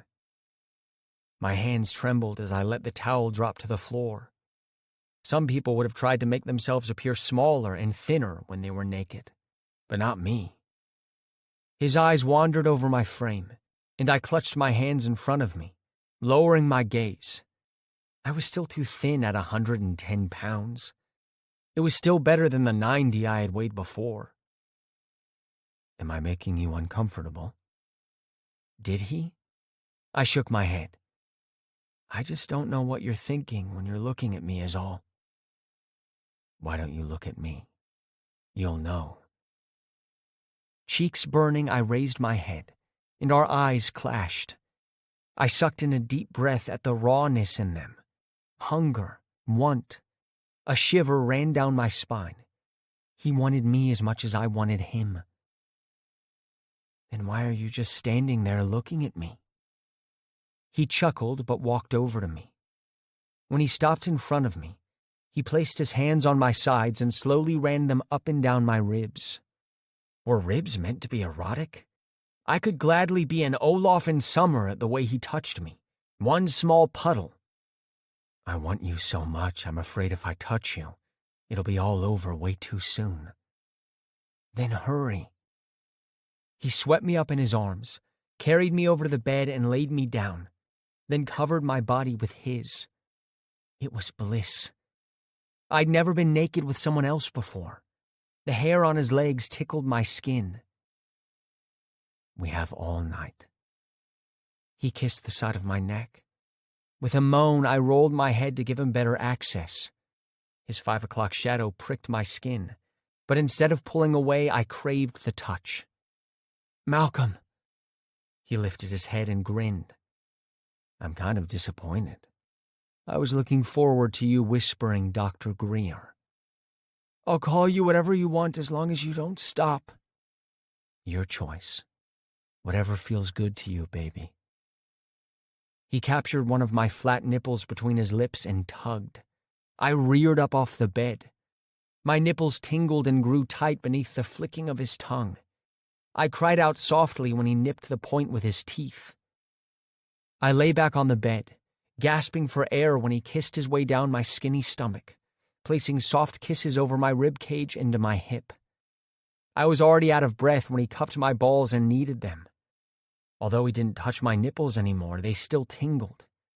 It was as if everywhere he touched and kissed my body had gone tender.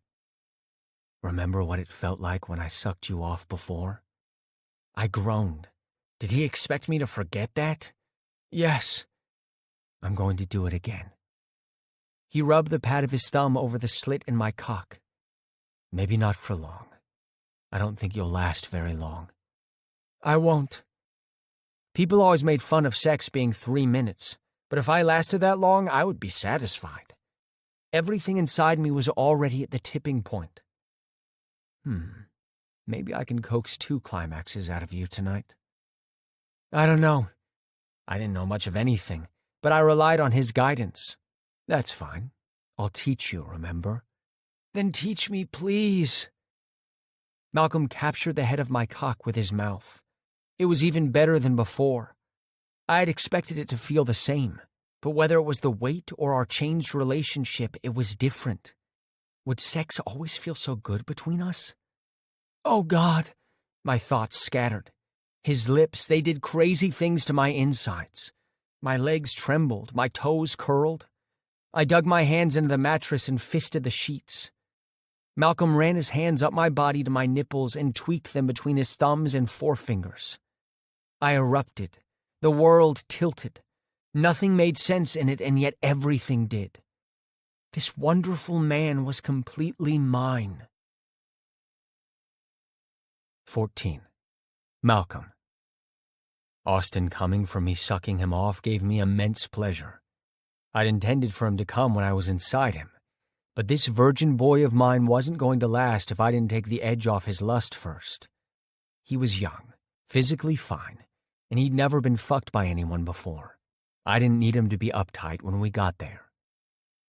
I swallowed his bittersweet spunk, softly ran my tongue around his glands, then released him. His hips depressed into the bed, and a moan left his lips. He looked sated, but I wasn't through with him yet. Crawling up his body, I nudged his legs apart and leaned forward to kiss his mouth until he opened his eyes. The corners of his lips tilted into a lazy grin. You like that, huh? I tickled his ribs and he laughed. No, don't. You're going to make me pee myself. I stopped teasing him. You want to use the bathroom? No, I want to do this. He pressed his hands into my chest and pushed me back onto the bed. Only because I let him. He settled himself between my thighs, his face flushed and his body pink from the roughness of my beard. I could have him look like this every single day I walked into the house after a long, grueling day. I've been thinking about this since you did it to me in the kitchen. My breath hitched when he circled my shaft with his small hand. It looked so delicate against my skin. I probably stink at this. He swallowed and bit his bottom lip. He had no idea how provocative he looked, how his innocence made me want to ruin him. It had never mattered before how many men my boys had slept with before me, but my chest swelled when I looked at Austin. I would be the first and only one, if I could help it, to pleasure him. Just have fun, baby. I can do that, but please tell me if I suck. He grinned at me, then licked his way up my cock and sucked the plump head into his mouth. His eyes widened as if he discovered something foreign. His tongue ran down my shaft as he tried to take more of me into his mouth. Easy, baby. No need to take more than you can manage. He cupped my balls with one hand, and with the other held me by the shaft while he slowly opened his mouth and took as much of me as he could, then closed to let me slip out. I loved how he sucked me off while he stared into my eyes, as if watching for my approval. He didn't need to. He was perfect. Even when his teeth scraped my tender flesh and I hissed a warning. Even when he squeezed me too hard. Fucking perfect. Every single inch of him. Baby, come here, I rasped, my throat thick with emotions. I caught him under his arms and pulled him up my body. He lay on top of me, his hand resting at the back of my neck as our mouths collided. He slipped a leg between mine, and I rubbed my hand down his side around to his ass to cup his cheeks. He didn't stiffen, which was a good thing. If he was relaxed, this would go better for both of us, but especially for him. In no particular haste, I kissed him over and over. Our lips would part for us to gulp in air, then locked again. I couldn't get enough of his sweetness. I slipped a hand between his crack and trailed fingers down to his tiny hole. My heart pounded in my chest. So fucking small. I'd need to take care of him. I teased his hole with the pad of my finger, rubbing over his puckered hole until he bucked his hips, seeking more. Let me get the lube. Lie on your stomach. I planted another kiss on his lips, then rolled over to the night table. The brand new lube and condoms I'd bought for this night were in the same position I'd left them. Even though we talked about safe sex, I wanted to have them in case he changed his mind about us being exclusive and going bareback. He lay face down on the bed. I grabbed a pillow and made him rest his head on it. You always take such good care of me, he said with a smile. I kissed the middle of his spine. Always and forever. He shivered, and I continued trailing kisses down his spine. When I got to his small, round ass, I pried the cheeks apart and placed a kiss right over his hole. He jerked his head up with a surprised groan. I held him down and slid my tongue deeper into his tight heat. His legs shifted restlessly on the bed, and the sounds he made came out muffled by the pillow. That's a good boy. I kissed both his cheeks, then grabbed the lube. Fingers all slicked up, I rubbed over his hole and slowly fingered him. God, he was so fucking tight, but I refused to take him until he was ready. Take a deep breath and relax, baby. It'll take some time, but I swear it'll be worth it. I trust you. Those beautiful words hit deep, and my stomach tightened. How could I do anything but ensure he was well prepared, even if it meant getting blue balls? My unruly dick wouldn't calm down, wouldn't acknowledge that my 2 fingers spreading Austin open and stretching him wasn't for my pleasure but Austin's. I wanted inside him so badly, but I gritted my teeth and worked my patience to the edge, fucking my boy with my fingers, getting him used to the rhythm, to the intrusion of something slipping inside his ass. Soon his gasps of discomfort gave way to loud cries that filled the room. Just as with every other aspect of his life, he was completely open and honest about his feelings. He made no effort to temper what spilled from his mouth, whether it be moans or the pretty way he groaned fuck. He was ready as he would ever be. He was on his knees, clutching a fistful of sheets, his hips moving in tandem to my fingers. I removed my hands from his hole and cupped his balls. He was all hard again, bless his youth. Come here. I pulled him to me, and leaning back against the pillows, set Austin on my thighs so he was straddling me. "You're going to be on top." "I am?" "Yes. That way you can control how much you can take at a time. You're in control." "What if I don't know what to do?" "Then I'll tell you. Lube my dick, then put me inside you." He grabbed the lube, squeezed some onto his hand, then glanced up at me. "Is this enough?" "A bit more. You're a virgin, babe. The more the better." "Got it." He looked so serious as he smoothed the gel down my cock. I tipped his chin. "Hey, just have fun." "Have fun. Got that too." I kissed him to get him out of his head, thrusting my tongue into his mouth. When he was distracted, I positioned my dick. "Now take me slowly." His cheeks were fiery red as he braced his hands on my chest and lowered his hips. The head of my dick caught his opening. He gasped, and I clenched my teeth. Tightness gripped my dick as he took me in inch by inch. "Oh my God!" He lifted off me and sank back down, fucking himself on just a few inches of my cock. I was dying. Lying back, I gripped the sheet and allowed him the freedom to set the pace, in complete control. "Baby," I groaned, placing my hands on his thighs, needing to touch him. His eyes were closed, his head thrown back as he rode me, urging me deeper inside his tightness. He leaned on his arms on the bed just behind him, back arched. With every movement, his dick flopped up and down, smacking his stomach. "Oh, fuck." I grasped his dick and stroked him. His moans deepened while his ass smacked against my thighs. When he slowed down, I pulled him down to my chest and kissed him. "Feels so good," he gasped. "More, please, Daddy." Something burst inside me at the word. I blinked at him. Did he? "Please, Daddy, fuck me." Oh God, what was he doing to me? "Baby."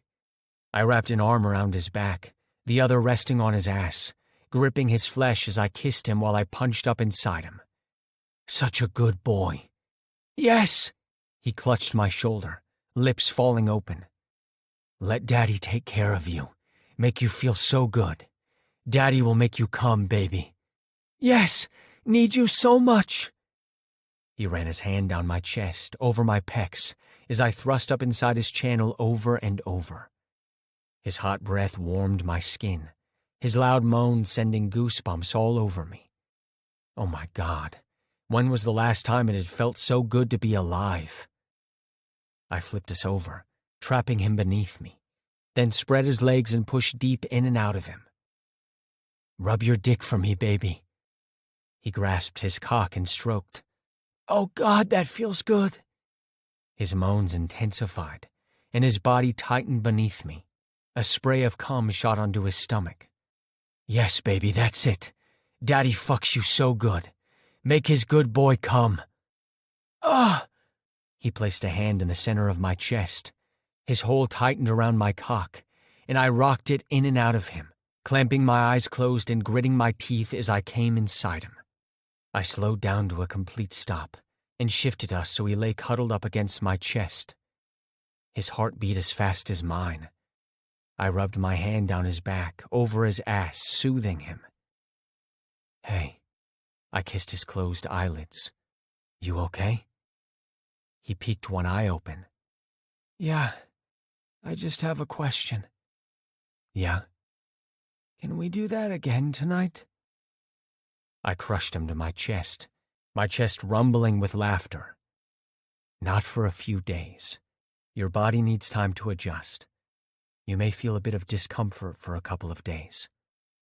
"Oh. But we can do other things." "Like?" I whispered in his ear, and his cheek turned red. "What do you say?" "I did like that very much." "Good." I kissed his nose. "You called me Daddy. I thought you wanted some time to think about it." He ran a hand through my hair and stretched, purring like a pleased kitten. "Well, you told me to call you whatever feels right. And the way you were so attentive and caring through everything, I thought it was fitting." Did you enjoy it? Yes. Maybe even more than I do calling you Dr. Greer. I gave a mock gasp. Dr. Greer feels very betrayed. No, he doesn't. He rolled fully on top of me and winced. Damn. Sore? Yes. I was hoping you were exaggerating. No, but let me run you a warm bath. Then you can take a few painkillers. Those will help. 15. Malcolm. Austin wasn't a morning person. He lifted the sheet from his head and, scowling, accepted the cup of coffee I offered him. Even when he was giving me the evil eye, he was still adorable. I struggled to keep my face straight at his not-so-sunny disposition. One crack of a smile and his mood might swing in the wrong direction. Careful, it's hot. I sat at the edge of the bed. How are you feeling this morning? He took several sips of his coffee before he answered. Not as good as you. No?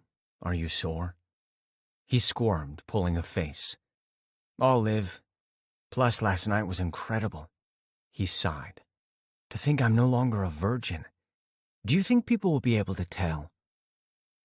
Chuckling, I lifted his foot and massaged his sole.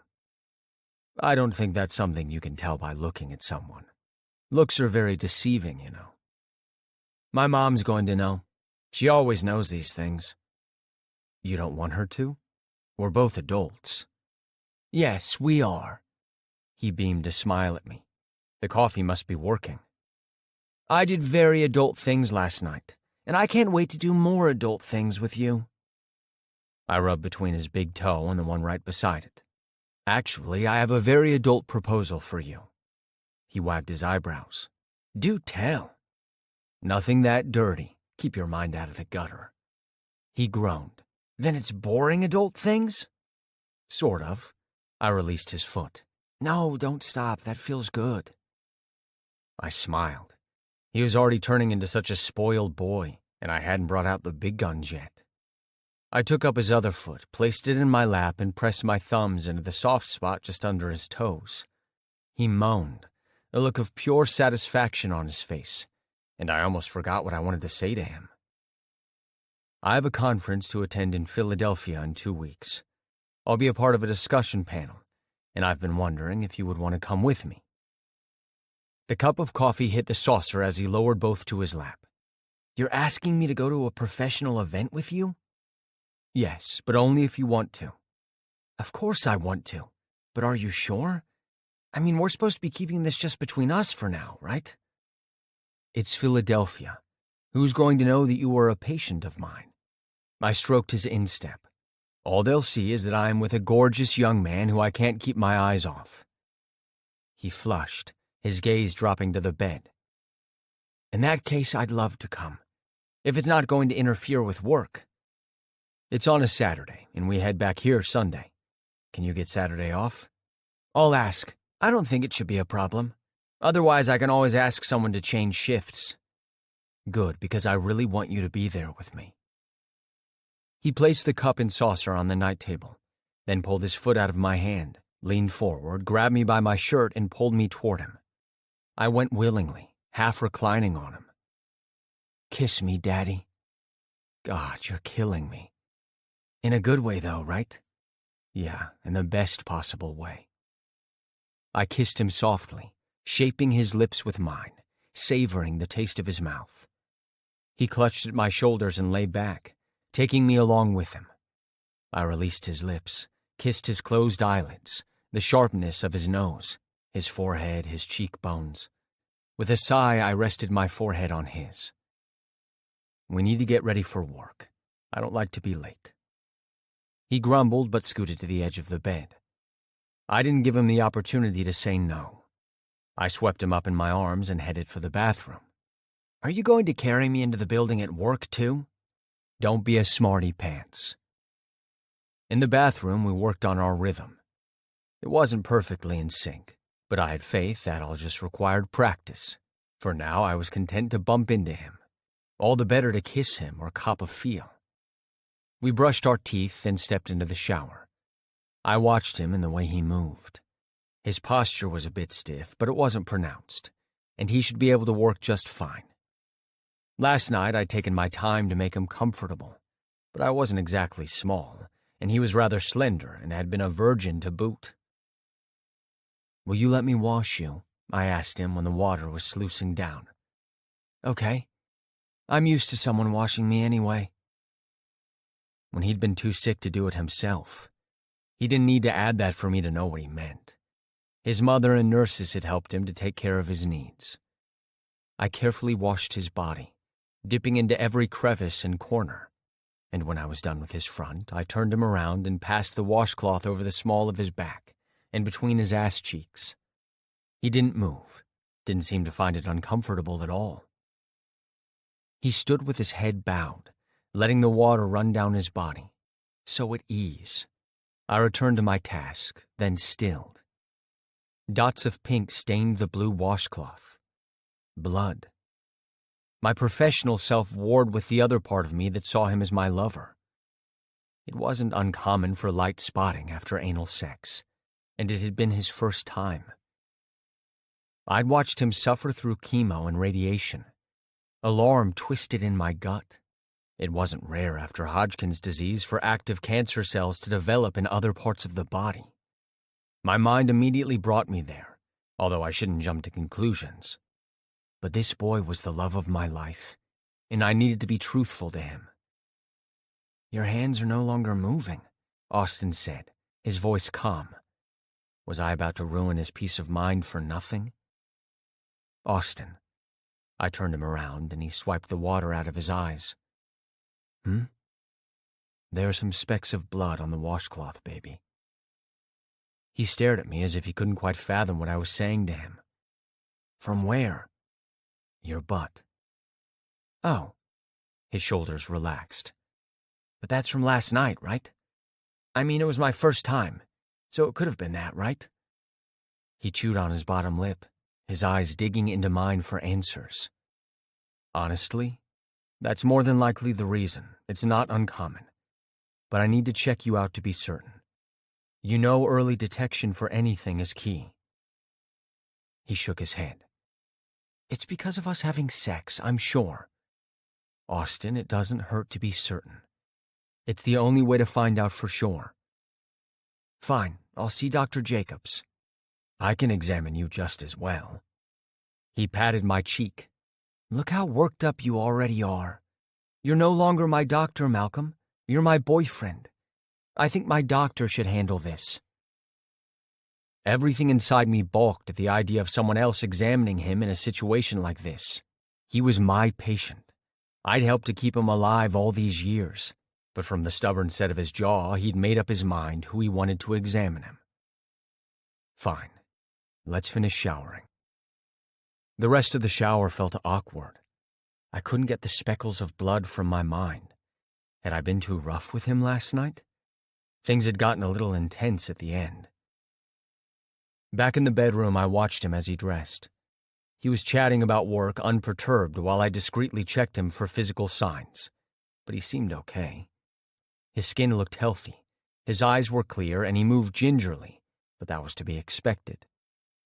"I'll call Dr. Jacobs and let her know you're coming," I said when he paused. "No, I'll do it when I'm at work." "You're going to work?" I stared at him, clenching my fist to stop me from taking him by the shoulders and shaking him. "Of course, I just started, so I don't want to take a day off yet. I'll ask her if she can see me during my lunch break." "I don't think you should be going to work, Austin." "Why not? You said it yourself that it's more than likely nothing. Or do you think it's more and you don't want to worry me so you won't tell me?" I took his shoulders. "Never that, I swear to you. I'd never keep anything about your health from you." He caught my tie in his hand and rubbed at the silky material. "Then there's nothing to worry about. I promise I will call her and see if she has availability.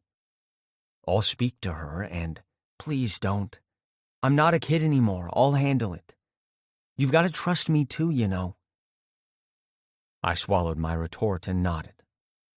"Okay, I just care about you so damn much." "I know. I care about you too." Against all my wishes, I took him to work. When I parked outside the building, he leaned across the console to kiss me. But before he could go, I held him back. "You will call Dr. Jacobs, won't you?" "I will. And if you need me to speak with her to see you sooner, then—" "I don't want you to do that." He let out a sigh and reached for my hand. "I don't want you to be my doctor right now, Mal. Just be my boyfriend." "I am, baby. A concerned one. And I'll take care of it. Promise." He kissed my cheek and released my hand. "I'll see you later?" "Sure." I wanted to tell him to find me when he was at the clinic, but I didn't want to pressure him, so I let him go and watched him walk toward the mall. At the entrance, he stopped and waved, smiling at me. Only when he disappeared inside did I put the car into drive and head toward the clinic. My schedule was full as usual, but I tried not to let my worry for Austin affect the job I had to do. By 2 in the afternoon, I hadn't heard from Austin. I even stooped to asking Loretta if she'd seen him. She hadn't. I resisted calling Austin or Mallory. When I went into the break room for a cup of coffee, I ran into her by sheer coincidence. "Hey, Malcolm. What's up with you? You look tense." I couldn't tell from her expression if Austin had called her, and even if he had, she would be keeping it confidential. "Did Austin call you?" I blurted out, unable to keep my cool anymore. She cocked her head to one side and frowned at me. "You know I can't talk about a patient with you, Malcolm." "Come on, we talk about patients and treatment options all the time." "Yes, but in this case the patient is your boyfriend. No can do." She took her cup of coffee from the desk and walked out of the break room. "To be honest, I'm surprised you'd even ask me." Damn it, she was right. What the hell was I doing? Austin had specifically asked me not to interfere as I was his boyfriend and no longer his doctor. "Mallory, wait." She paused, her mouth a pinched line. "I don't appreciate being put in an awkward situation, Malcolm. When you recommended that I take over his care, I thought you did the right and responsible thing. I didn't expect that you would want me to give you unauthorized information on his health." My cheeks burned and I rubbed the back of my neck. "I know, and I'm sorry. I shouldn't have, and it won't happen again. I was just concerned about him." "Apology accepted. But if you're concerned, you should talk to him, not me." Left alone in the break room, I braced my arms on the counter and swore. This was tougher than I'd thought, but I couldn't play both roles of doctor and boyfriend in his life. What he wanted was my support, to know that I was there for him. I'd need to try harder at being just that. Now I understood what he'd meant when he'd said that it felt awkward starting over with Dr. Jacobs. It was equally unsettling to shift my perspective of Austin from patient to boyfriend after being his doctor for so long. Someone entered the break room, and I straightened up. Clyde Hurst strode straight for the coffee pot, a smirk on his lips. "Greer, you look stressed." "Not in the least." Good. "Heard you were chosen to be on the panel this year for our conference." "Yes, I am." "I can't wait to hear you speak." Was that sarcasm in his voice, or was he really excited about my presentation? Hurst must have been disappointed that he hadn't been invited to take part on the panel this year, but nothing showed on his face. When he returned the coffee pot to its spot, I took down my favorite mug and poured myself a cup as well. "It's quite the honor to have been selected." "You don't say. What about the other sessions? Will you be there too? I think they have some interesting discussions on the agenda. Too bad they aren't covering ethics this year, but then they might have figured we covered enough of that in our studies, right?" My back stiffened and I turned to challenge him, but he was already walking out of the break room. I'd expected such snide comments since Austin and I ran into him at the restaurant, but after days, then weeks passed without a word from him about it. I'd let my guard down, thought he had forgotten all about it, or he would realize he had more important things to do than coming after me for dating a former patient. 16. Austin. At 4:20, I rushed into the clinic. A wave of nostalgia washed through me as I waved at the security guard. I loved all the time I'd spent here, but I didn't get much time anymore with the job. The weekly pay wasn't bad, though, and I was happy I could help Mom pay some of the bills at the end of the month.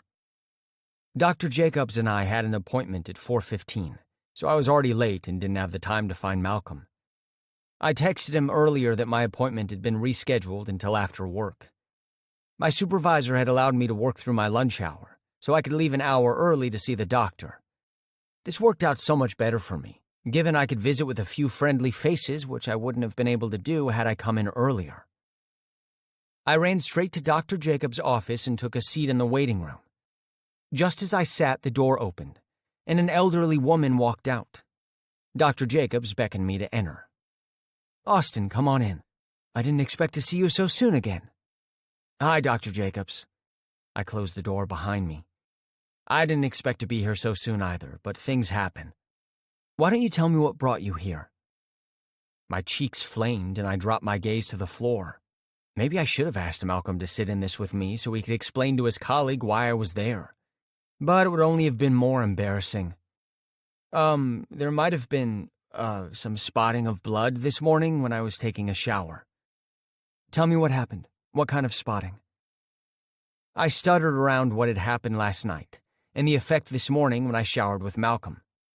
By the time I finished, my face was so hot I could have fried pancakes on my cheeks. Malcolm thought I should get it checked out. I ended. Good call. She nodded. Like Dr. Greer said, it's more than likely nothing major. Just a minor irritation from having rough sex. Oh, but it wasn't rough.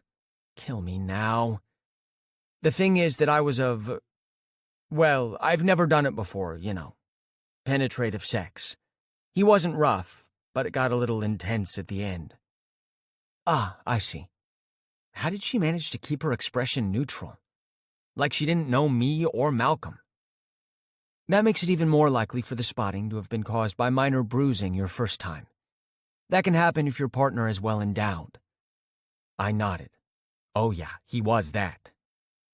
But I'll examine you to make sure that's exactly what it is. Go change into one of the gowns and we'll get started.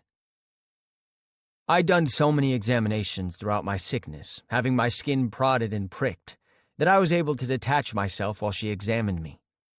She was gentle, speaking to me in a calm and soothing voice, always preparing me for what she was about to do. When she was done, she asked me to get dressed again. It's nothing serious. She gave me a reassuring smile. Just a result from the sex, which means no penetration for another week, to give yourself some time to recuperate. And may I suggest the use of toys in the bedroom after that period is up? It'll help you to better accept your partner's well-endowed penis. I let out a sigh of relief, closing my eyes briefly. Ever since Malcolm told me he'd found blood, I'd been scared, but had held on to the explanation that it had been caused by the sex. Thinking anything else had been way too scary. I'd been so worried it wasn't the sex, but something worse. The counseling I'd done here had sought to prepare me for a life recovering from Hodgkin's disease. And the one thing I tried not to think about was the possibility of recurrence and new cancer cells forming. You're fine, Austin, Dr. Jacobs said. Thank you. There should be no more spotting, but if it happens again, you'll come back to see me, okay? Okay. Thanks so much. You're welcome. Bye, Dr. Jacobs. At the door, I reached for the knob. Was Malcolm busy? I needed to call him to find out where he was so I could break the news to him. He'd been so worried this morning. Austin? Yes? Had I left something? I pivoted to face Dr. Jacobs. She shook her head, but it seemed more of a mental thing than for my benefit. I really shouldn't get involved, and this is the only time I will. But I understand the delicate situation you are in with your relationship. Dr. Greer's taken care of you all these years, and it's hard for him to let go of that. It may take him time not to see himself as your physician anymore, but in the meantime, you can help him by not shutting him out. I tightened my grip on the door handle. Thanks for that. We're still trying to figure stuff out, but I was at a loss on how to handle this. I wanted him to be here with me for the examination, but I also didn't think he was ready to watch someone else do it. You're smart. I know you'll do what's best for you both. I left her office and called Malcolm, but it went straight to voicemail. I did the only thing I could think of and headed toward his office. You just missed him, Loretta told me. "He's making his rounds." "Okay, may I borrow your pen and a piece of paper, please?" "Sure thing, honey." I scribbled a note for Malcolm that I'd seen Dr. Jacobs and would visit with Mr. Evans for a bit. I also asked him to call me when he was available. "I'll make sure he gets this as soon as he returns," Loretta said. "Thank you." Whether or not she knew about my relationship with Malcolm was moot, and I didn't even want to think about it. At the C4 wing, I knocked on the door of Mr. Evans's room. "Come in." The voice that called out was masculine, but stronger and more vibrant than Mr. Evans's. I hesitated for a couple of seconds, then pushed open the door. The old man lying in bed looked far paler than the last time I'd seen him. I glanced at the man at his bedside. "Oh, I'm sorry. I didn't know someone else was here. I'll just go." "No, Austin. Caleb was just leaving." "Caleb?" I assessed the man again. Mr. Evans had talked about his son before, but the tall, imposing figure wasn't whom I had envisioned. This man was nothing like his father, and exuded little warmth. Perfect disposition, really, for someone who couldn't spare the time to look after his dying father. At least he was here now. Maybe he had changed, and Mr. Evans would get a happy ending after all. "Who is this?" Caleb asked his father. "Austin volunteers in the clinic," Mr. Evans answered. "He visits with me a lot, and always brings me peppermint candy." Chuckling, I dug into my pants pocket, retrieved a small bag with the red and white balls and put it next to him on the bed, then held out a hand to his son. "Hi, nice to meet you, Caleb." "Same." He didn't shake my hand. "I'm sorry I can't stay longer, but I must get going. I'll be back." The man made no move to hug his father, just nodded at me and walked out of the room, closing the door behind him. Charming, not. "Yay, you had a visitor." I forced the cheer in my voice. This had to be huge for Mr. Evans. He always complained about how little his son visited. Mr. Evans grunted. "I could have done without it." I fixed his sheet around his waist. "That can't be true. He says he'll be back." He snorted. "Right, to check that I am really dead." My mouth fell open. "Mr. Evans." "It is the truth." "I'm sure it isn't." Who could be so heartless to this sweet old man? He may be a little gruff around the edges, but he was thoughtful and kind. He always asked me how I was doing, about my life and my mother. A selfish man wouldn't care to know about my day. The man took my hand in his and squeezed it. "You're so innocent. You see the good in everybody, but that's not true for many people." He gave me a smile which crumbled, and tears filled his eyes, then spilled down his cheeks. "Leave me alone," he ground out. "I can't. Are you hurting? Do you want me to get Dr. Greer?" "No, don't call the doctor. I'm fine." "Of course you're not fine." This tough man had never cried before, not even when he was feeling his lowest. He would rather cuss and gripe than shed a tear. I awkwardly placed a hand on his slender shoulder. "It's going to be okay." "Another lie," he groaned. "I'm dying, which doesn't scare me in the least. I've lived for 88 years, and that's good enough. But at the very least, I would have thought my kids would have treated me better after all I've done for them." "Maybe Caleb will be back." "He won't. He only showed up today so he could bring a lawyer and have me update my will." Oh no. My heart ached for him. I'd had so much support from the people around me when I was diagnosed with Hodgkin's that I couldn't fathom what it was like to go through a sickness this horrifying without family. But he had me. For as much as I could, I would continue seeing him and cheering him up. "Please go now," he sighed. "I'm exhausted from the visits. I need to rest." "Of course." I squeezed his shoulder. "You're not alone. It might not be the same thing, but you have me." As I left Mr. Evans's room, an immense wave of sadness washed over me. I needed Malcolm. I called his phone, and thank God he answered on the first ring. Hey, Austin, did you leave the center? No, I'm still here. I was with Mr. Evans. Can I come see you? I stopped by earlier, but you were making your rounds. Sure, I can take a break. Meet me outside at my car. Okay. I reached the car before Malcolm and leaned against the frame, staring down at my high tops. At footsteps approaching, I raised my head and watched him walk toward me, his face unreadable. Given he asked me to meet outside instead of inside the clinic, I figured he would want us to get into his car first before we talked. I was wrong. Hey, you okay? He stopped before me and pulled me into him. I wrapped my arms around his waist and pressed my head to his chest. His heart beat steady and reassuringly under my ear. Yeah, I'm okay. Let's talk in the car. He opened the door for me and I got inside. He took his place in the driver's seat and started the car to turn on the AC. You look like you got bad news. Not about me. I shifted so I faced him. I'm feeling a little sad for Mr. Evans is all. I wish he had better kids who would visit him and make him feel good, you know? He took my left hand. You know I love my patients dearly. But tell me about you first. Did you see Dr. Jacobs? Yes, and it's fine. I'm fine. He let out a sigh, closing his eyes. Thank God. I tried not to worry, but I can't help it when it comes to you, Austin. You're not mad I didn't want you with me at the checkup?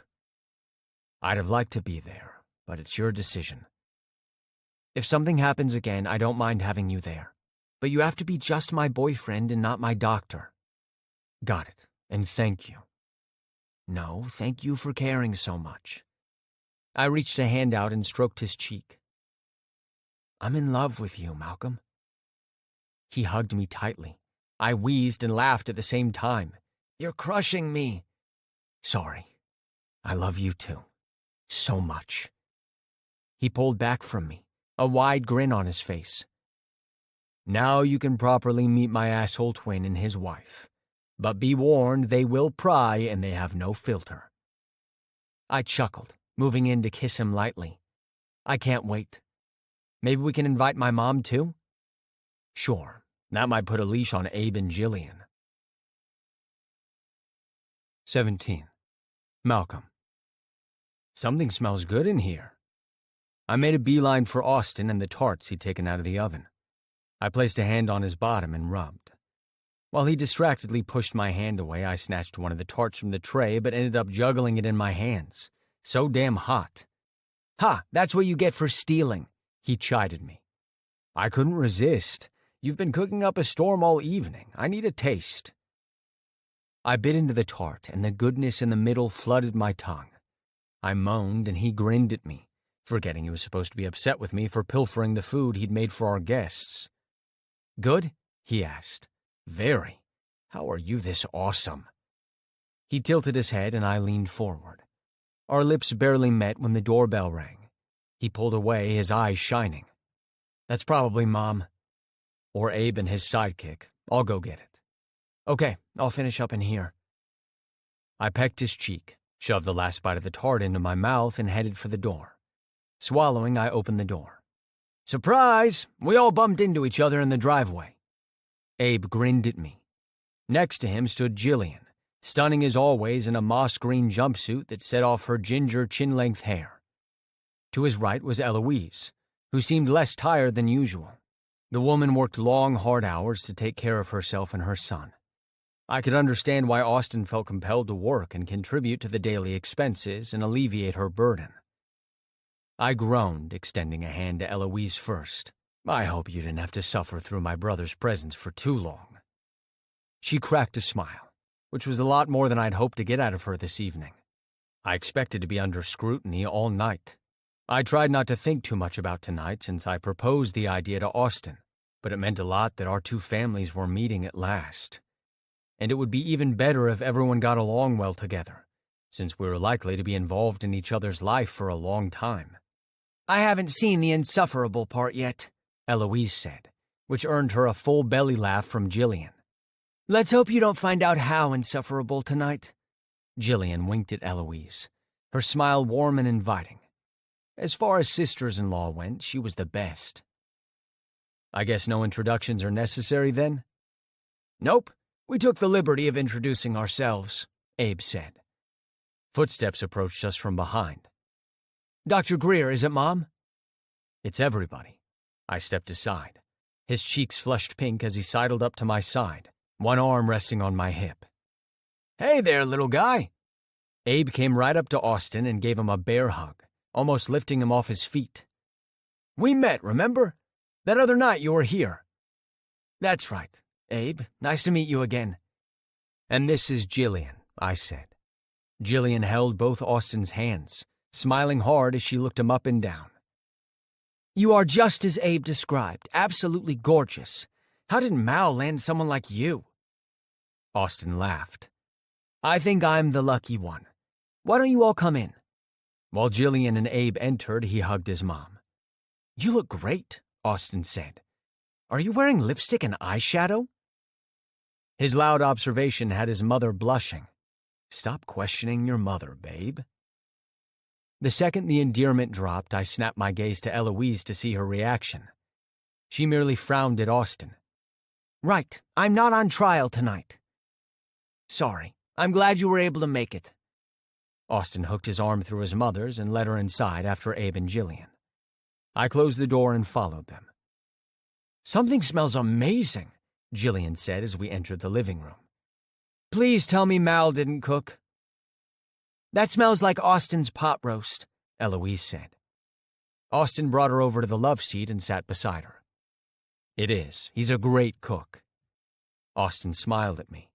I have to get back into the kitchen just for some last-minute stuff, but dinner will be ready shortly.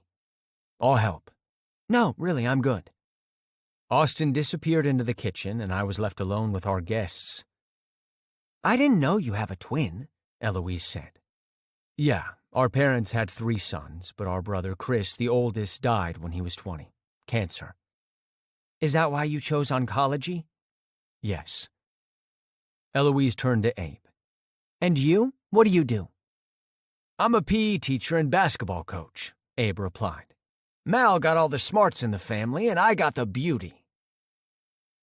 Conversation flowed freely as Eloise asked about our lives.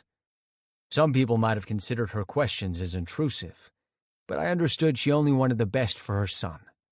I couldn't fault her for that. Still, it was a relief when Austin popped into the living room to let us know dinner was ready. Despite his protest, I helped him to carry all the dishes he'd prepared into the formal dining room. He'd worked so hard at making the perfect meal, even when I'd suggested that Rowan cater the food. He wanted to take care of it himself. You did a marvelous job, babe, I whispered in his ear when he sat down. Everything looks great. He tilted his head and I kissed him swiftly, then took my seat beside him. Eloise's face was red, but she wasn't glaring at me, so that was a win. She gradually relaxed, and soon she was laughing. It was hard not to when Abe kept up a steady stream of chatter, recounting funny things that happened to him at school between eating. This was truly great, Austin, Eloise said when we were lingering over the tarts he'd made for dessert. I miss coming home to the apartment smelling of your cooking. Austin spent so much time at my place and only went home to get more clothes that never made it back. I'm sorry I haven't been home much. Austin sounded torn. We've been, getting to know each other, and it's hard to do when Malcolm's job is so demanding, and with me working at the mall too, but I can be home more often. I bit my tongue not to protest aloud. I liked Austin being at my house. Waking up with him in the morning had brought a sense of rightness to my world. His face was the last I saw before I closed my eyes at night, and the first when I opened them again in the morning. No, honey, I didn't mean that you should be home more often, Eloise said. You know I'm always so busy with work, and I hate that you are at the apartment by yourself. As long as you're happy here and Dr. Greer treats you right, I support you. Austin gave me the most beautiful smile, then returned his gaze to his mother.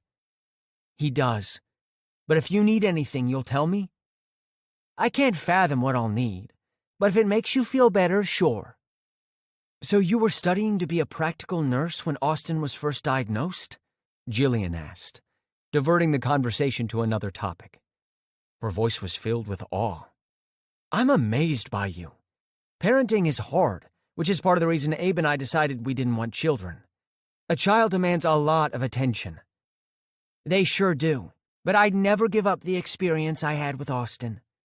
It's quite a feeling to see him grow up to be a strong, confident, and independent adult. How about you, Austin? Abe asked. You want kids? I held my breath, waiting for Austin's response. Oh, it's way too soon to think seriously about that.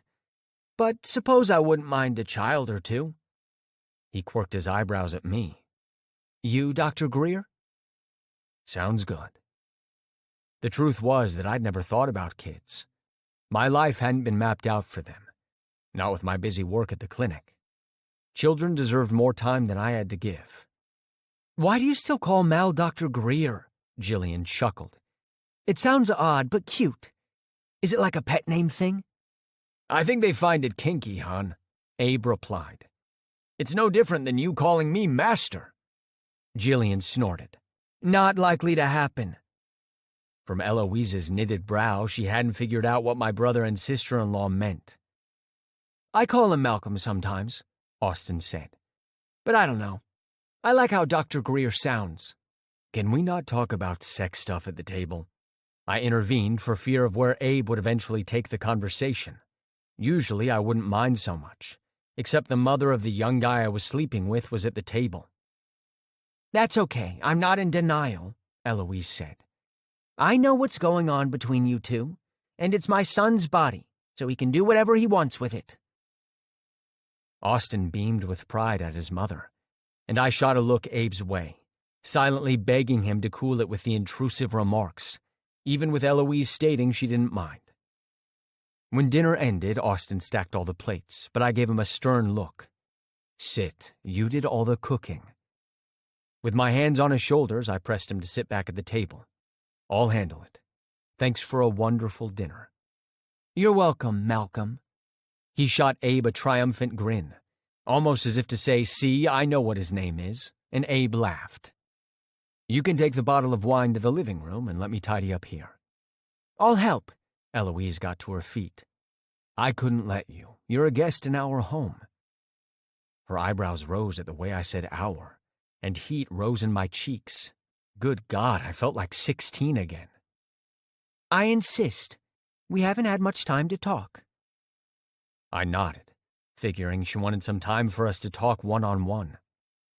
Austin kissed his mother's cheek and walked to the living room with Abe and Jillian. Eloise and I worked quietly, clearing the table and bringing the used utensils to the kitchen. I waited for her to speak her mind, while hoping it wasn't to express disapproval. Maybe I should have helped Austin to prepare the meal, but he had refused my offer and told me to relax and put my feet up after the grueling day at work. This is a nice home you have, Dr. Greer, Eloise finally said. Please, Malcolm will do. I suppose I should use your given name now. It doesn't seem like this is a temporary situation after all. I paused, putting a dish into the dishwasher. That's what you thought? That this was a fad? She shrugged. I didn't know what to think. I hoped for the best, that you would be good to my Austin. But you're more than twice my son's age. I couldn't be sure of your intentions. And now? Thanks for inviting me to meet your family. She gave me a smile. All I ever wished for my son was a long, happy, and normal life. While we don't have any control over the first, I believe he's found the other two with you. So I'd be a hypocrite to be against your union. I just need you to promise that you won't hide anything from me. If something happens, I want to know. Her fear reminded me of exactly what I'd felt when Austin had been spotting. I promise I'll try my best to keep you in the loop. So long as you know that it's ultimately Austin's right what he shares with both of us. I'm no longer his doctor, and now I have to rely on him to tell me stuff he's no longer obligated to do. I frowned, turning away from her as I continued loading the dishwasher. And that bothers you? My first instinct was to deny it, to act as if I was fine with the transition in our relationship. But I couldn't lie to her. It's more difficult than I thought it would be. I guess this is where trust comes into play. He has to trust me enough to share all of him with me. And I have to trust him that he will. 18. Malcolm. Hey, Doc. You come to check if I still have a heartbeat? I smiled patiently at Mr. Evans's attempt at a joke. It was good to hear him back to his usual self after the scare we'd had with him today. He'd been in so much pain, and we'd done as much as we could to give him relief until we'd had no choice but to sedate him. I was checking on him one last time before I left for the day. I'd already worked long past my shift. How are you feeling now, Mr. Evans? I removed my stethoscope from around my neck and popped the earpieces in. I'm feeling higher than the time I stole my father's bag of weed and smoked it all by myself. Does that answer your question? I chuckled as I reclined his bed and pressed the chest piece to his chest to listen to his heart and lungs. He was ornery as hell, but Austin had a special relationship with the man, and that endeared him to me. I bet you never smoked weed again. True, but because my old man tanned my hide, I could never look at the stuff again without remembering that day in old Bertha. Bertha? His leather belt. Ah. He laughed, the sound feeble. In all my years, I've never seen a man wield a belt as well as the old coot. He loved us, though, but in his own way. His lungs still rattled, but not as badly as earlier today. He might make it through the night after all. As close as Austin was to the man, I couldn't bear the thought of relaying bad news to my boy about his friend. Too bad my kids came out worse for wear. He sighed. I've had an abundance of time to think about where I went wrong, but I keep coming up blank. I gave them a stable home, love, and the push they needed to start their own independent lives. What more could I have done, Doctor? Seems like you were a good family man. I removed the stethoscope from my ears and took his wrist to feel his pulse. The rest is on them. Not even my grandkids come to see me, you know. If not for that boy Austin, all I'd see around me are the people who are paid to care. He'd been crass and tough to handle, but I'd never witnessed the man as close to tears as he was now. His eyes shimmered with moisture. Did Austin even know the impact he had on the patients and the clinic? Of how much his presence meant to this man? We didn't give Austin enough credit for all he did. You're wrong, you know. I carefully returned his hand to the bed. About what? We get paid to look after you and to treat you. But we don't get paid to care. That part comes straight from our hearts, not from our training. He snorted. You saying I haven't been a pain in the hiney since being here? I chuckled, not making any effort to lie lest he called me out. That you have been, but you're also kind to the staff. Now rest up and save your strength. Austin should be here tomorrow to spend a little time with you. Before our trip to Philadelphia, our first trip together, even though it was mostly about business, we'd spend some time in the city before returning home Sunday evening. That young man has the biggest heart. He does. You take good care of him, you hear me? I stiffened, blinking at him. What in the world? How'd he found out? Excuse me? You don't need to start pretending with me, Dr. Greer. We, the patients, have very little to do but gossip about the love lives of everyone who comes in and out of this clinic. That didn't explain how the first person got wind of that information. The last thing I wanted was for the patients to talk about me dating Austin. Everyone knew he'd been my patient, and we'd done our due diligence to keep our romance from the clinic. When he was here, he avoided me. Apart from smiling and nodding whenever we ran into each other, we didn't communicate. There's a little wager going on that you'll be hitched before the end of the year. What? This was getting too ridiculous. Let's just say the majority of us wish you well. You'll take care of him, and he deserves that. Such a lovely young man. He turned his head, failing to stifle a yawn. It was my cue to go. Speechless, I walked out of his room and closed the door behind me. I had to check on 2 more inpatients, and several times I got distracted. Did they smile at me a little brighter, or was that my imagination? Were they also in on the bet? After finishing my patient checks, I walked in a daze back to my office, almost running into Dr. Shepard. Loretta had already left for the day. Dr. Greer, just the person I was hoping to see. I raised my eyebrows. Come on into my office. I was just about to leave. Good timing, then. We need to talk about your trip to Philadelphia. Oh? I pushed the door to my office open and let him in. I didn't bother to close it, but strode to my desk. Austin would be home already, and I was looking forward to having him sit on my lap and tell me all about his day. Yesterday, I'd fallen asleep on the couch while he talked to me, but when I woke up, he hadn't even been angry. He'd been curled up on my chest, sleeping, and I'd never felt such love for anybody as I did at that moment, staring at his face and the smile he wore even in sleep. I got a call today from the administrators of the conference in Philadelphia. They wanted to confirm whether or not you're in a relationship with a patient. I reared my head back. What? How could that information have reached them? He shrugged. Beats me, but it has.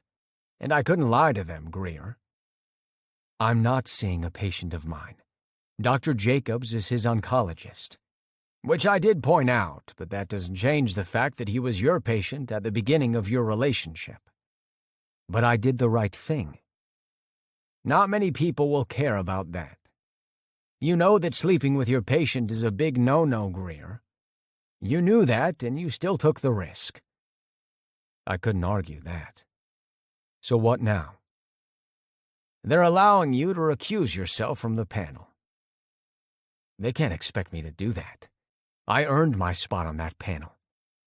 And all it took was one little deed to ruin that for you. Heat surged in my gut. They can't just replace me. The conference is in 2 days.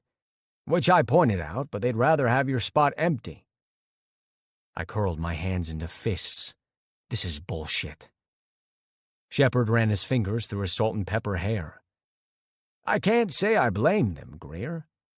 Look, I know you did the right thing as soon as you realized what was happening between you and this kid.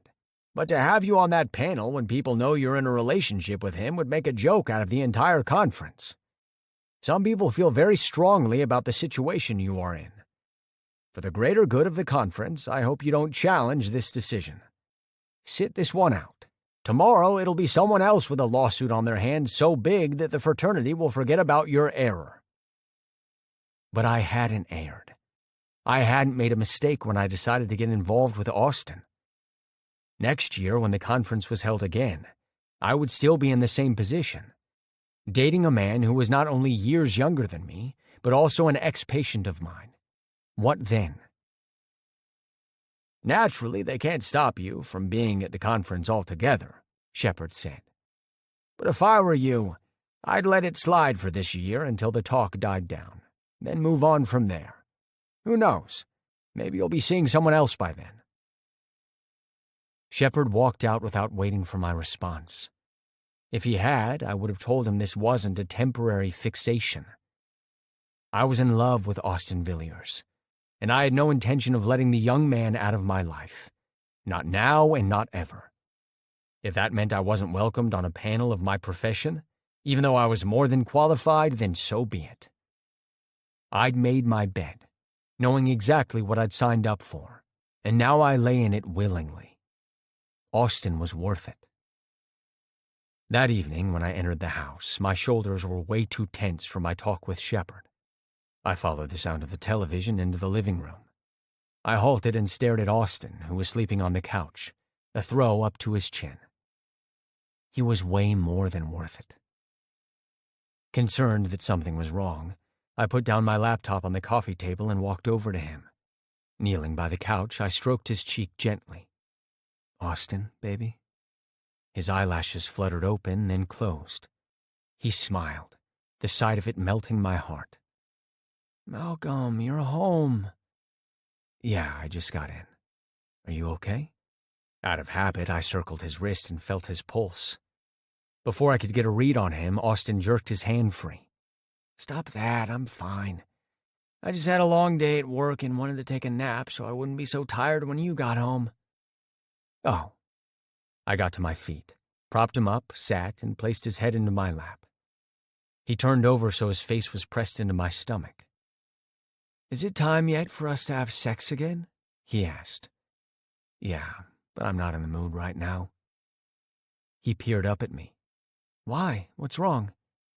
What wasn't? "We may not go to Philadelphia after all." "But why? We already got my suit for the dinner party."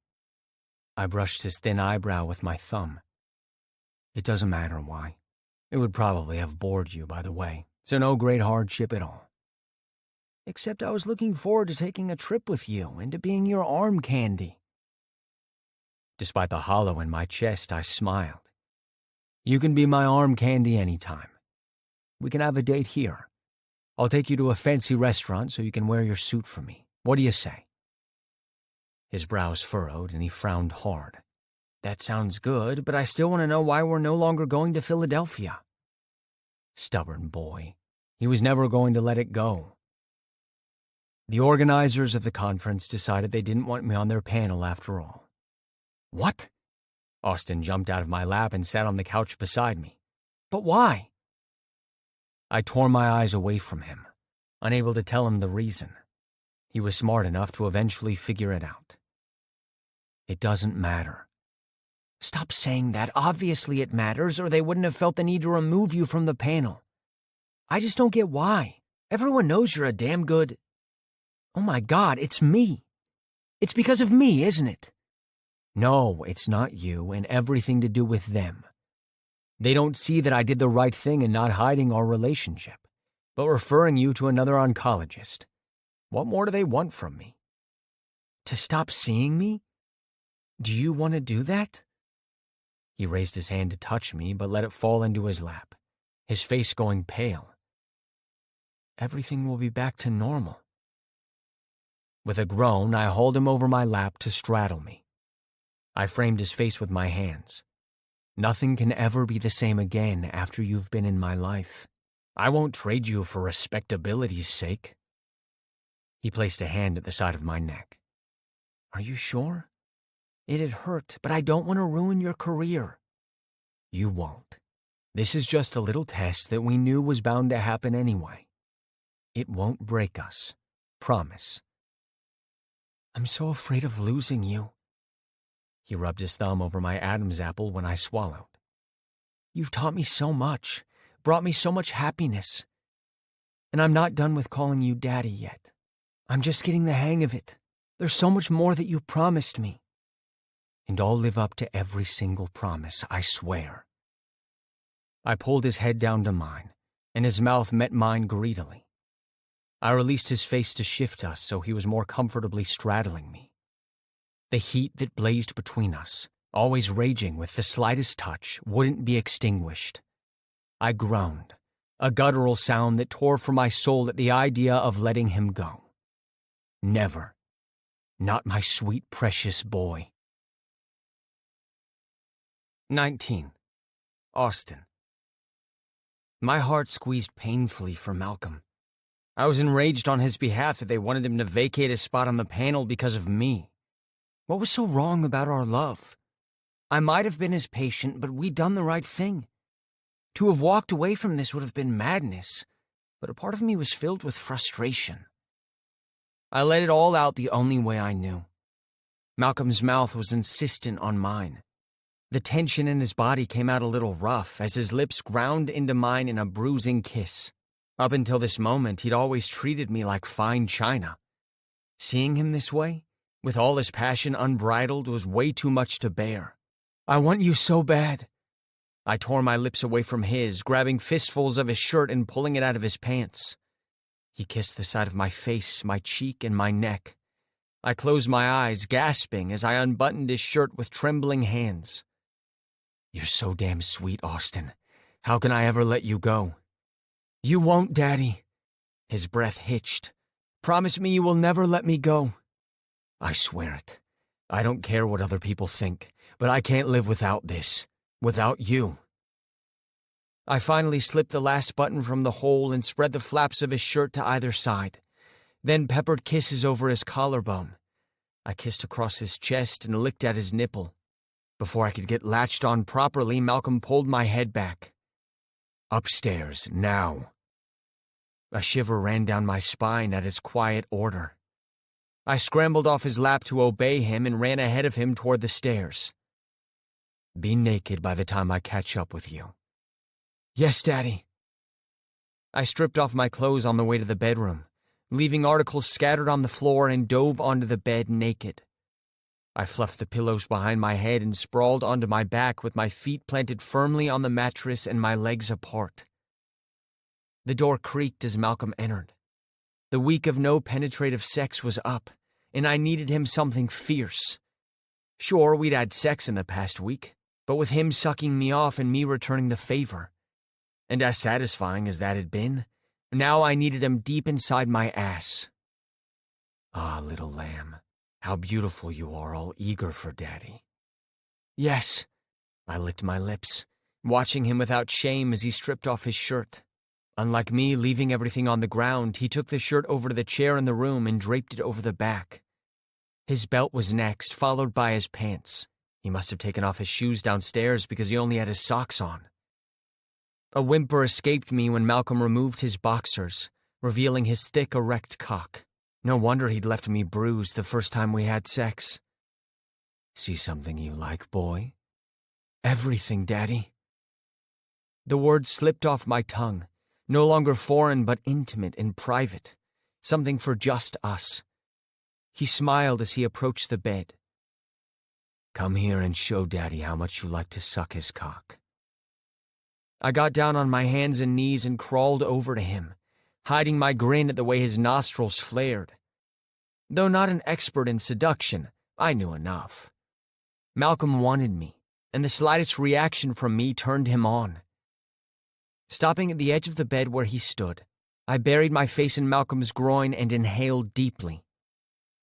"That's a good boy, aren't you?" I nodded. "Very good." "Then show me how good you are with that smart mouth of yours." Challenge accepted. I showed him, licking the side of his cock, then engulfing the soft head into my mouth. I moaned, the sound rumbling from my chest as I took him in deeper. I closed my eyes, reveling in the heavy weight of him resting against my tongue. "Open your eyes, baby. Look at me." Malcolm placed a hand at the back of my head, and I popped my eyes open, staring up at him. My cheeks heated at the intense look on his face as I sucked him off, but I couldn't tear my eyes away. My cock tightening at the way he hissed and groaned, I sought to get every pleasurable reaction possible out of him. "Sweet fuck, Austin." He gripped my jaw with his hand and applied the slightest pressure. I allowed him to slip from my mouth, instantly regretful. Sucking him off didn't just give him pleasure, but also turned me inside out to offer him that. "I've wanted a boy like you for so long. Now that you've got me, what are you going to do to me?" I asked him boldly. "I'm going to toy with your body and make you come." "I approve." Malcolm chuckled, leaning down to capture my lips into one of those sweet but spicy kisses of his. His tongue probed me slowly, lingering to rub along mine, and my skin broke out in goosebumps. "Remember you told me Dr. Jacob suggested using toys?" My heart skipped a beat. "Yes, I could have beat myself for not thinking of it before I claimed your ass as mine." I giggled as he moved toward his closet. "So territorial, Doc. I love it." "You make a man feel that way." He returned with a small drawstring bag in hand. "I bought these yesterday. but you were so tired after work that I didn't bother to tell you about them." He dipped into the bag and placed a string of multicolored, rigid-looking anal beads on the bed. It was followed by a blindfold and 3 dildos of varying sizes. "Are you going to blindfold me?" I blurted out. "Only if you want to." "Yes, I want." "We'll use the simple traffic light system. Remember what I told you? Red stop, yellow slow down, and green all is clear." "Good. And we only do as much as you want and no more." I nodded, eyeing his bounty. "Okay." He placed the blindfold over my eyes, fastening it at the back of my head. "I'm not going to fuck you with my cock tonight." "But it's been over a week." "And we need to work you up to taking my cock easier, boy. Don't you trust your daddy?" I relaxed my shoulders, easing the tension that had gathered in tight knots. "Yes, Daddy." "Good." He turned me around to lie on my stomach on the bed. "Spread your legs for me and come up on your knees a little lamb." I couldn't see a sliver of light, and the darkness heightened my other senses. When he ran a hand up the inside of my thighs, my skin prickled and tingled. A shiver ran down my spine and I clenched my ass. Perfect. Now let Daddy play with his boy and his toys. I braced myself, but instead of using one of the toys as I'd expected, he licked over my hole. Malcolm rested both hands on my ass cheeks and clenched, pulling them apart to give himself better access. When my limbs felt like jello, he probed inside me with his sticky, lubed-up finger. He made soothing sounds, kissing my ass cheeks every now and then while he fucked me with that one finger. Now we go bigger. The round tip of an object pushed against my entrance. It was well lubed up and slid inside me with Malcolm's hand at the base. He pulled out slowly, then shoved it back in over and over again, until I was a panting mess. "Please, Daddy, make me come and don't torture me like this." "And these will feel amazing when you're coming." He inserted a small bulb, then pushed another slightly bigger one inside me.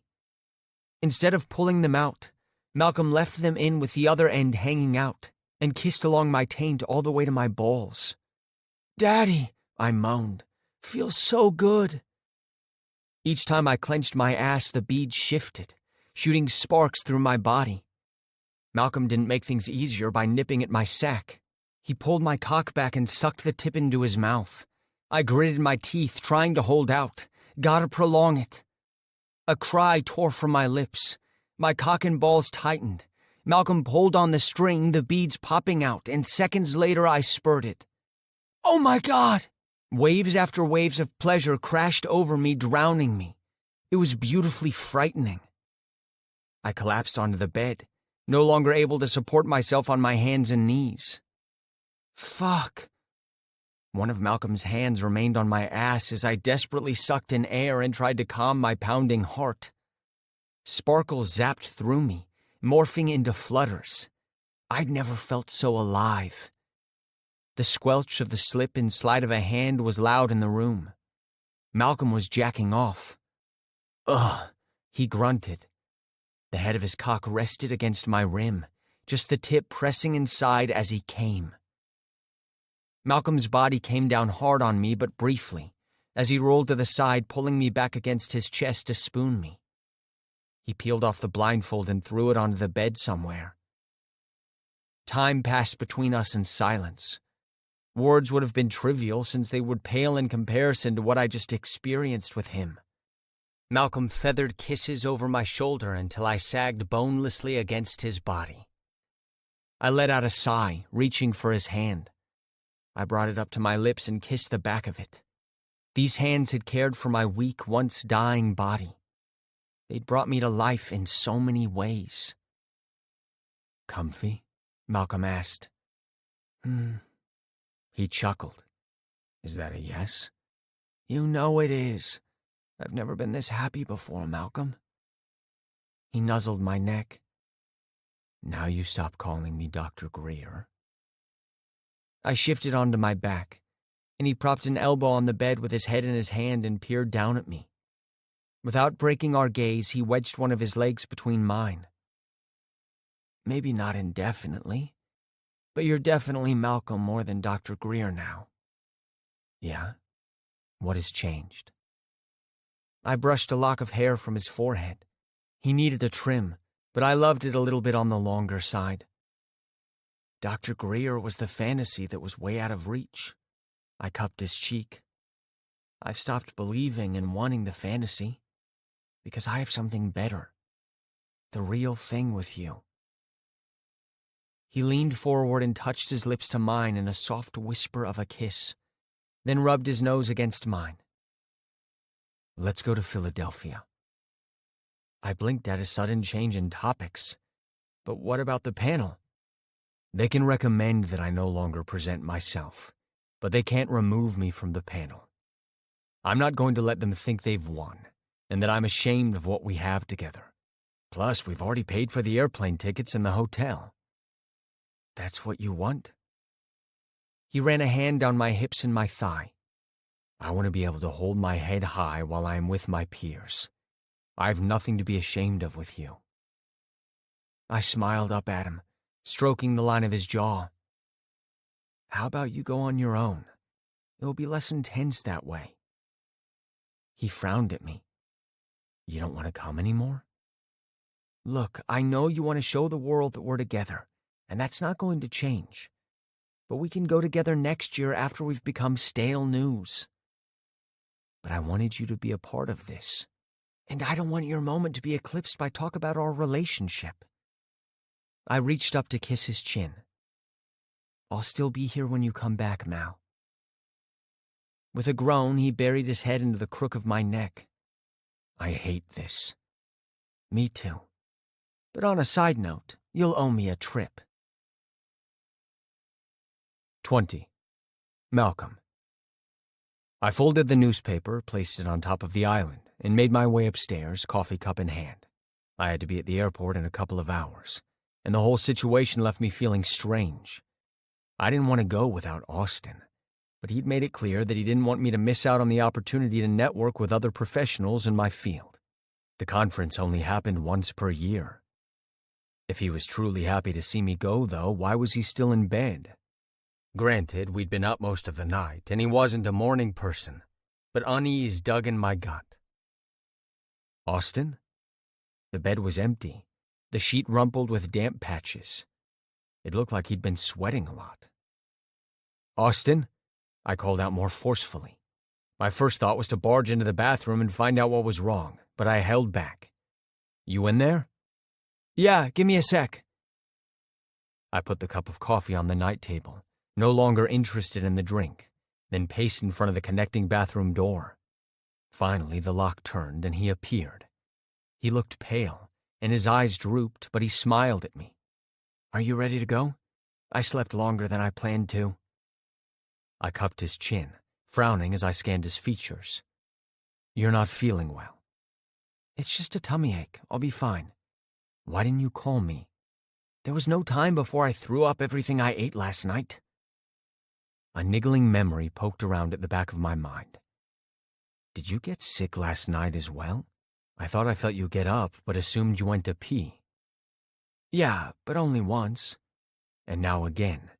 Was there any blood? No, no blood. With a groan, he walked up to me, and I wrapped my arms around him. I think I just need to rest up a bit and I'll be fine. Sorry I'm ruining our goodbye. I had this idea where I'd drive you to the airport and make the biggest spectacle of myself by crying as I watch you go. I would have liked that spectacle. I led him over to the chair in the corner. But I'm not going anywhere leaving you like this. I placed a hand on his forehead, which was a bit clammy but not hot. I'll be fine, probably food poisoning. I'm okay. We ate the same thing. Your immune system is stronger, remember? I thought you were a doctor. I kissed his forehead. I'm your daddy, smarty pants, and I don't like the way you look right now. Ouch. You still love me anyway, right? I let out a huff of breath. I'm serious here, Austin. He brushed aside my hand. I'm allowed to get sick sometimes, you know. It's a part of life. I know that too, but you're not allowed to be alone when you're sick. I'll stay and take care of you. He shook his head and leveled clear eyes at me. Don't. You'll only make me feel guilty, especially when I wake up later and feel fine. You're overreacting. How am I overreacting? I marched to the bed and stripped off the soaked sheet. You're canceling your trip because I am feeling a little under the weather. Hardly overreacting because I want to take care of you. Malcolm. I straightened, the sheet balled up in my fist, and stared at him.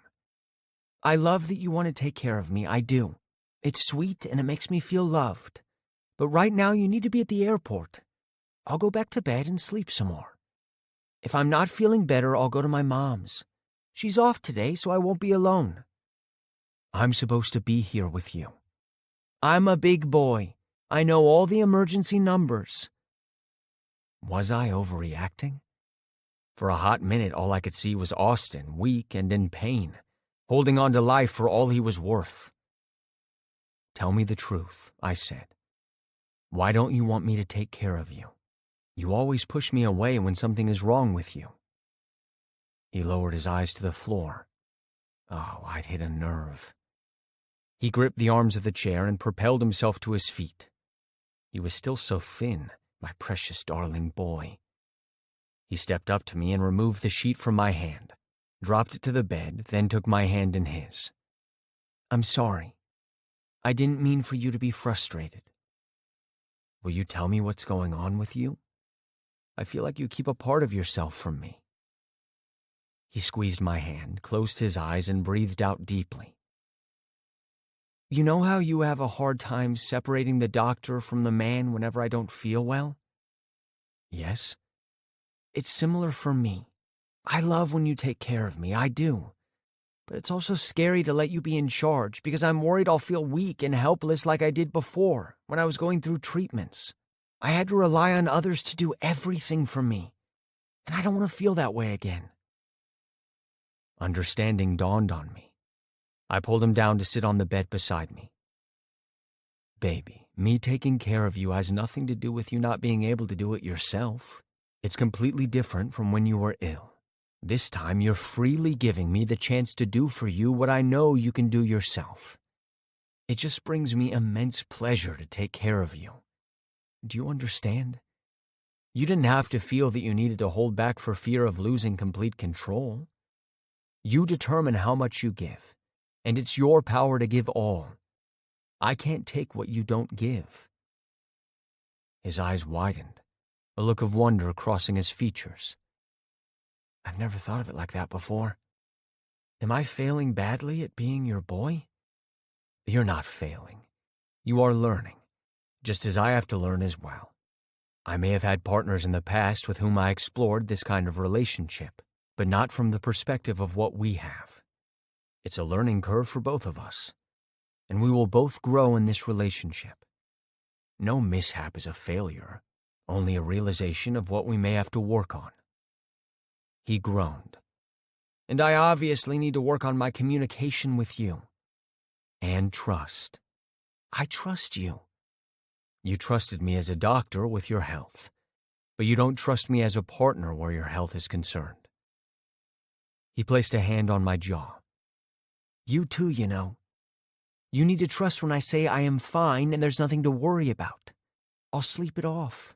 You go to your conference and bring me back something. I insist. This had to be the hardest thing I would ever do. Walking away from him when he wasn't at his best. But he was right. Trust in a relationship was a two-way street. I had to trust him that he would know what was best for him. You'll call me if things change and you feel worse. I've got your number on speed dial. Good. I rubbed my nose along his jaw, then kissed his chin. Are you up to walking me to the door? I'll drive to the airport and leave my car at the long-stay parking lot. That I can do. I didn't want to go to Philadelphia without him. Usually I looked forward to the conference to meet and talk with my colleagues. It was a great way to get up to date on new developments, and I loved the discussions about new treatments. But it wasn't only professional talk. We had fun, too. But how was I supposed to go this year when I was worried about Austin staying at home not feeling well? I promise to try and not get sick next time you have something important. I hugged him to me. Just take care of you until I can, okay? I will. But nobody takes better care of me than my daddy. His honest words went straight to my heart. I kissed him and patted him on the ass, then got into my car. In the rearview mirror, I watched him waving at me, his other arm wrapped around his middle. Fear knotted in my gut. He was being truthful to me about how he was feeling, wasn't he? Trust. The moment I entered the conference venue, I knew I'd made the biggest mistake going to Philadelphia without Austin. Many of my colleagues had brought their spouses, but it wasn't envy that gnawed at me, but concern. My mind constantly shifted to him. What was he doing? How was he feeling? With as much stealth as I could muster, I dug into my pants pocket and glanced at my phone. I had no missed calls or text messages. The last one Austin had sent was shortly after I arrived at the hotel. He'd assured me he hadn't felt any better, but no worse either. Worried that he wouldn't eat to keep his energy up, I had food delivered to the house, and he'd snapped a picture of him eating and stamped a big heart on it. Seeing the picture had eased my mind somewhat. But I'd still asked Abe to drop in on him for me. I couldn't help it. I hated not being around him when he was sick. "Malcolm, you've been awfully quiet." I slipped my phone back into my pocket and turned to Frank Fields Chesson, a longtime friend from way back in college. Living and working at opposite sides of the country, we didn't speak regularly, but whenever we met up, we always had a good time catching up and reminiscing. It was easy, as if we'd seen each other the day before. Long, hard hours at work, Frankfield. I took my drink from the bartender. As usual, coming in on Friday for the conference meant meeting up for drinks and talking until the wee hours of the night. Frankfield made no attempt to return to the table, instead signaling for the bartender to bring him a scotch and a martini. "Don't we all work those long hours?" He leaned on the bar and perused me. "It's something else. I haven't spoken to you in over 6 months, man. What's new with you?" I shrugged. Same job, some new patients, and I badly need a vacation. 2 weeks away somewhere sunny and sandy with my boys sounded just about right. "Still clinging to the bachelor life, I see?" "Well, you broke my heart when you married Tina." Frankfield laughed. "You didn't even come out as gay until we'd graduated." Figured I didn't want to make my college experience about my sexuality. I didn't want to be known as the gay doctor in training. "I hear you're creating miracles at the center." "I do what I can." I had the impression he wanted to ask me more, but the bartender brought his drinks and he nodded to me. "We should get back to our seats." I followed him to our designated table, where 2 women and a man were already seated. Not all the 8 tables were occupied. Some colleagues were standing at the bar talking animatedly. Others had chosen to leave the hotel to have dinner, but I'd ordered room service earlier, so I'd opted for drinks. The conversation swirled around me. Everyone was happy to see each other again, and I was swept away in a discussion about a new type of radiation therapy for thyroid cancer, until Frankfield elbowed me. "Your phone, man." My phone? It buzzed again. "Thanks." I slid my phone out and jumped to my feet when an unknown number flashed on the screen. "Sorry, I need to take this." I hurried to the door that led to a hallway, which was quieter. "Hello, this is Dr. Greer." "Thank God, Malcolm, it's Austin." My grip tightened on the phone as I recognized Austin's mother's voice full of worry. "Eloise, did he get worse?" "We're at the hospital, and he's about to have minor surgery, too." "God damn it. I knew I shouldn't have come. I'll get on the next plane back home." "Actually, he doesn't want you to interrupt your plans. He's in good hands. It turns out he has appendicitis, and they're going to do an appendectomy." Not as bad as I'd feared, but still things could go wrong. I needed to be with my boy. "Can I talk to him?" "He's already in the OR." I closed my eyes tightly and rubbed my forehead. What to fucking do? I couldn't sit here and twiddle my thumbs. He needed me. "He was insistent that you be at the event," she said softly. "I don't know what happened, but it was important to him that you remain for that." I need to be there for him, I whispered. I get it. More than anyone else, I get that. Believe me. I am thrilled that my son has found someone who cares about him this much. But this time, I think you can handle your panel and then get home to him. The surgery is minor, and he'll be in the hospital for a day or two. There's very little you could do if you were here anyway. I hung my head and let out a deep breath. Please call me as soon as he's awake. I will, and I'll keep you up to date. Thanks, Eloise, for being there and taking care of him. She might be his mother, but this was my duty.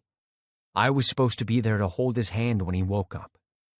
This once, just this once, I would give in to him because of what we'd talked about before I left. But there was no way I was going to continue sitting on the sidelines when he was sick. I just couldn't do it. I ended my call with Eloise and returned to the table where everyone was still chatting. But the talking ceased when I approached. Sorry, but I need to go up to my room. I'm waiting on an important call, but I'll see you tomorrow.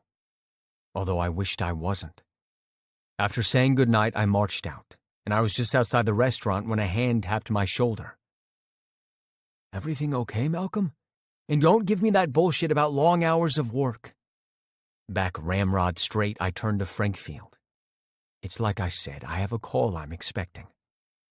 He checked his watch. It's almost 11. What kind of call could you be expecting? My boyfriend's in the hospital. To be honest, I wish I was with him rather than here. But I'm respecting his wishes, and it's killing me. Damn. So it's true? You're dating a patient? I'd heard it through the grapevine, but I dismissed it. That's not like you, my friend. I had no defense, nor did I need one. I know it's not, but it happened and we're together. He's no longer my patient, though. He scoffed.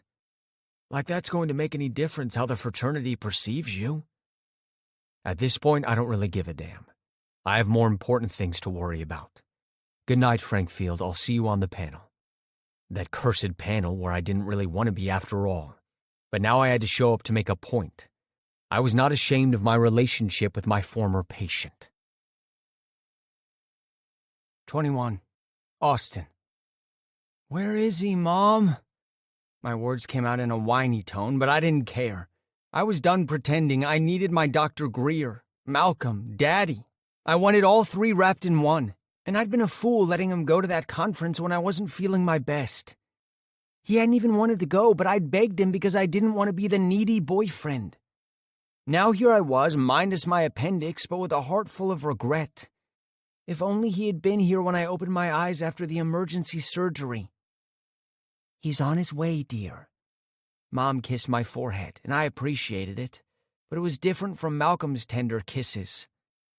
Can you call him again? I spoke to him when you were napping, Austin. His plane had just landed then, so he should be here any minute now. Any minute couldn't come fast enough.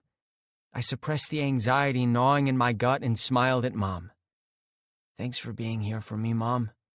I'll always be here, sweetie. I'm so glad you called. I promised Malcolm I would if I didn't feel any better. She shook her head. Honestly, I can't tell with you sometimes. You can be incredibly stubborn. I sighed, sagging back against the pillows. I'm trying not to be. I've got this great relationship with Mal, and I sometimes feel scared to let him know how much I need him. I don't want to be the weak, helpless one. Weak? She placed her hands on her hips and frowned at me. You dare to think of yourself as weak?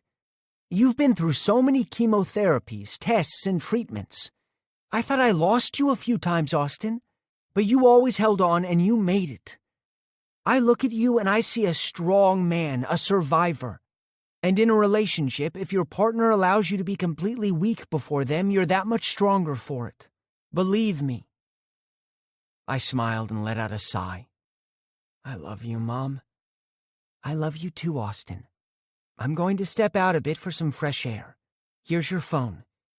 She placed it right next to me on the bed. Call me if you need anything. Okay, Mom. When she left, I took up the TV remote and turned on the television. channel hopping to settle my mind. Everything had happened so fast last night. I'd gotten even sicker, and when Mom checked in on me, she had called an ambulance. As soon as I'd arrived at the hospital, the ER doctor had assessed me and told me I needed surgery to remove my appendix. Dr. Jacobs had been consulted about my medical history, and the procedure had gone without any issues. With at least 2 weeks of rest looming on the horizon before I could get back to my daily routine, I was as good as out of a job again. Not that the job had been anything special, but I'd felt proud being able to contribute to the bills. Nothing good was on the television, but I left it on a music channel. Paxton and Mimi had visited me earlier, leaving me flowers and get-well cards, and the room didn't look so bland anymore. Even with the pain medication, I hadn't slept well. I hadn't been in a hospital like this for the past 2 years, and being here made me uncomfortable. I wanted to go back to Malcolm's home, to sleep in his big soft bed with his arms around me and his chin on top of my head. And all it had taken was a burst appendix to accept that I craved the attention and care Malcolm wanted to give to me. Wasn't this what we talked about right before he left? That it was okay for me to let him take care of me because he wanted to? I picked up my phone and, unable to wait, sent him a text message. "Me, are you almost at the hospital?" I'd spoken to him last night after the surgery, but I'd been full of painkillers and hardly remembered the conversation. He'd also called before the panel discussion this morning, but I'd missed it, so I hadn't spoken to him at all today. My phone vibrated and I tapped the message open. "Malcolm, I'm here." I typed out where, but before I could hit send, someone tapped on the door, then opened it. I glanced up, my heart leaping into my throat. My eyes misted at the sight of him. Malcolm. He was finally here. Baby. I shifted, then gasped at the pain in my abdomen. Grimacing, I dropped back to the pillows. Completely forgot about that. "Does it hurt too bad?" He strode over to the bed and reached for my hand, checking my pulse. "Are they taking good care of you? I can have them give you more pain meds if it hurts too much. Let me see the stitching work." I giggled, a bubbly sound rolling out. Malcolm glared. Then his features relaxed and color filled his cheeks. "Shit, I'm doing it again, aren't I? Being your doctor instead of your boyfriend." I shook my head. "I was wrong to think you needed to be one. I'm fortunate to have a doctor for my boyfriend, and I shouldn't get upset that you want me to be well and happy." This time when he took my hand, he laced his fingers through mine instead of circling my wrist to check my pulse. "You mean you're not mad?" I tightened my fingers through his. "No, I'm not. I've been wrong about a lot of things. I do want you to take care of me, as my daddy. If you still want that too." "If I still want to?" He leaned forward and kissed me briefly. "Baby, that's what I've wanted to do since we got together. I don't want you to have to work. You do enough at the clinic keeping everybody happy, and I honestly think that's what you want to do. You can do that, Austin. I've got you. It's scary to think of completely depending on you. We're depending on each other. I need this too, you know, to look after my boy in all the ways he'll let me. Will you let me?" I nodded, smiling at him. Everything felt so right. I shouldn't have fought this for so long. "Now, if you don't mind, may I look you over?" "Okay, Dr. Greer. You may view my naked body for your pleasure. I'll be very satisfied to see that you're patched up just right. You don't trust other doctors? Where you're concerned, not enough. But you trust Dr. Jacobs with me? Because I know her work personally. We work side by side, and I know how meticulous she is. She came to see me, you know. Did you arrange that?" He glanced up at me. "I might have called her to update her on the situation, but to visit you was her decision. I would have done the same thing. They don't know your medical history, but we do." He lifted my hospital gown and checked out my scar. He seemed satisfied enough to gently place a kiss on my tummy away from the wound. "Excuse me, you're not supposed to be poking around that incision." Dr. Simmons entered the room, wearing a fierce scowl. My face heated, and I felt like I'd just been caught with my pants down in public. Unperturbed, Malcolm fixed my gown, then turned toward the doctor. Smiling, he held out his hand. "Forgive my impudence. Dr. Malcolm Greer. I've heard of you." The man shook Malcolm's hand, but he still didn't seem too happy. "What are you doing with my patient? You're not his oncologist. I saw her this morning." "I'm his partner." Dr. Simmons dropped Malcolm's hand. "Partner?" The poor man seemed genuinely confused. "As in Austin is my boyfriend." My heart melted at the way he owned me in front of the other doctor. "Can I have a word with you?" Malcolm asked the man. "Sure, no problem." Before, I might have been upset that they discussed my condition, but not anymore. Certain things I didn't understand, but Malcolm would. If he had questions to ease his mind, then he was at liberty to go right ahead and ask them. "All right, young man." Dr. Simmons came over to me. "Let's see how you are healing. How much pain are we in today?" Malcolm stayed by my side, holding my hand and not interfering with the doctor's assessment. I should have known better than to doubt he wouldn't be able to address all three parts of him: the doctor, the lover, and the daddy. "You're doing just fine," Dr. Simmons said when he checked me over. "But I'd like to keep you here until tomorrow." I groaned. Am I really going to have to spend another night here? "Yep. Just a precaution to see if you have any reaction over 48 hours. Then you're free to go." "Okay, thank you, Dr. Simmons." "You're welcome." When the doctor left my room, I returned my gaze to Malcolm, who was frowning. What did I do? "You made doctor a sexy word. Now you're calling other people doctor." I gave a bark of laughter and gasped. "Oh," I moaned. "Please don't make me laugh again." "Sure thing, baby. Only for you, I'll dial back my humor a bit." I clenched my teeth not to laugh again, but a giggle escaped. It was worth it. I already felt so much better with him being here. He held my hand and stared at me. I grew hot under that intense gaze. "What?" He used his foot to snag the chair, pulled it next to the bed, and sat. "I'm never leaving you like that again," he said softly. "Please don't ask it of me. I couldn't concentrate on that panel when all my thoughts were on you. I wanted to be with you, and I couldn't. I hated every moment of it. And from now on, unless I can't do anything about it, when you're sick, I'm by your side." I let my smile slip. "Can I be honest too?" "I always crave your honesty." I was scared. He groaned. "I'm sorry you had to go through the surgery alone." "My mom was here, but I realized every time I was sick over the past 5 years, you were always there. I don't want that to stop. I've been trying not to need you, but the truth is that I do. I need you to hold my hand when I get sick. I still need you to tell me everything is going to turn out okay when I'm afraid." "You've got yourself a deal, baby boy. There's nothing more I'd ever want than stand by your side." I closed my eyes and sighed. "I've nothing left to give, Mal. I've given you everything I have, both the good and the bad. You've given me more than anyone else in my entire life, and that's all that matters, my love. You're more than enough. Will you tell me about your conference? Did anyone ask you about sleeping with a patient?" "A couple. And I hope the next time I have an event like that, I get to bring you with me so they can see for themselves and understand how we feel about each other. But even if they never do, it doesn't matter. Nothing matters except us being together." He kissed the back of my hand and I smiled at him. The door opened and we both turned. Mom entered the room, a smile on her tired face. "Malcolm made it, Mom." "I see that, sweetheart."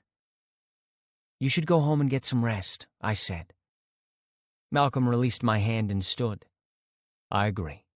You've been here all night, haven't you?" "Yes, I had to see he was fine." He placed a hand on Mom's arm and squeezed. "He will be, and I'll stay with him. Go home and sleep. Even a supermom needs to keep her strength up. Tears gathered in my eyes, and I sighed. These two people loved me more than anyone else in the world, and my heart overflowed with joy, seeing them together. 22. Malcolm. Before Austin became a permanent fixture in it, my life revolved around my job. Relationships never lasted long, or they didn't even evolve into a second date. I'd mastered the art of one-night stands and repeated hookups. Over the past 2 weeks that Austin had been recuperating from his surgery at my home, driving into the garage had become my favorite part of my day. And the 2 weeks had brought us closer. No sex, but lots of cuddles and kisses. He didn't enjoy doing nothing, and although I couldn't keep him company during the days, we did activities when I got home. We had movie nights together and discovered our favorite position was Austin watching from the comfort of my lap. To cheer him up, I bought him checkers, then Monopoly. Now board games were scattered around the living room. I never played often, but maybe that was because I didn't play against someone like Austin. One who cheated but did it so innocently and was so adorable batting his eyelashes that I allowed him to get away with it. On my way home from work, I got us a new game called Dirty Minds. After the hectic day I'd had with Mr. Evans's condition worsening, I needed some time to relax with my boy. Keeping his promise, Austin had completely given over to let me be his daddy in every sense of the word. With the card game box under my arm, I let myself into the house and closed the door behind me. I inhaled deeply, my mouth watering at the delicious aroma that drifted into the hallway. "Austin, I'm in the kitchen." Groaning, I strode to the kitchen and stopped at the entrance. Austin smiled up at me from the stove, where he was stirring a pot with gusto. "Hey, Daddy, I hope you're hungry." Was that cake I smelled? What are you doing? Food containers and ingredients took up every piece of the island's surface. Flour dusted his nose and splatters stained his apron, which looked cute on him. "Don't worry, I know it's a mess now, but I'll clean it all up when I'm done." I'm not concerned about the mess, baby, but more of what you've been doing when you should be resting. I placed the box on the chair along with my computer bag and stepped up behind him. His clam chowder smelled scrumptious, but I was worried he was doing way too much too soon. "I've been barely doing anything in the past 2 weeks." He left the wooden spoon in the chowder, turning to grasp my shirt front and raised his head. I bowed mine and kissed him. "Your 2 weeks of rest may be up, but that doesn't mean you should be cooking up a storm."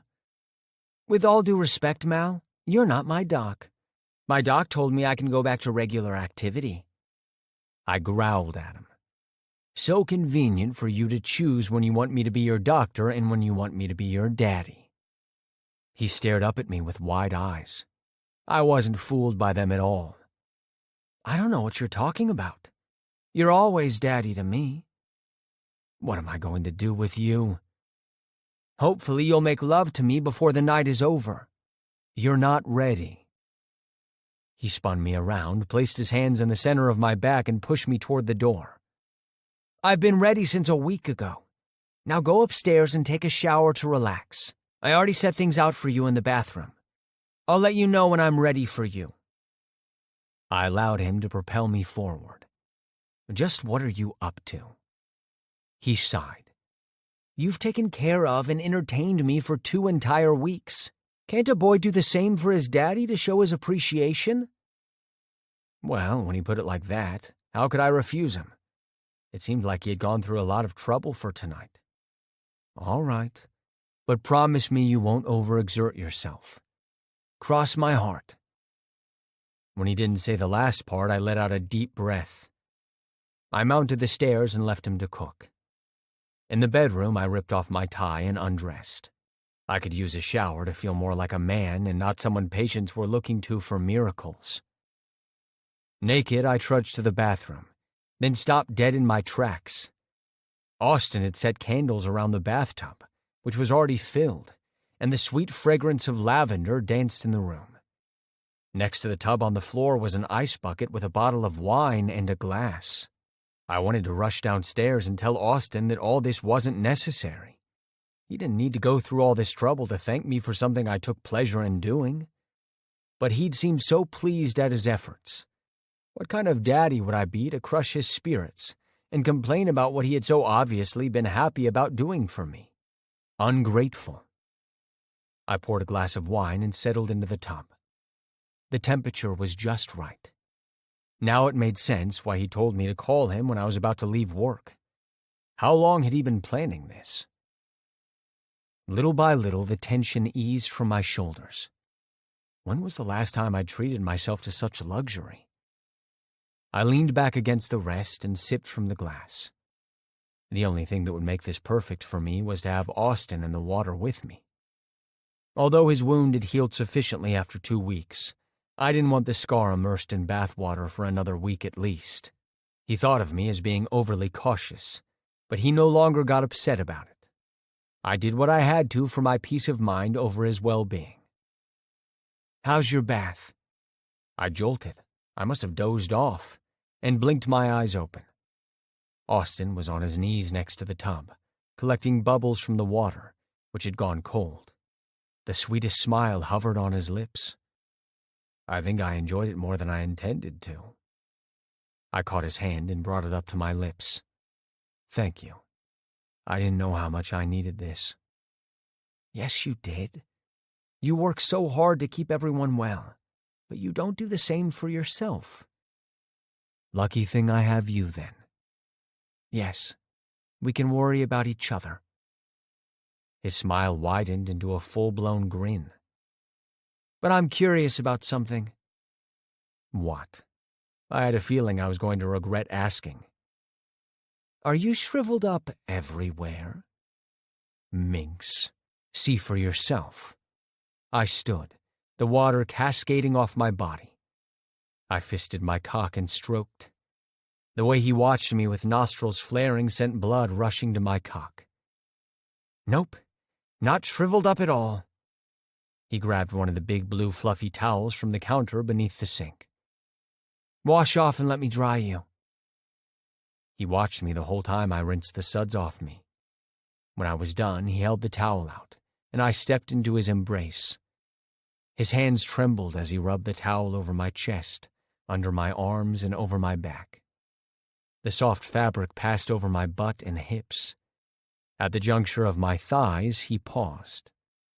"Problem?" I asked him. "Yes, I don't want to dry you off here. I want to get you wet with my mouth." I sucked in a deep breath. 2 weeks of cuddling him and nothing else had culminated in a need so fierce my stomach clenched. "May I get you wet, Daddy?" "I'd give you anything you want." "You should be careful who you tell that to." He dropped the towel at my feet and knelt on it. "Wouldn't want them to take advantage." "Take all the advantages you want. Daddy doesn't mind when it comes to his boy." "You don't?"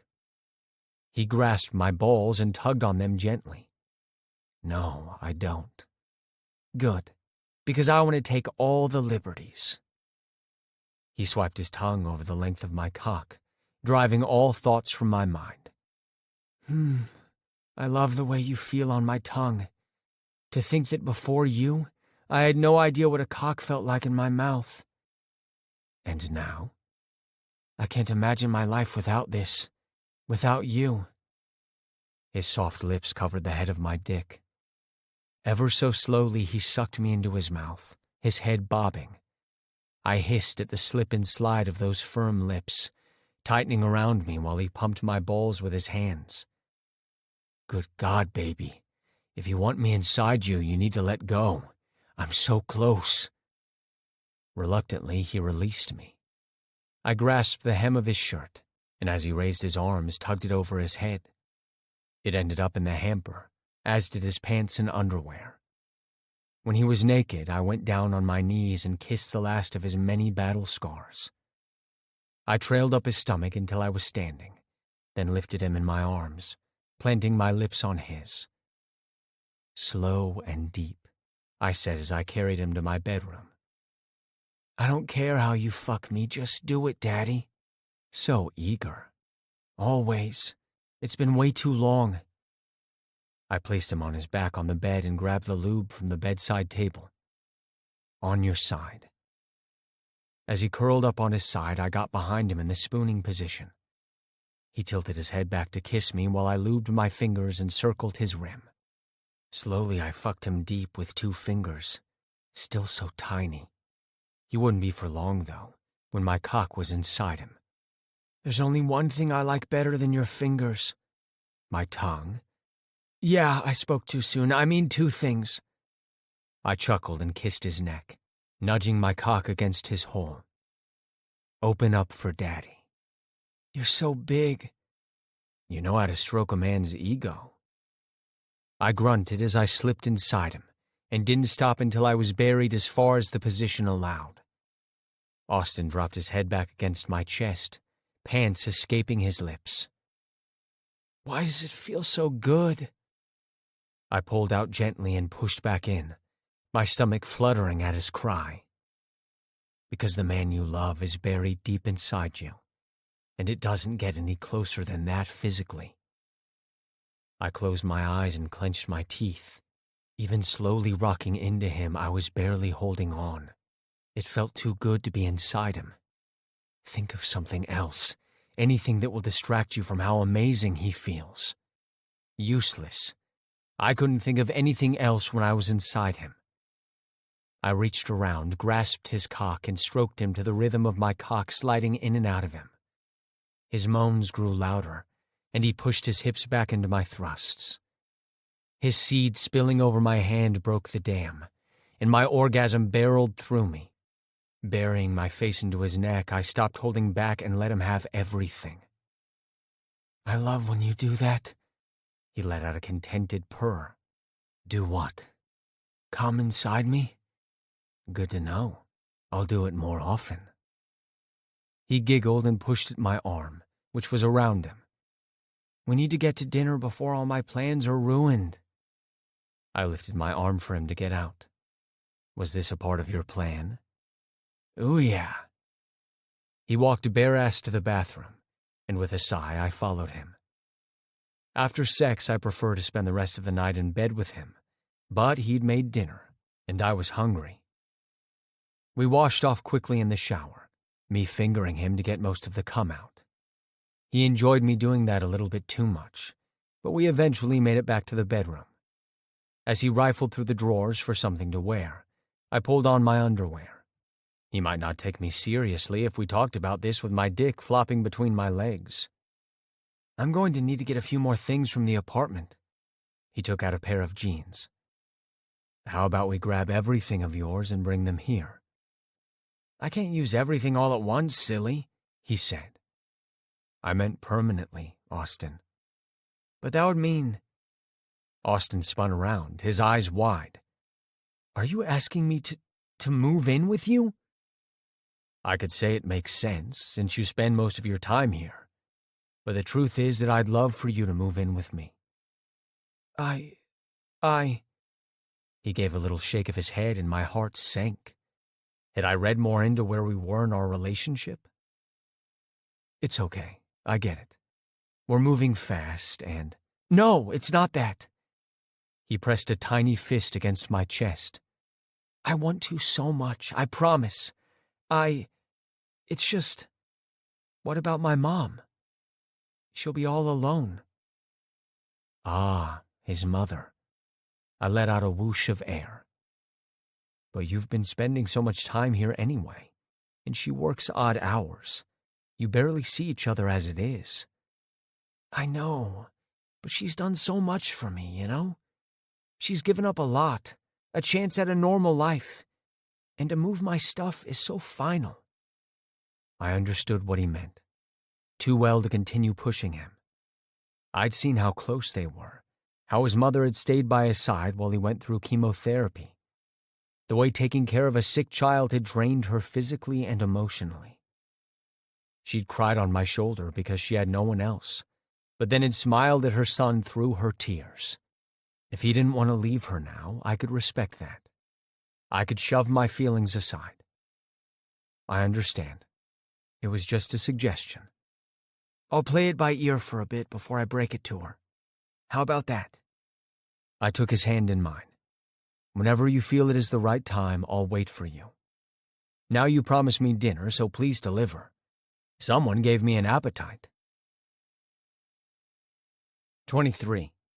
Austin. Promise me you won't do too much today. Arms wrapped around Malcolm's neck loosely, I stared down at him. My heart especially full today. I'd been walking around with my head in the clouds since he'd asked me to move in with him last night. I'd barely been able to sleep.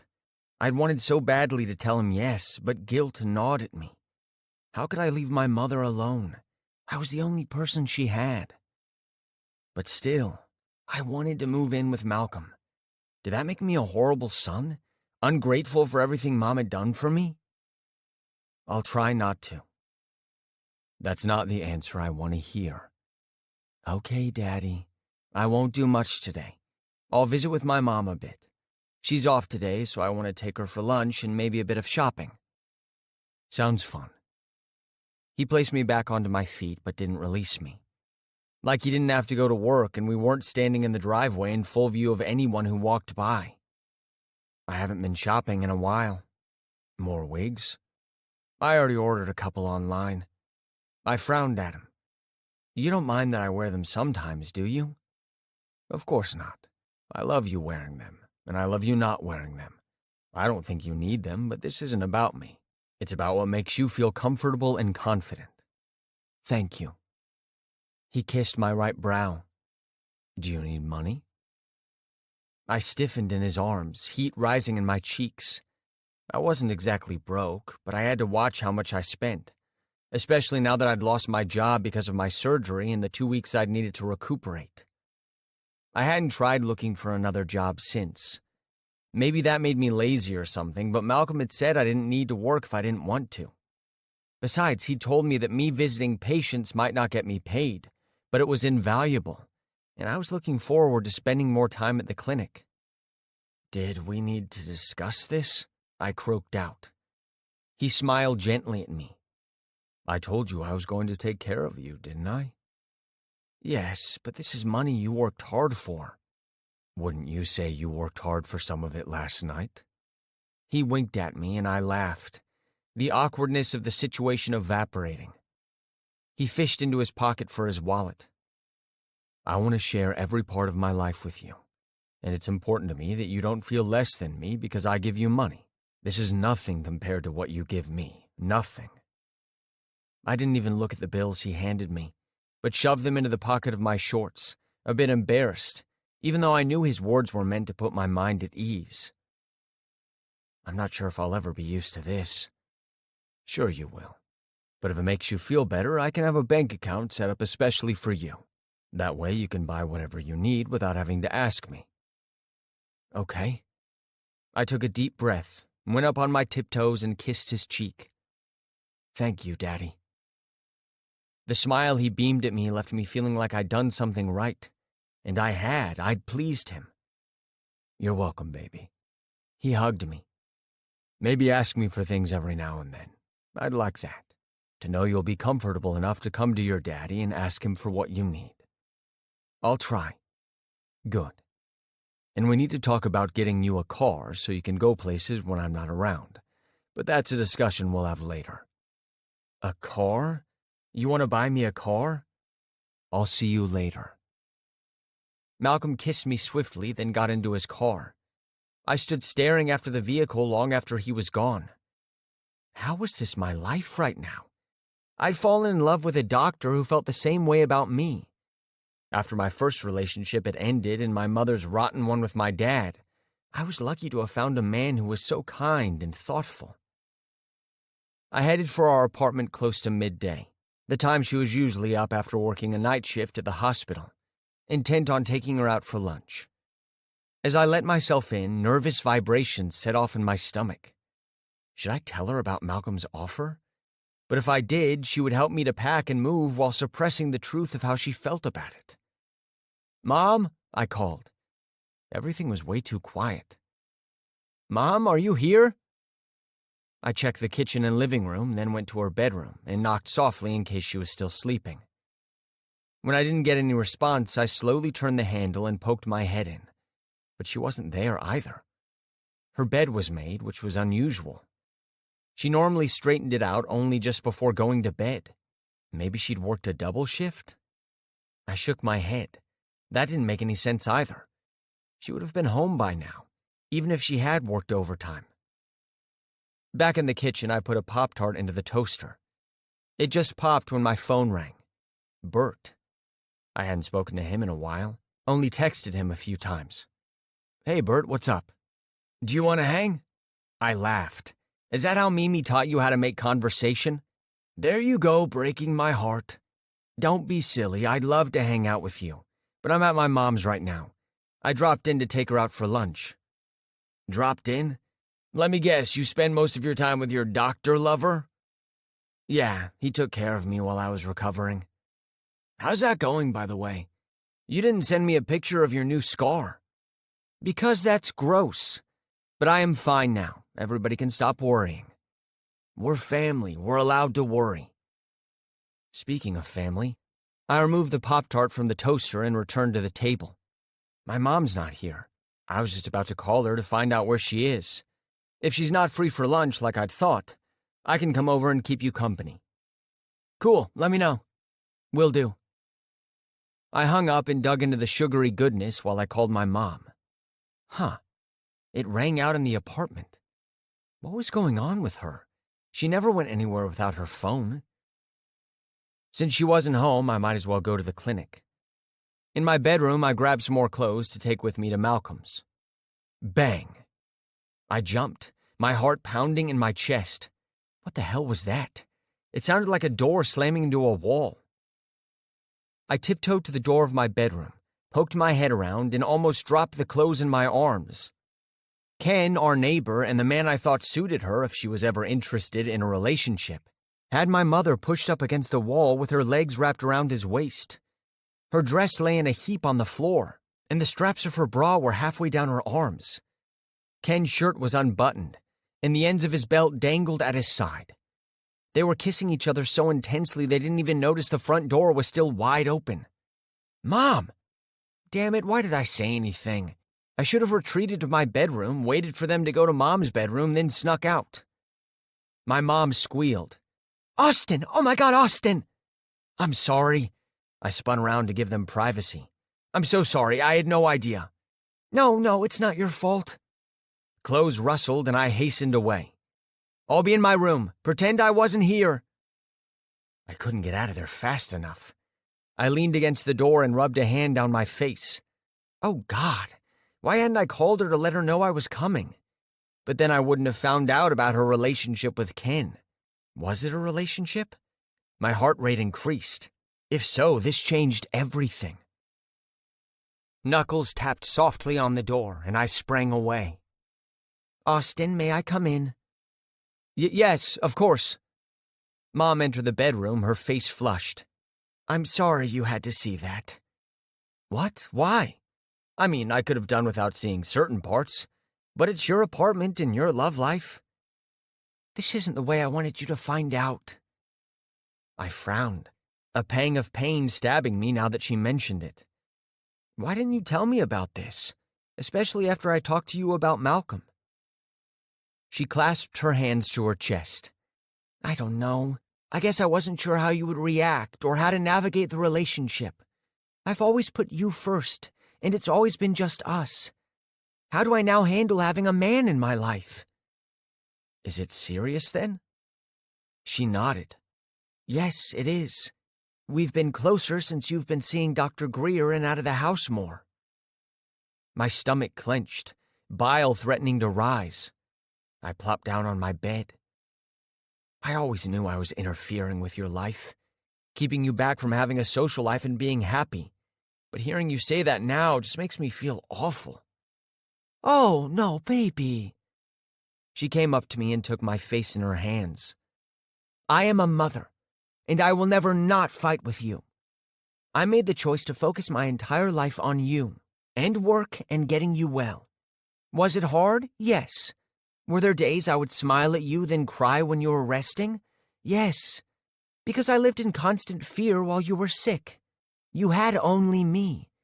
We had each other, and that was enough at the time.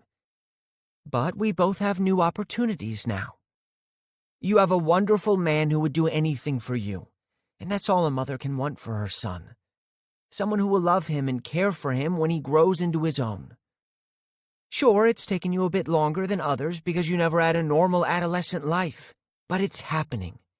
You and I know how fleeting life can be. We have to embrace the time we have. It just sucks you had to do so much for me. You could have been happier if I hadn't been sick. Hey, did you make yourself sick? No, but nothing. There's no time like the right time, and that's now. We're both going to be fine. I nodded, smiling at her. We are. Is he a good man? She chuckled. Yes, he is. Maybe we can do dinner sometime. You can bring Malcolm. Like a double date? With your mom? Is that weird? I think it will be cool. I swallowed, then blurted out, Malcolm asked me to move in with him. I suspect he would soon. You basically live there anyway. I told him I would think about it. She elbowed me gently. You did what? Was I wrong in the way you feel about him? Don't you want to move in with him? I do, but I didn't want to leave you all by yourself. Well, as you can see, I'm not all by myself. In fact... What? Ken and I have thought about it too. It would be easier on both of us to take care of the bills and so on. I frowned. I know that sounds practical, but is that reason enough to move in with him? The truth is that with him, I don't have to be supermom. Just a regular woman who enjoys spending time with the man she thinks she's in love with. I wish you'd told me sooner. Me too. She patted my knee. But at least we know where we stand now. I'll always love you. You'll always be my baby, and where we live won't change that. We won't be too far from each other. So you think I should move in with Malcolm? I think you should follow your heart, sweetheart.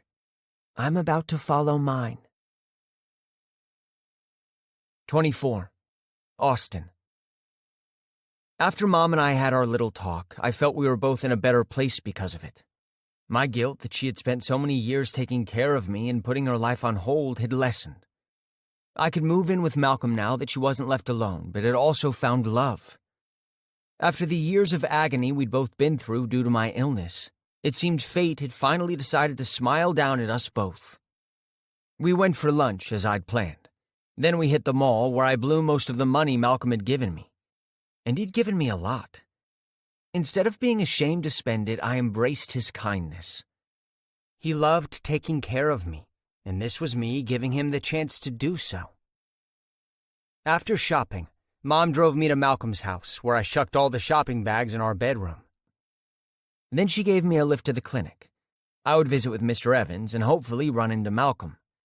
Then I could share the exciting news that I was moving in whenever he was ready. I didn't have much to move anyway, just my clothes and a few keepsakes I'd collected over the years. Go live your best life, honey. Mom gave me a hug. I hope he's everything you've ever wanted. He was. You too, Mom. I'll call you to arrange that dinner. I don't know Ken too well, so I'm hoping to get to know him.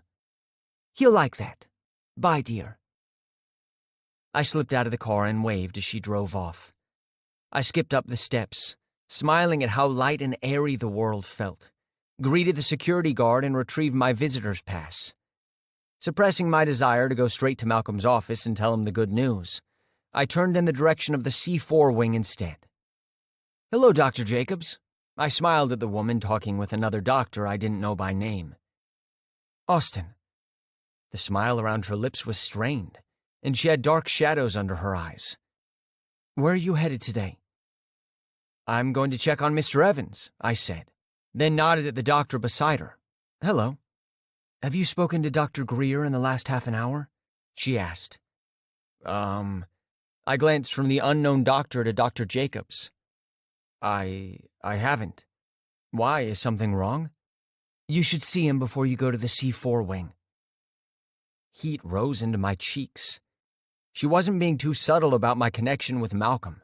even though there was another doctor present. My stomach was tied in knots.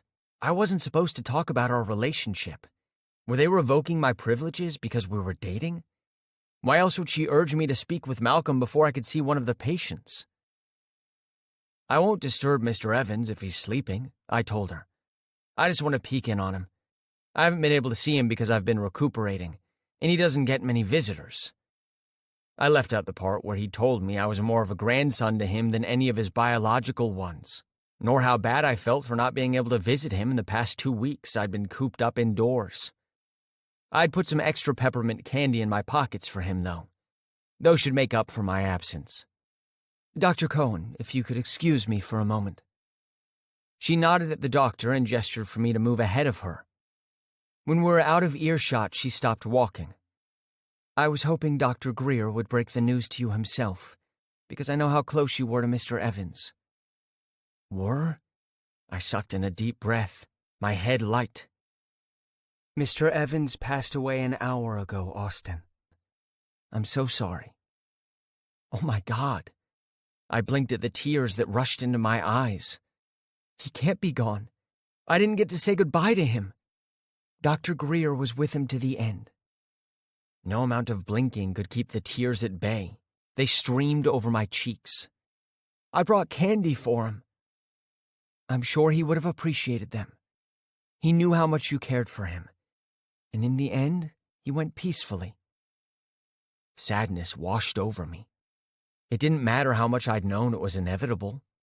Nothing at all could have prepared me for this news. I wished I could have seen him just one last time, talked to him, held his hand and let him know that he wasn't alone. And he wouldn't be forgotten. I would miss him and all the stories he told me of his wild escapades in his youth. That man had endeared himself to me when he learned I was gay, and although he'd said he didn't understand it, he'd never once treated me badly, made fun of me or tried to shame me. It had never changed the way he'd regarded me. Like a grandson, he'd said.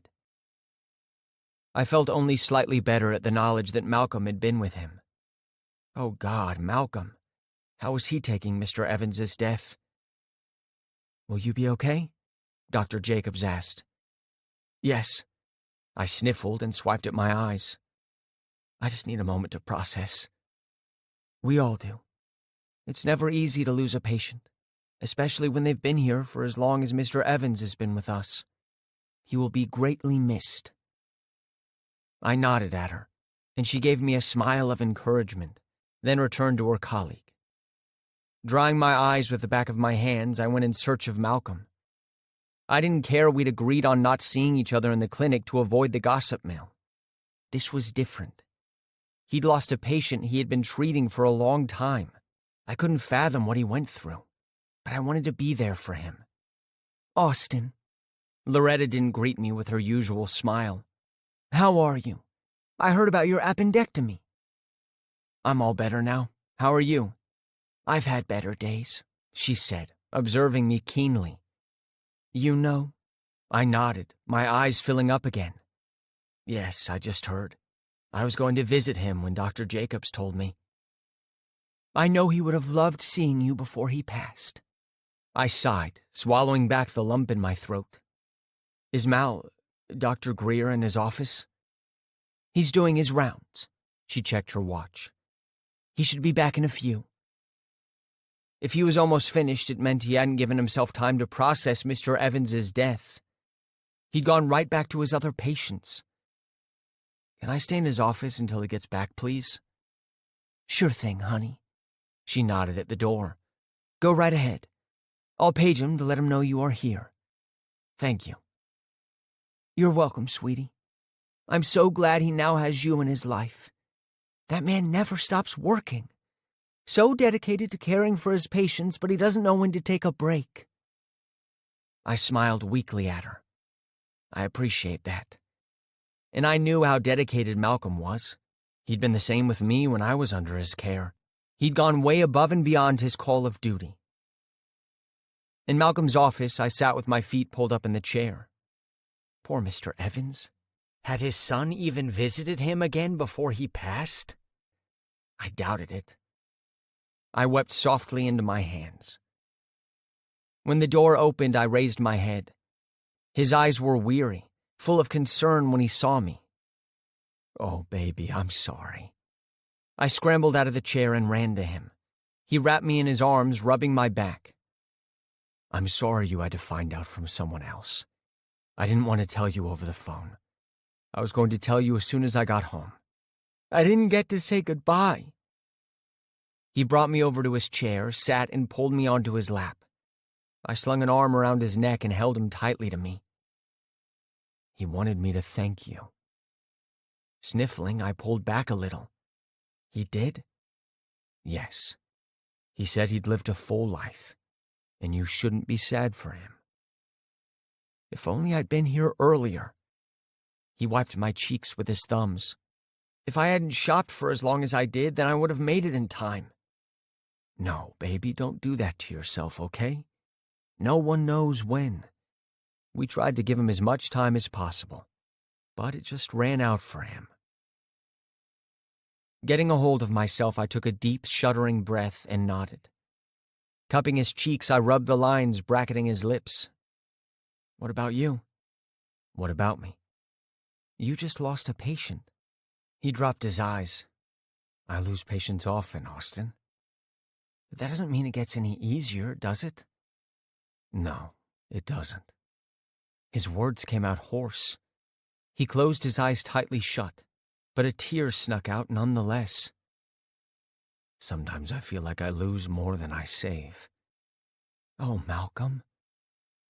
"And it doesn't get any easier," he whispered. "At least not for me. There's no way to keep the death away from the other patients, and you can't let them see how much it affects you. You have to go on inspiring people to fight, giving them hope while preparing to face the possible worst. Yet you do it every day. You are the bravest man I know. You could have chosen any other specialty, but you didn't. You were determined to give hope to people who are facing one of the most frightening diseases today. And for those with little hope, you make what time they have worth it. I'm so glad I still have you. I think you were meant to survive to bring me hope at times when I feel there's none or very little. Every day I wake up and I see your head next to mine. I'm reminded why I do this. And you don't ever have to pretend with me." I gently kissed his closed eyelids, salty with tears. "You will never have to. You may have to keep a cheerful face and spirit for your patients, but I'm no longer that. I'm your lover, your baby boy, the one you can come to when it all gets overwhelming. I may not understand what it's like to be in your shoes, but I understand enough to know that what you do daily inspires people. Many are alive today because of doctors like you, who invest so much of themselves into their patients. It can be so draining." He opened his eyes. "Then let me replenish you." Grief can be lonely when I lose a patient. It doesn't have to be. Let me share it with you. I'm going to move in with you, Malcolm. Your mom, she's okay with it." He sighed. "I love you." I pulled his head down on my shoulder. "I know. I love you too." 25. Malcolm. The memorial service for the late Mr. Evans was held at his home. Holding Austin's hand as we entered the house, I tried not to show my shock at how affluent the man had been. His home was a sprawling 2-story structure seated in the middle of a beautifully manicured lawn. The service was supposed to be a private affair with only family and close friends. Normally, I wouldn't be present for a former patient's funeral. To some, it might seem unprofessional. For family members, seeing me could serve as a reminder of the failure of my profession. If I attended the funeral service of every patient who died, I would never find the time to do much work. And since I couldn't attend them all, I refused to play favorites and go to some and not others. Just inside the house was a stand with a large book for guests to express their condolences to the family. I held Austin in front of me, one hand resting on his hip to steady him. Over the past 4 days, he'd come to accept that Mr. Evans was truly gone. but I expected him to get melancholy at the service. "Hey, how are you doing?" I whispered in his ear as he waited in line for the book to sign. He tilted his head to the side and smiled at me. "Surprisingly okay. Coming here was the right decision." He certainly seemed steadier than when we'd been getting dressed this morning. I'd had to help him with his tie because his hands had shaken so badly. When it was our turn, Austin scribbled his words of comfort to the family, as well as how much he would miss the deceased, while I wrote a more general condolence to the family. Then we walked into the large living room, where chairs had been set up to conduct the service. "It's Austin, right?" A man, a few years older than me, greeted us. He eyed Austin up and down, staring at the pink wig Austin had on. He'd worn it as a part of his memory of Mr. Evans, and the first time they'd met, Austin had been wearing the same wig, which had sparked a conversation between them. The man had told him how awful the wig looked. They'd been friends ever since. "Yes, that's right." Austin shook his hand. "I'm so sorry for your loss. He'll be missed." "We all have to go someday, I'm afraid," the man replied. "He lived longer than we expected. That's something to be grateful for." His words held no warmth, like he was speaking about a stranger and not someone he knew. "Even so, nothing can truly prepare us for losing someone."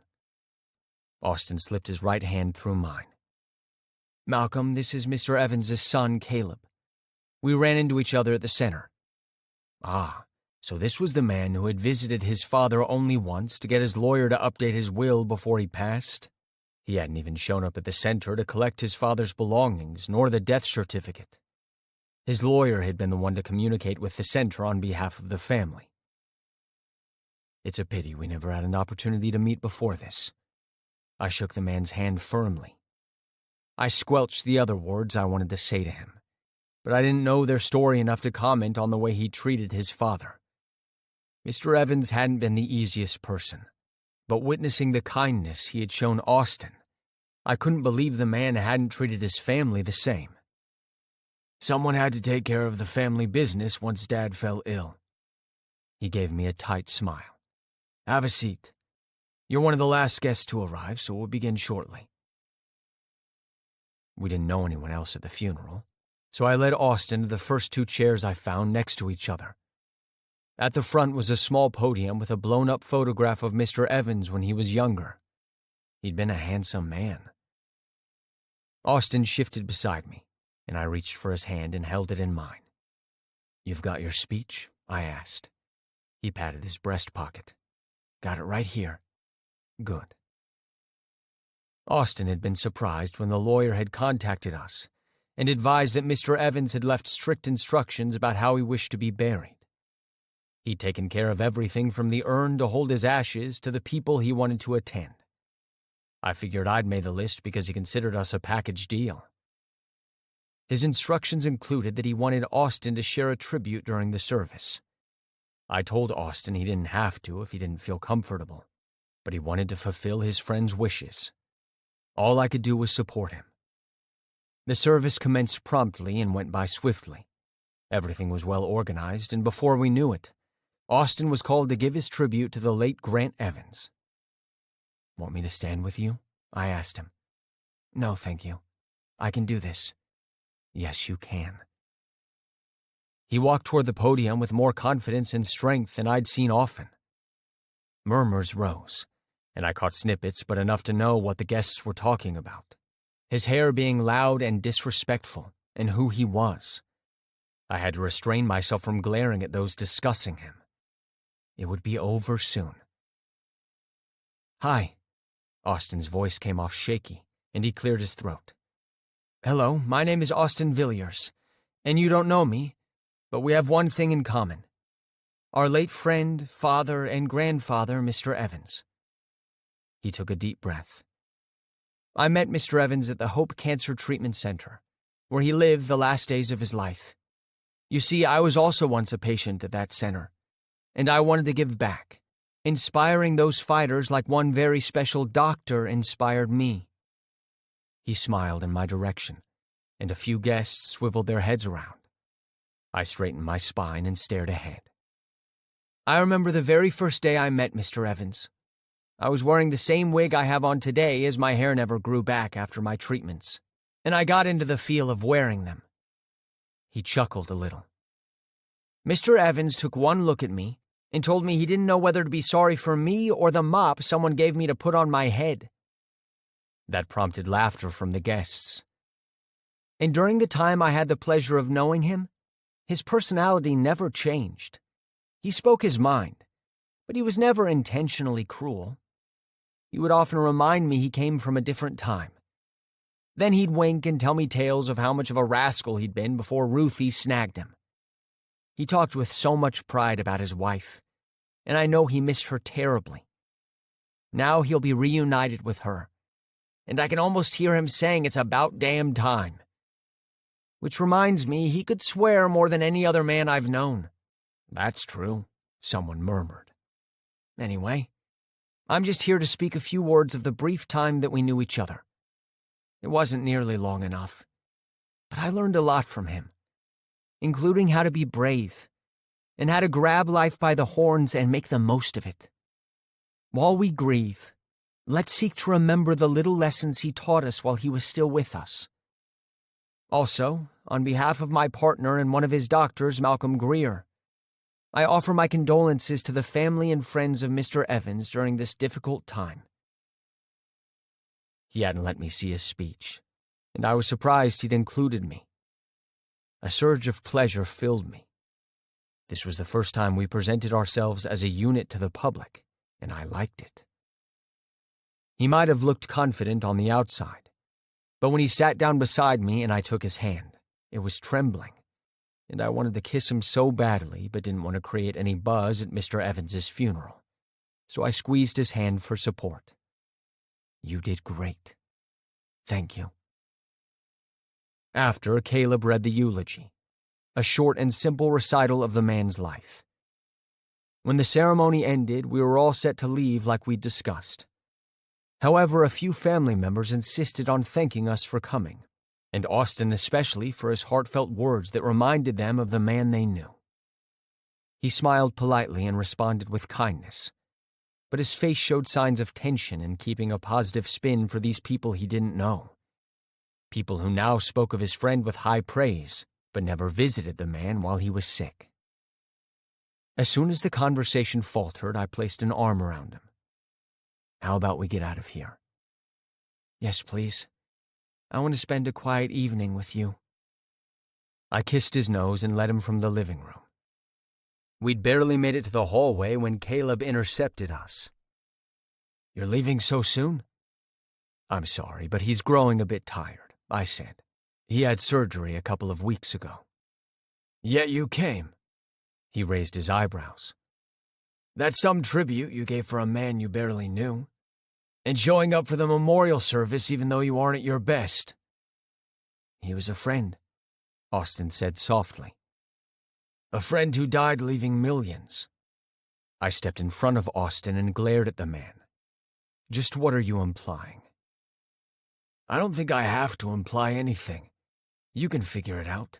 A young man hanging around a renowned rich doctor and a dying man with a fat bank balance. Austin's hand pressed to the small of my back, and that gesture reined in the words that almost spilled from me. Regardless of how I felt about the son, today wasn't about him, but about a man Austin had great respect for. I wouldn't ruin the day further for him. A good son wouldn't worry about a father giving away his inheritance, I merely said. You are that, aren't you? You should have nothing to worry about. I turned on my heel and bustled Austin out of the house. Let's go. I held in my anger until we got into my car. Who the fuck does he think he is, making insinuations about you like that? Thanks for not making a scene. He leaned over and kissed my cheek. Don't let him spoil the rest of our evening. We made it through the service. Despite that little display at the end, it was lovely. And I'm glad for the closure. You're right. Let's forget about that idiot. The important thing was that we came. You paid your respects and completed Mr. Evans's dying wish. 26. Austin. Why don't I take these down to the car for you? Unable to speak beyond the lump in my throat, I nodded. Malcolm lifted the 2 bags that contained all my belongings. He was so intuitive. I just needed a few minutes alone, and he'd picked up on that without me having to say anything. When he left and I was alone, I stared around my bedroom, cataloging every little feature: the stain in the middle of the carpet, the bed with nothing but a mattress on top, the empty bookshelves my mom had bought at a yard sale, the computer desk in the corner with the wobbly chair that never quite rolled right, and the closet with the door that couldn't close properly so always stood ajar. So many things had happened in this room. It was the place where I'd first discovered I was gay when I'd accidentally seen a naked guy on my computer screen. The way I'd stared at him had led me down an epic path to gay porn, and how into it I was. This was the bed where I'd first been kissed by Bryce, then gotten cold feet when he tried to undo my pants.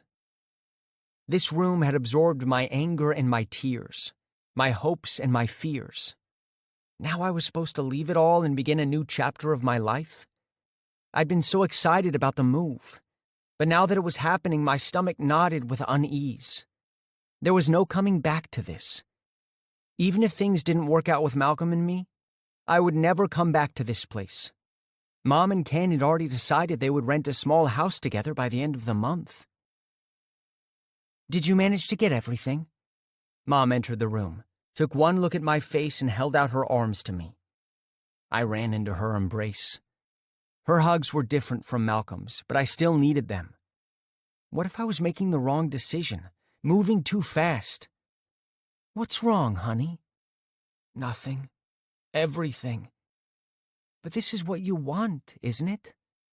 I sighed. "I do. It's just that this is it.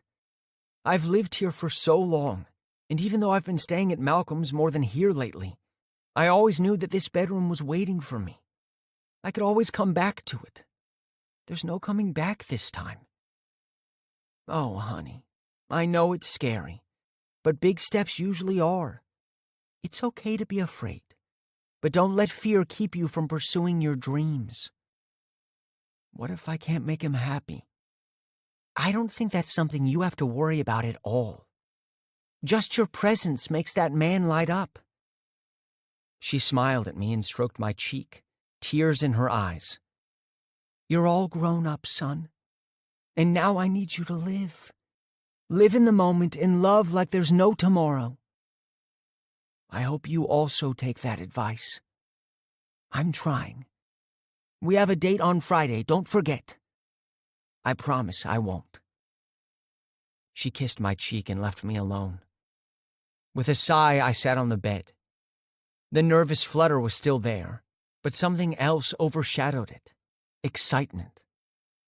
A knock sounded on the door, and Malcolm hovered just inside. "Can I come in?" Smiling at him, I patted the bed beside me. As soon as he sat, I scampered onto his lap. Malcolm laughed, resting his hands on my ass. "What's my boy up to now? Are you sad about leaving for good?" "Not sad. Anxious. Nostalgic about all the memories in this room." You'll always have those memories. He squeezed my butt.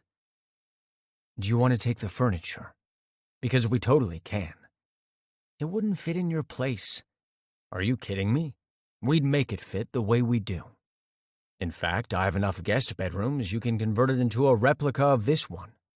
Then, whenever you get overwhelmed with all the attention I give you, and you want to spend some time alone, it's all yours." "If it's not too much trouble?" "None whatsoever. I'll get a delivery truck sometime this week, and have them haul all this stuff to my place." "Thank you. You're the best daddy a boy could ever ask for." He completely was. So attentive, sweet, and gentle. Yet he knew when I needed a little bit more steam from him.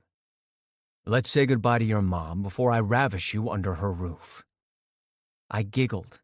"But I want to be ravished." He boosted me out of his lap.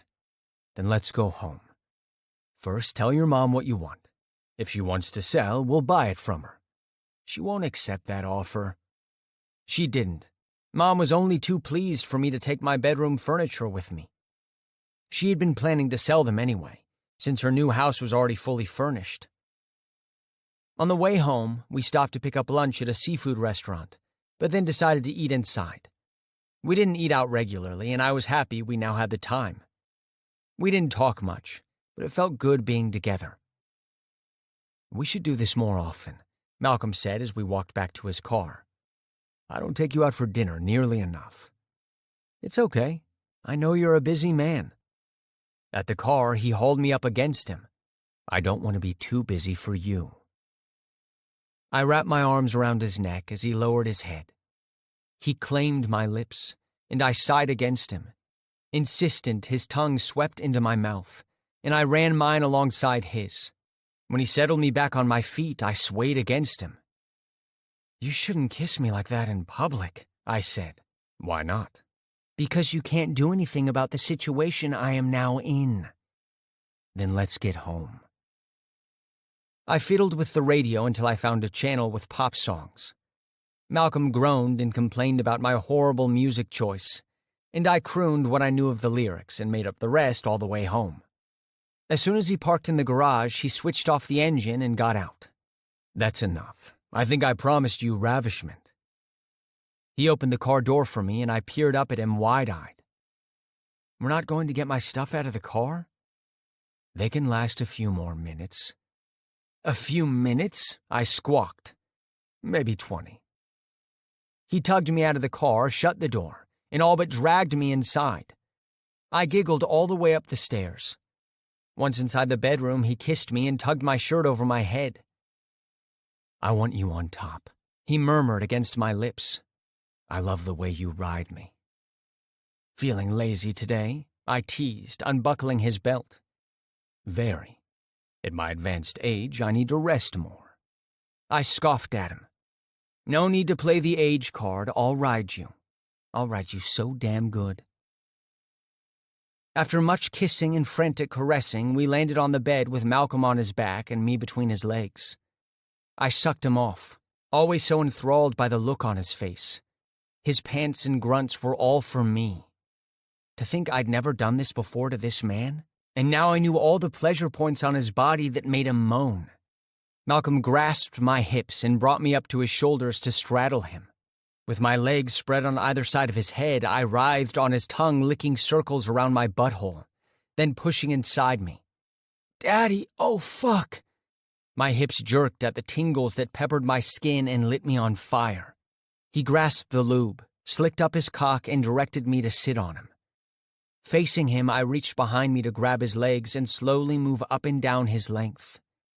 Always so damn good the way he opened me up, filled me with his thickness. I bit my bottom lip and rode him harder, my ass slapping his pelvis over and over. Yes, yes, baby. Give Daddy all that sweet hole. He thrust up and I cried out. He didn't stop. Again and again he pistoned into me. Smack, smack. Our rhythm held steady and firm. A surge of heat flooded my gut and my cock tightened. I gasped, staring in fascinated delight at my cock shooting my load on Malcolm's chest without even touching myself. How was that possible? My eyes drifted closed while he continued pushing his way into my body. That's it. So close. Malcolm pulled me down onto his chest, hips lifting as he burrowed himself inside mine. Tucked into his chest, I whimpered, finding his nipple with my mouth and sucking hard. I bit down with just enough force. Fuck! Oh my God, fuck! He gripped my ass cheeks hard, squeezing them as he nutted deep inside me. My heartbeat thrummed against his in perfect synchrony, and I didn't know which was his and which mine. Lulled by his breathing and the thump-thump of his heart under my ear, I dozed off on his chest. When I woke up, I was sprawled on the bed alone. I raised my head, glancing around for Malcolm. Mal? No answer. I fought against the urge to roll right over and go back to sleep. How long had I been out anyway? I sat up in bed and stretched. My bags were neatly placed to the right, waiting for me to unpack. I grinned, giddy with happiness. I was in love. I was loved, and the future looked bright. I used the bathroom, then slipped on one of Malcolm's t-shirts with only my underwear beneath. He loved me wearing his clothes, so why not? I unpacked the first suitcase. When I had everything laid out on the bed, I paused. Did Malcolm want me to take separate drawers? Did it matter to him? Only one way to find out. I went in search of him, which didn't take long. I followed the voices coming from the living room. Malcolm? I hesitated in the doorway. He wasn't alone, but was talking to Mr. Francis, who had been Mr. Evans's lawyer. Both men glanced in my direction, and the lawyer's gaze skittered away, his cheeks turning pink. Sorry, I didn't know anyone was here. It's okay. Malcolm patted his lap. I didn't want to wake you, but I'm glad you're up. This actually concerns you. It does? I slowly walked over to Malcolm and sat on his lap. Mr. Francis, how are you? I'm fine, thank you. I trust you are well? Yes, I'm great. What's this about? I glanced from the lawyer to Malcolm. Maybe you should explain, Malcolm said to the other man. There's been some confusion in the handling of Mr. Evans's estate, Mr. Francis said. For one, Mr. Evans changed his will at the last minute and made me the executor rather than the lawyer his son insisted for him to use. He paused as if he expected me to understand from the meager explanation he'd given so far.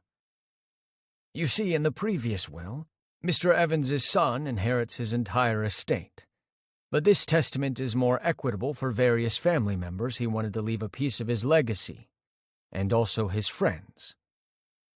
The accusation of Mr. Evans's son popped into my mind.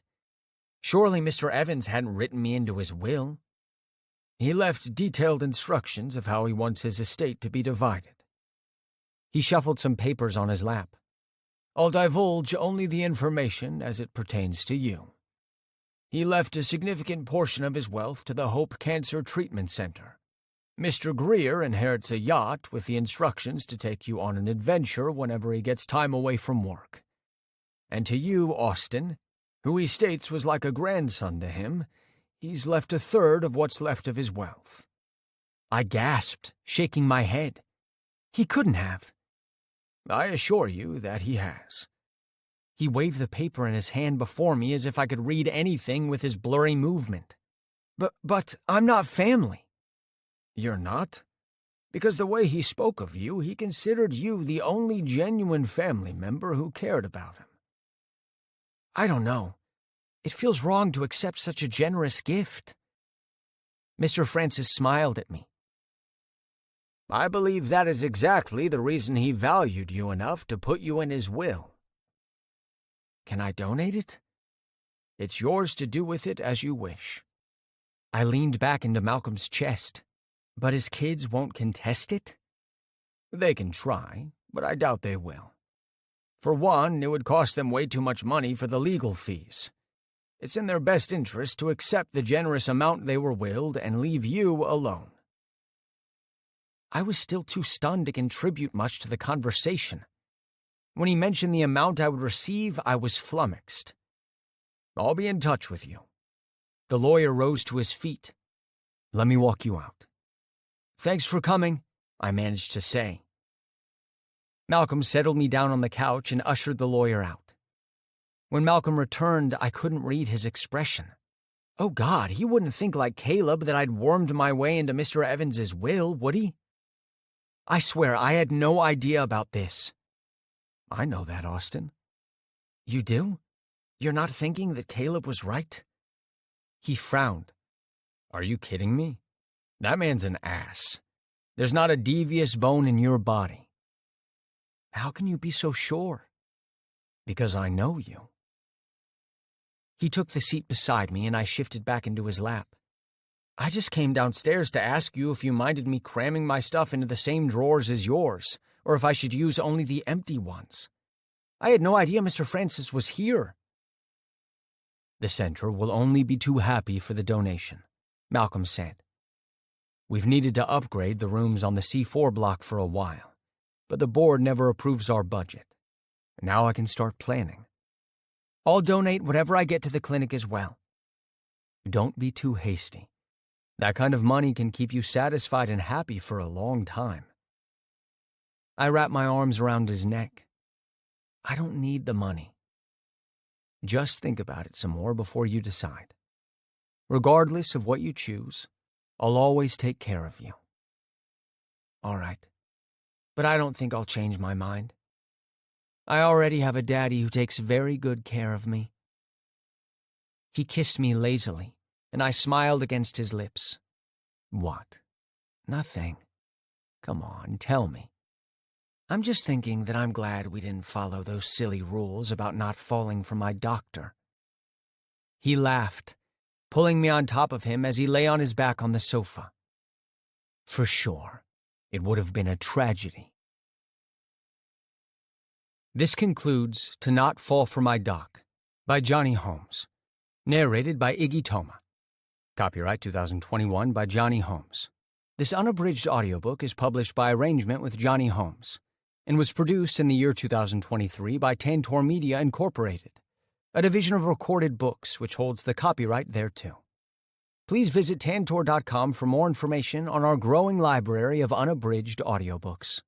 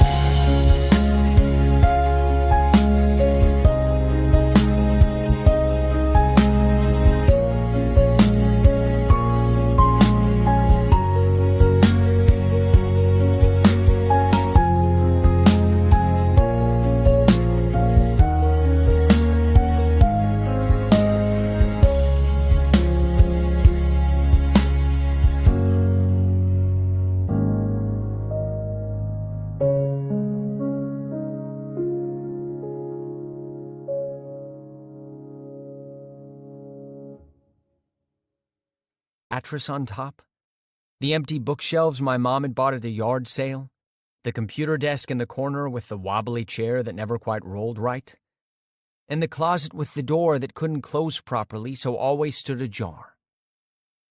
So many things had happened in this room. It was the place where I'd first discovered I was gay when I'd accidentally seen a naked guy on my computer screen.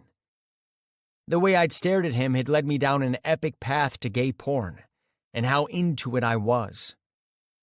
This was the bed where I'd first been kissed by Bryce, then gotten cold feet when he tried to undo my pants.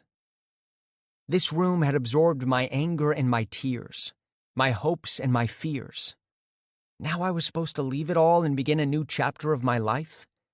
I'd been so excited about the move, but now that it was happening, my stomach knotted with unease. There was no coming back to this.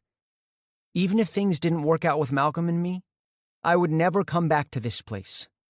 Mom and Ken had already decided they would rent a small house together by the end of the month. "Did you manage to get everything?" Mom entered the room, took one look at my face, and held out her arms to me. I ran into her embrace.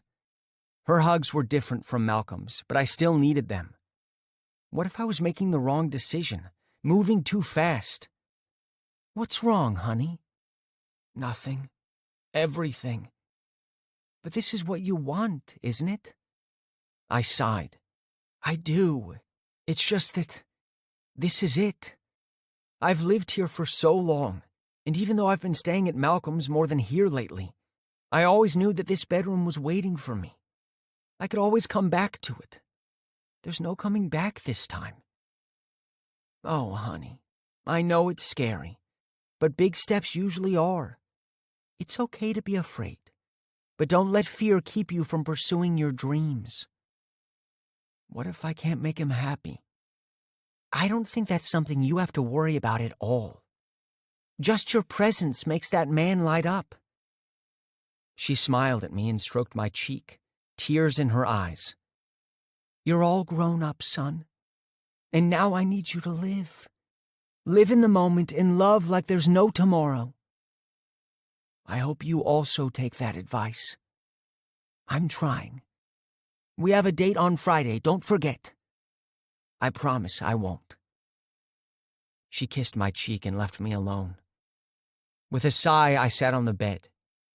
The nervous flutter was still there, but something else overshadowed it. Excitement. A knock sounded on the door, and Malcolm hovered just inside. "Can I come in?" Smiling at him, I patted the bed beside me. As soon as he sat, I scampered onto his lap. Malcolm laughed, resting his hands on my ass. "What's my boy up to now? Are you sad about leaving for good?" "Not sad. Anxious. Nostalgic about all the memories in this room." You'll always have those memories." He squeezed my butt. "Do you want to take the furniture? Because we totally can." "It wouldn't fit in your place." "Are you kidding me? We'd make it fit the way we do. In fact, I have enough guest bedrooms you can convert it into a replica of this one. Then, whenever you get overwhelmed with all the attention I give you, and you want to spend some time alone, it's all yours."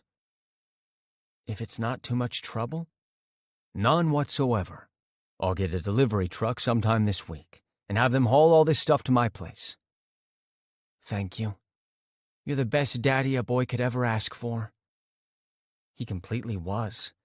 So attentive, sweet, and gentle. Yet he knew when I needed a little bit more steam from him. "Let's say goodbye to your mom before I ravish you under her roof." I giggled. "But I want to be ravished." He boosted me out of his lap. "Then let's go home. First, tell your mom what you want.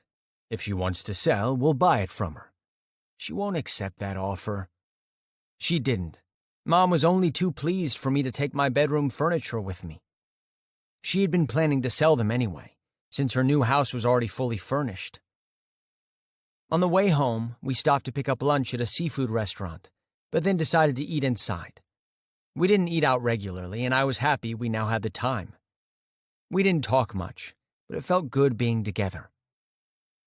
"We should do this more often. Malcolm said as we walked back to his car. "I don't take you out for dinner nearly enough." "It's okay.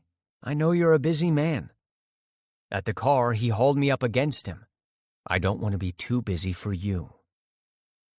I wrapped my arms around his neck as he lowered his head. He claimed my lips, and I sighed against him. Insistent, his tongue swept into my mouth, and I ran mine alongside his. When he settled me back on my feet, I swayed against him. "You shouldn't kiss me like that in public," I said. "Why not?" "Because you can't do anything about the situation I am now in." "Then let's get home." I fiddled with the radio until I found a channel with pop songs. Malcolm groaned and complained about my horrible music choice, and I crooned what I knew of the lyrics and made up the rest all the way home. As soon as he parked in the garage, he switched off the engine and got out. "That's enough. I think I promised you ravishment." He opened the car door for me, and I peered up at him wide-eyed. "We're not going to get my stuff out of the car?" "They can last a few more minutes." "A few minutes?" I squawked. "Maybe 20. He tugged me out of the car, shut the door, and all but dragged me inside.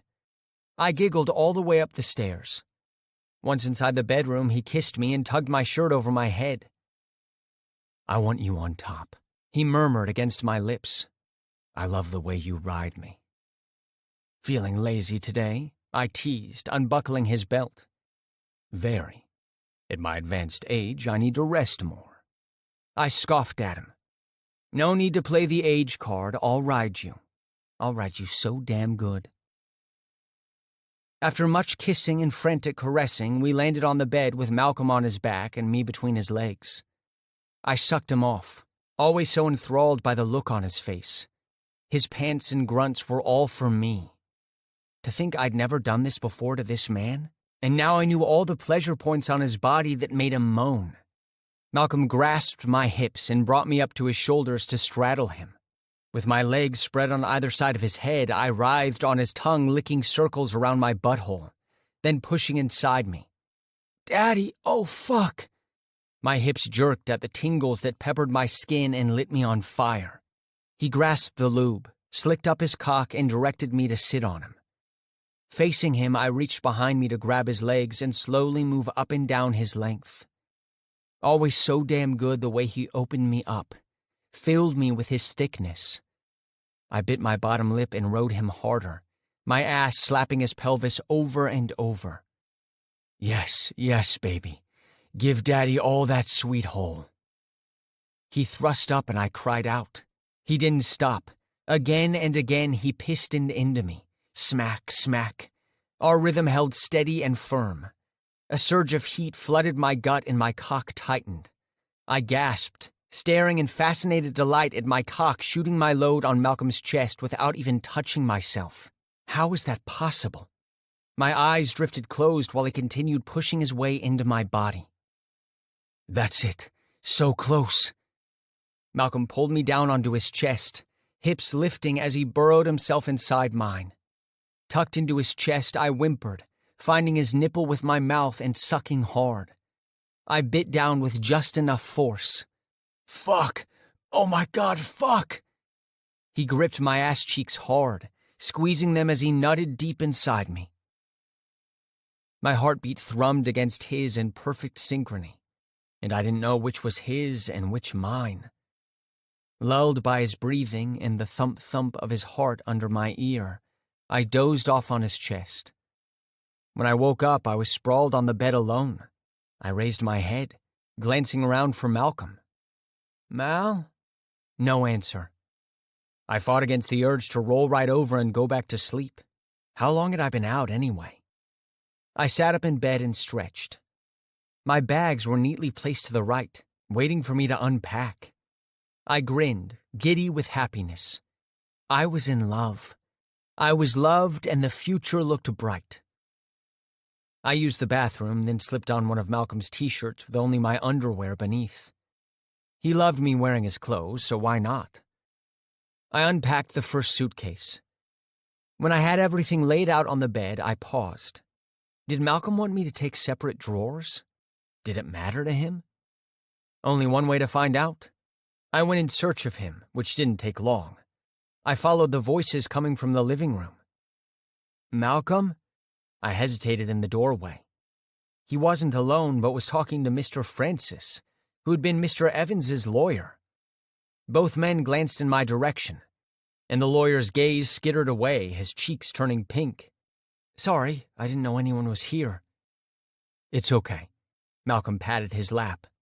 I didn't want to wake you, but I'm glad you're up. This actually concerns you.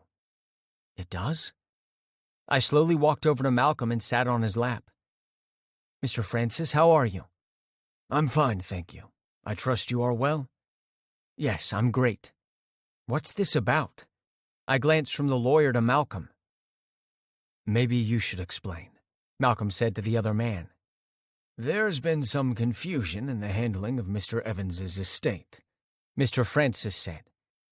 For one, Mr. Evans changed his will at the last minute and made me the executor rather than the lawyer his son insisted for him to use. He paused as if he expected me to understand from the meager explanation he'd given so far. You see, in the previous will, Mr. Evans's son inherits his entire estate. But this testament is more equitable for various family members he wanted to leave a piece of his legacy, and also his friends. The accusation of Mr. Evans's son popped into my mind. Surely Mr. Evans hadn't written me into his will. He left detailed instructions of how he wants his estate to be divided. He shuffled some papers on his lap. I'll divulge only the information as it pertains to you. He left a significant portion of his wealth to the Hope Cancer Treatment Center. Mr. Greer inherits a yacht with the instructions to take you on an adventure whenever he gets time away from work. And to you, Austin, who he states was like a grandson to him, he's left a third of what's left of his wealth. I gasped, shaking my head. He couldn't have. I assure you that he has. He waved the paper in his hand before me as if I could read anything with his blurry movement. But I'm not family. You're not? Because the way he spoke of you, he considered you the only genuine family member who cared about him. I don't know. It feels wrong to accept such a generous gift. Mr. Francis smiled at me. I believe that is exactly the reason he valued you enough to put you in his will. Can I donate it? It's yours to do with it as you wish. I leaned back into Malcolm's chest. But his kids won't contest it? They can try, but I doubt they will. For one, it would cost them way too much money for the legal fees. It's in their best interest to accept the generous amount they were willed and leave you alone. I was still too stunned to contribute much to the conversation. When he mentioned the amount I would receive, I was flummoxed. I'll be in touch with you. The lawyer rose to his feet. Let me walk you out. Thanks for coming, I managed to say. Malcolm settled me down on the couch and ushered the lawyer out. When Malcolm returned, I couldn't read his expression. Oh God, he wouldn't think like Caleb that I'd wormed my way into Mr. Evans's will, would he? I swear I had no idea about this. I know that, Austin. You do? You're not thinking that Caleb was right? He frowned. Are you kidding me? That man's an ass. There's not a devious bone in your body. How can you be so sure? Because I know you. He took the seat beside me and I shifted back into his lap. I just came downstairs to ask you if you minded me cramming my stuff into the same drawers as yours, or if I should use only the empty ones. I had no idea Mr. Francis was here. The center will only be too happy for the donation, Malcolm said. We've needed to upgrade the rooms on the C4 block for a while, but the board never approves our budget. Now I can start planning. I'll donate whatever I get to the clinic as well. Don't be too hasty. That kind of money can keep you satisfied and happy for a long time. I wrapped my arms around his neck. I don't need the money. Just think about it some more before you decide. Regardless of what you choose, I'll always take care of you. All right. But I don't think I'll change my mind. I already have a daddy who takes very good care of me." He kissed me lazily, and I smiled against his lips. "What?" "Nothing. Come on, tell me." "I'm just thinking that I'm glad we didn't follow those silly rules about not falling for my doctor." He laughed, pulling me on top of him as he lay on his back on the sofa. "For sure, it would have been a tragedy." This concludes To Not Fall for My Doc by Gianni Holmes, narrated by Iggy Toma. Copyright 2021 by Gianni Holmes. This unabridged audiobook is published by arrangement with Gianni Holmes and was produced in the year 2023 by Tantor Media Incorporated, a division of Recorded Books which holds the copyright thereto. Please visit tantor.com for more information on our growing library of unabridged audiobooks.